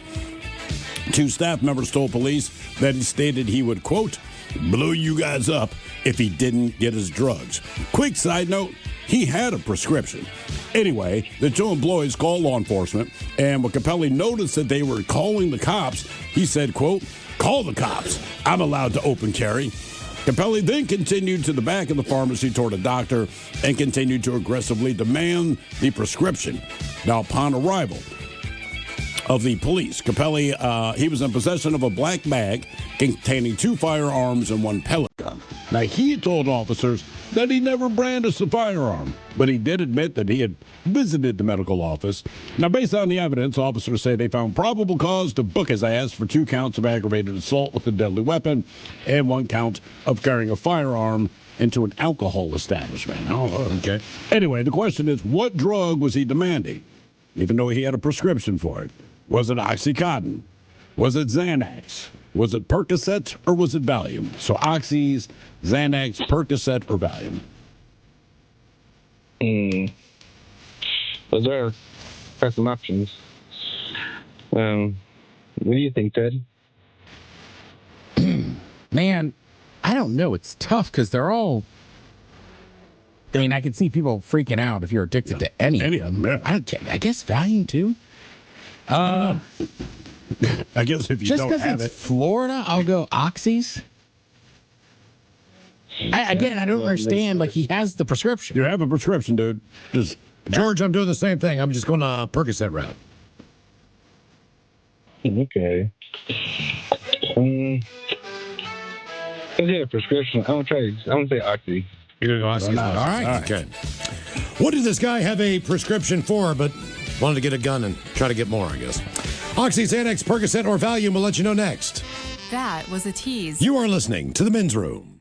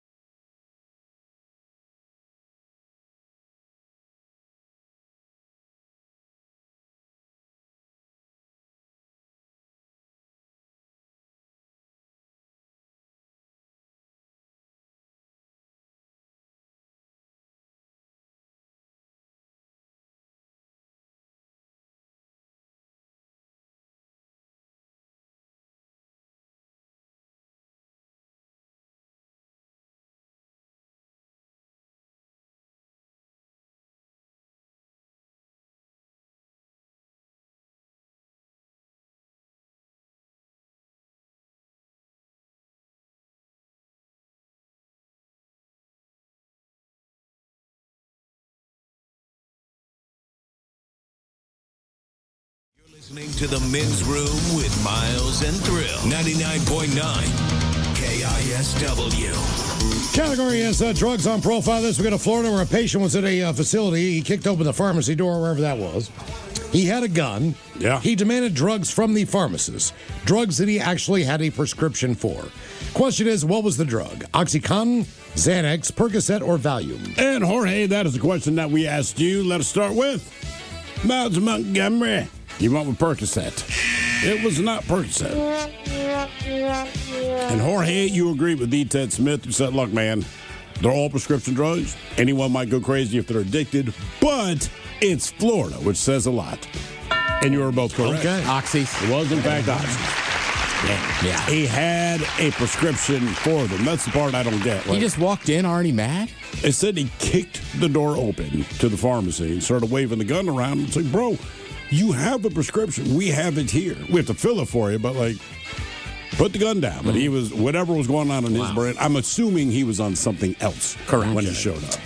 Now, for all TV news all the time, it is time for TV Time with Ted. And now, because your pathetic life is confined to countless hours in front of a talking box, the Men's Room presents TV Time with Ted.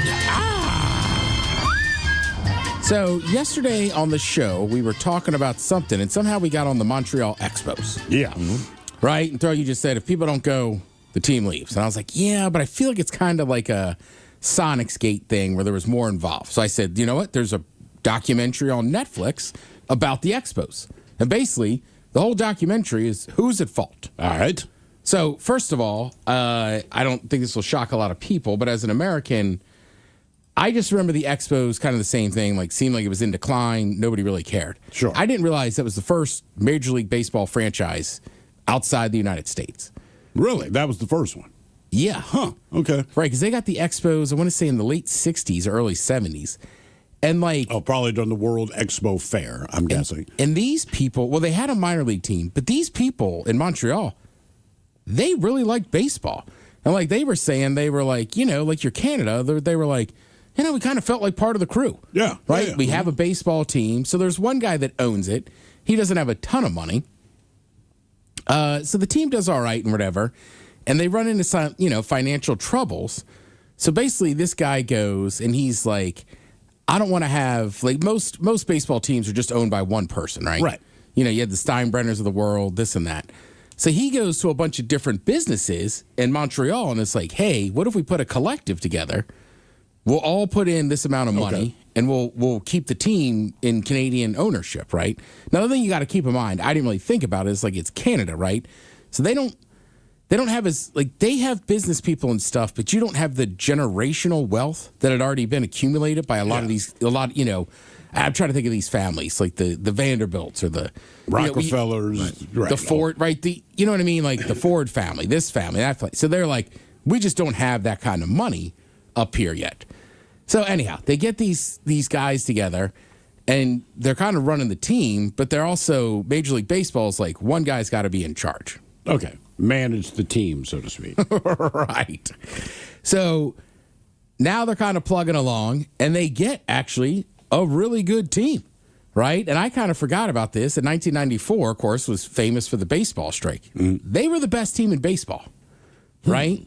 You had Felipe Alou had played there. Yep. Felipe Alou. Was Andre Dawson on that team? Andre Dawson was on that team. Ron LaFleur from Detroit. Larry Walker's on that team. What's his name? The pitcher. You know him from the Red Sox. Not Tom Seaver. No. Caribbean guy. Threw down the old baseball coach from the Yankees once. He's on Fox. He's on there all the time. I don't know. Oh, Pedro Martinez. Okay. Oh, okay. So they have a lot of these young, really good guys. And you got to keep in mind, in the 90s, the Braves were a dynasty in the National League. Yes, they were. I think they only won one World Series, but the Braves were the best. They're beating the Braves and this and that. So now you're kind of like, they're already against it, right? So part of the strike issue is that the Expos themselves are like, we want a salary cap. The players don't want it. Of course they don't. Right. But they're cruising along, right? They're probably, like, they're going to go to the World Series. And at this point, they had been down for so long, they were losing money. So they're like, the stadium's packed all the time, right? It's like part of the culture there. This one woman's talking about her baby was born. She was like, okay, bring a TV in. I need to see the Expos game. So who knows what happens if that season doesn't end. So now you have, right. So first you have the guy that doesn't have enough money. Now you have the strike and the strike shortened season, which really crushes them. And then basically they just have a fire sale and sell their best players. Right? So they sell their 4 best players. So now the team just sucks. So then you go a couple more years. So then he's running out of money. The other owners don't like him. He got appointed by the Major League Baseball to be in charge of the Expos and make all the decisions. So those group of owners vote him out for trading all the players. Now you got to find another buyer.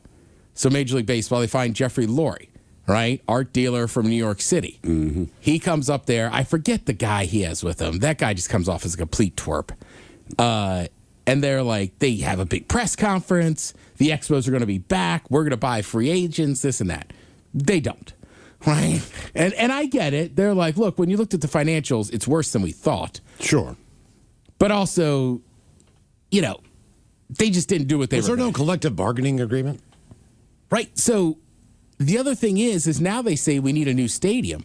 But at this point, you got to keep in mind. That's the time you're going to bring it up. Okay. The Canadian dollar is not doing well, especially in Quebec, right? And Montreal, right? So they're kind of lobbying like we need to get the stadium, but the city officials are like, man, we can't pay the schools. Right. We're not going to build a new stadium right now.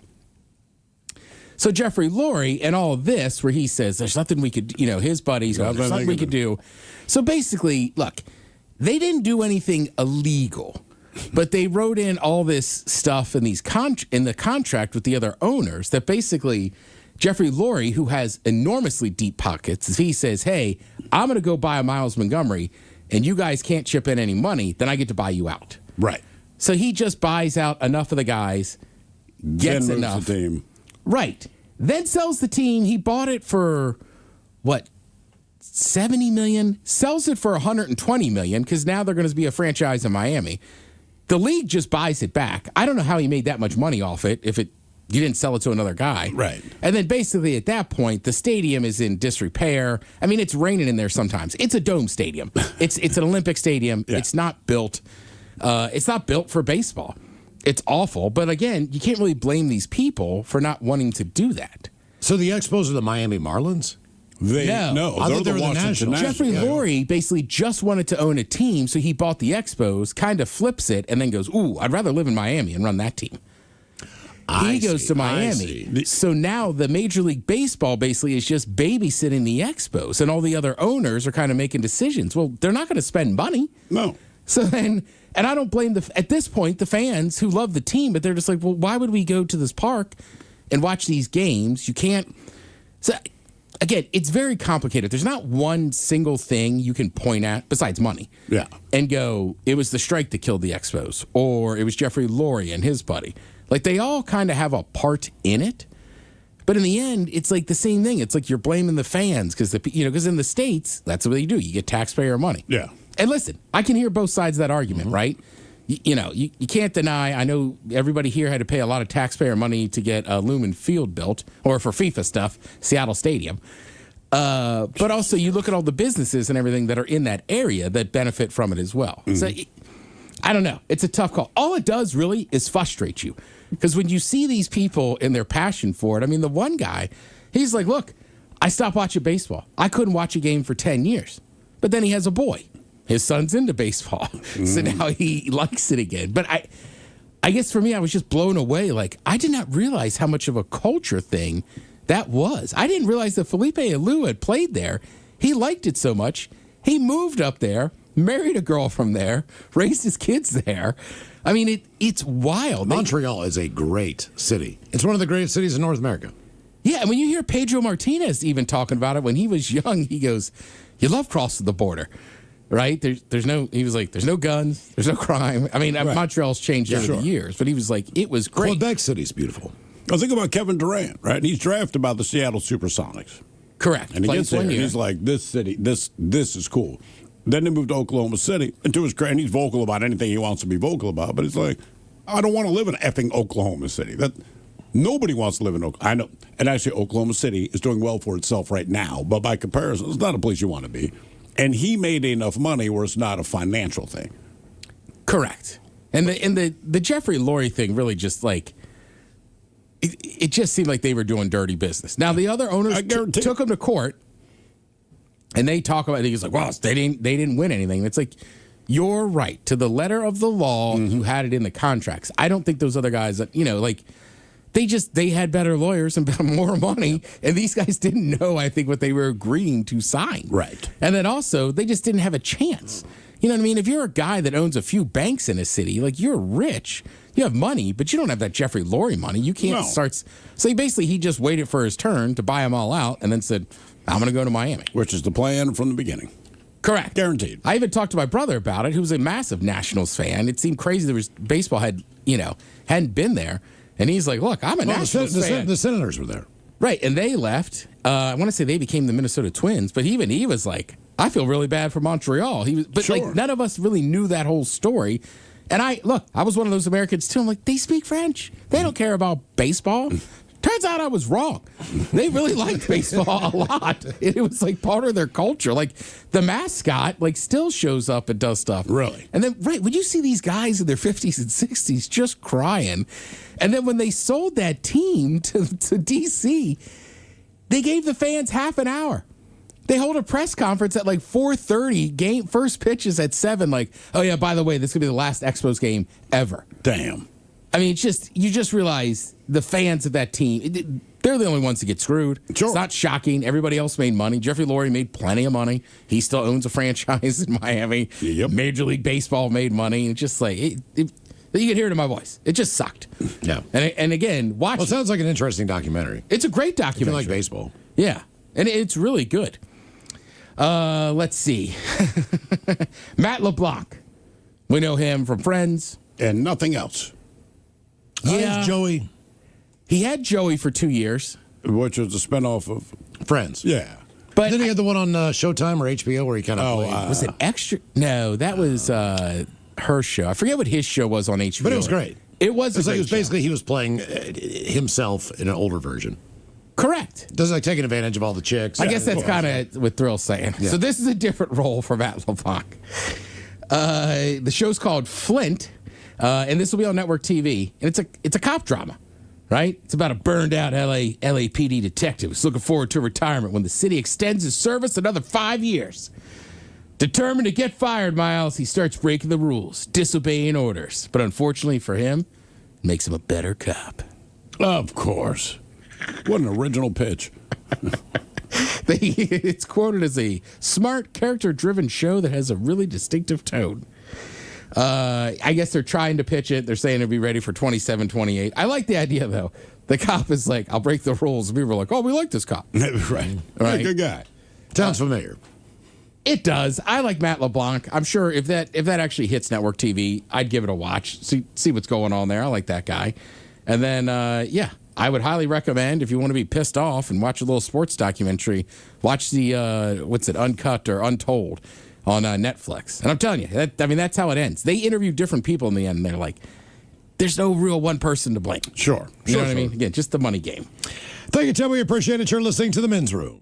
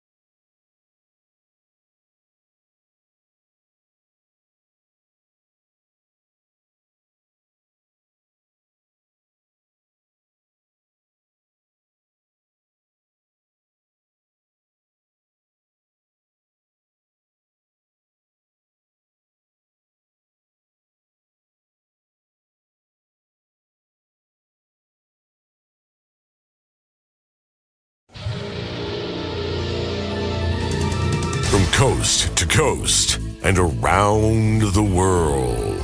If it's not important, you'll hear it here, exclusively on Inaction News. Here now are Stone Ledbetter and Felix Foxworthy. Tonight, To add excitement to the game, baseball will allow cheating. But first, a Florida man was arrested today after witnesses reported that he was acting completely normal. Normal. Well, not Florida normal, but normal as the word normal is defined. Police say the man obeyed traffic laws, made eye contact, and returned a shopping cart to the designated area. That is suspicious behavior in Florida. Authorities confirmed no substances were involved. He was just well-adjusted. Lock him up. That ain't right, man. In other news, Americans now hold an average of 3 jobs, 2 side hustles, and 1 dream that has been temporarily postponed since 2014. Yeah, that checks out. Experts say the modern worker now spends most of their free time monetizing hobbies, talents, and in some cases, mild desperation.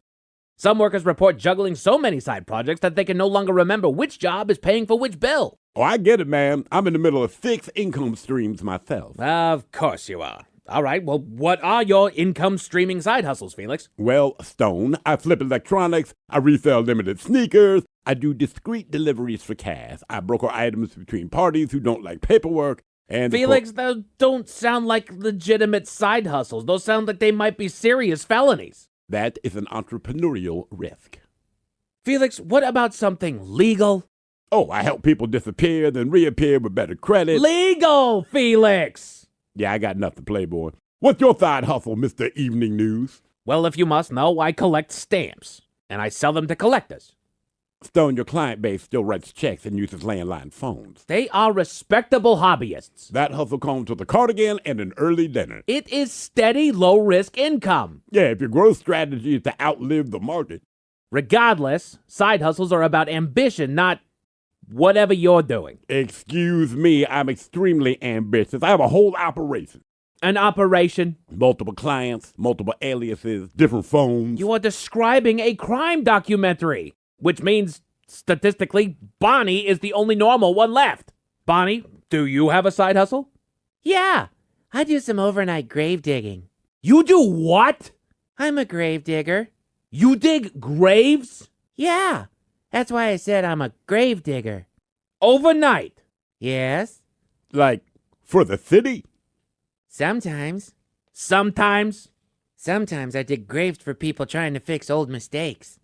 Old mistakes? What kind of old mistakes? The kind that start to smell bad if you ignore them. I don't like where this is heading. I don't think we should unpack all of that here, Bonnie. Yeah, but Bonnie's side gig proves the point. Everybody is hustling, Playboy. Felix, your hustles still sound extremely illegal. Fine, I'll tell you my most legally recognized side hustle. Please. I'm also a puppeteer. A puppeteer? Yes, Stone, a puppeteer. I do children's parties, libraries, team building workshops, corporate trust exercises, etc. After all that other stuff, you do puppet shows. Yeah, for children's parties, libraries, team building. I get it. That is actually surprisingly wholesome, Felix. Thank you. But also deeply childish. Said the man who sells stamps. This is different. Besides, puppets kind of creep me out. You get creeped out by puppets? Yes, they can be a little terrifying at times, if I'm being honest. Says the man who looks like he was designed to nod and say, breaking news. Well, I don't think making fun of my appearance is... You know what? I think you need a demo.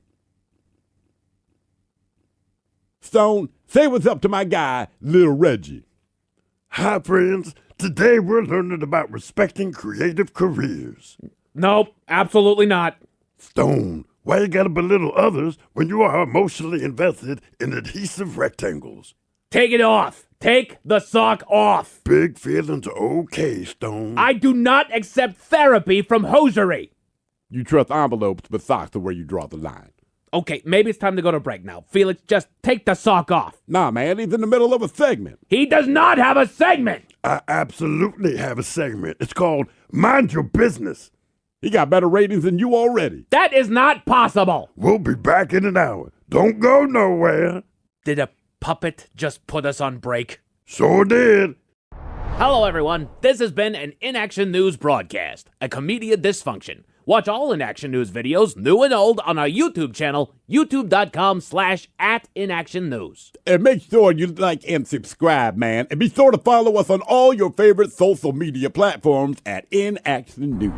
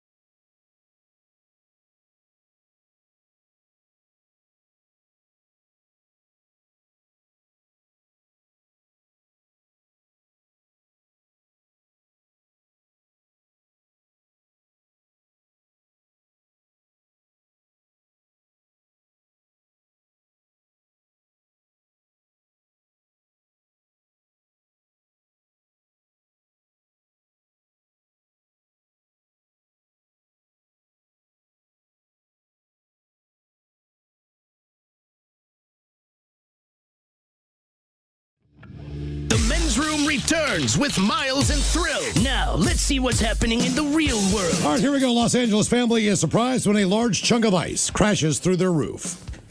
Meanwhile, 90-year-olds play video games, and Ohio police have the proof. Man spends 8 years with a metal chopstick stuck in his throat. 2 people busted after having 350 crabs on their boat. And a transportation secretary had to have her car towed after hitting a pothole. It is time for your headlines. Now, it's time to hit the headlines. Here's my cock. All right, our top story, we're going to China, where a man took a little while to solve a problem.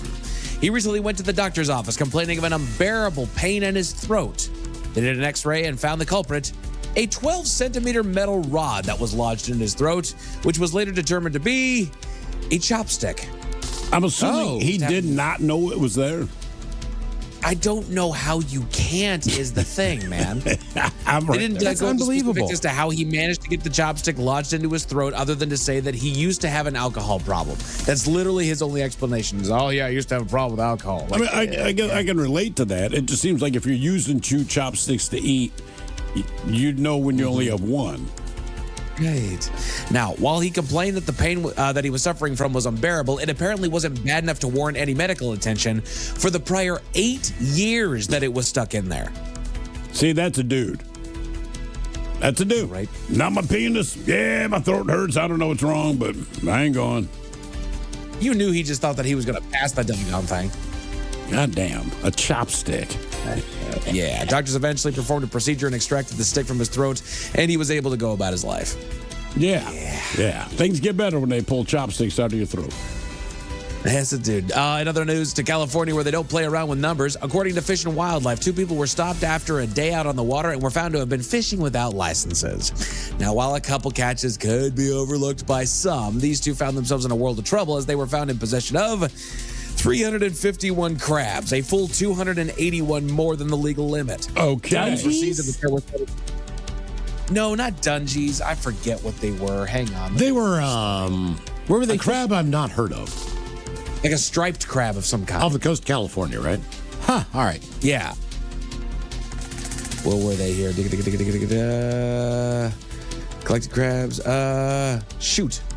They said what they were, doggone it. Striped shore crabs. All right. They must be good to eat if they went that far over. No kidding.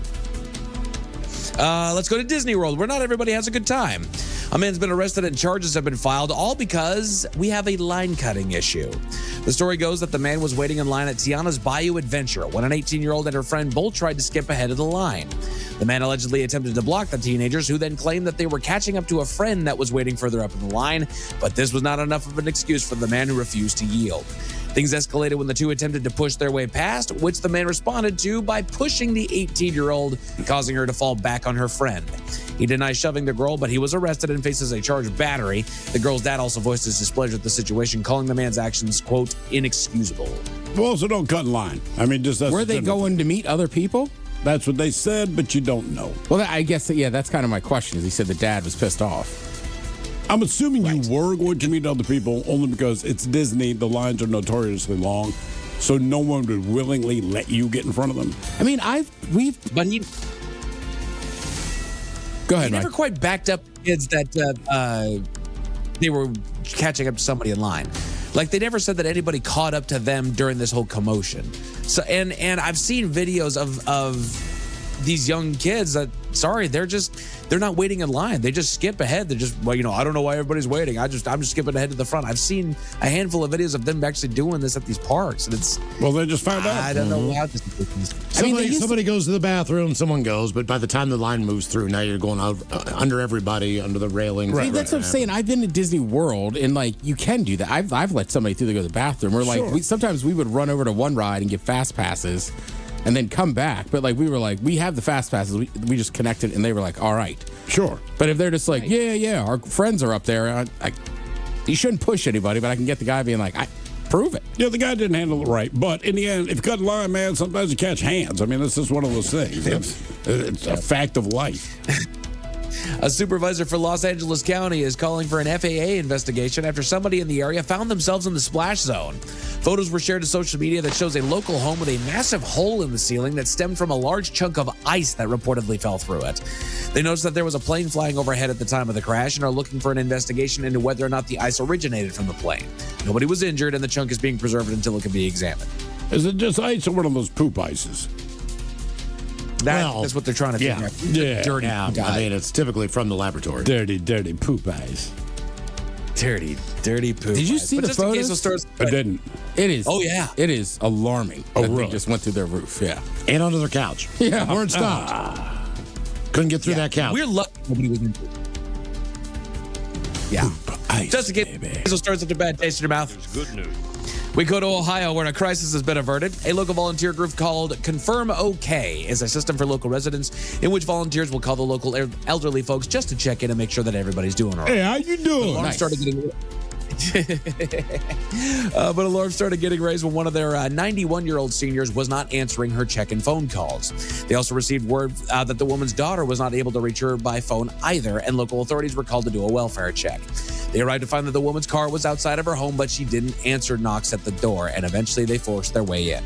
They did make their way inside, and they did find the 90-year-old woman enjoying herself playing video games. She's actually a gamer. She just had her headphones on. She couldn't hear anything. Yeah, she was on like her highest score ever, so she was just locked in. I'm not answering the door, man.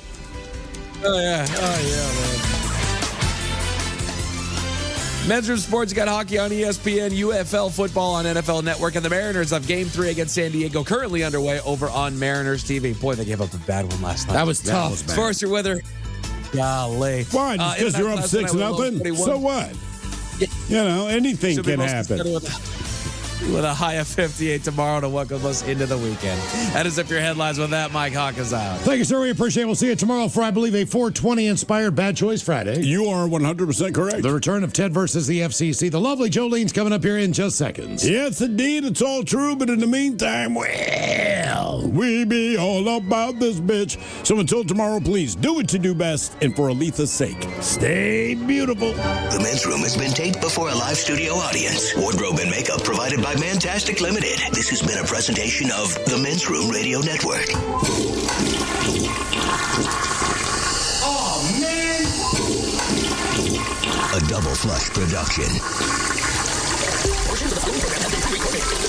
It's the Big Rock Show with Jolene. 99.9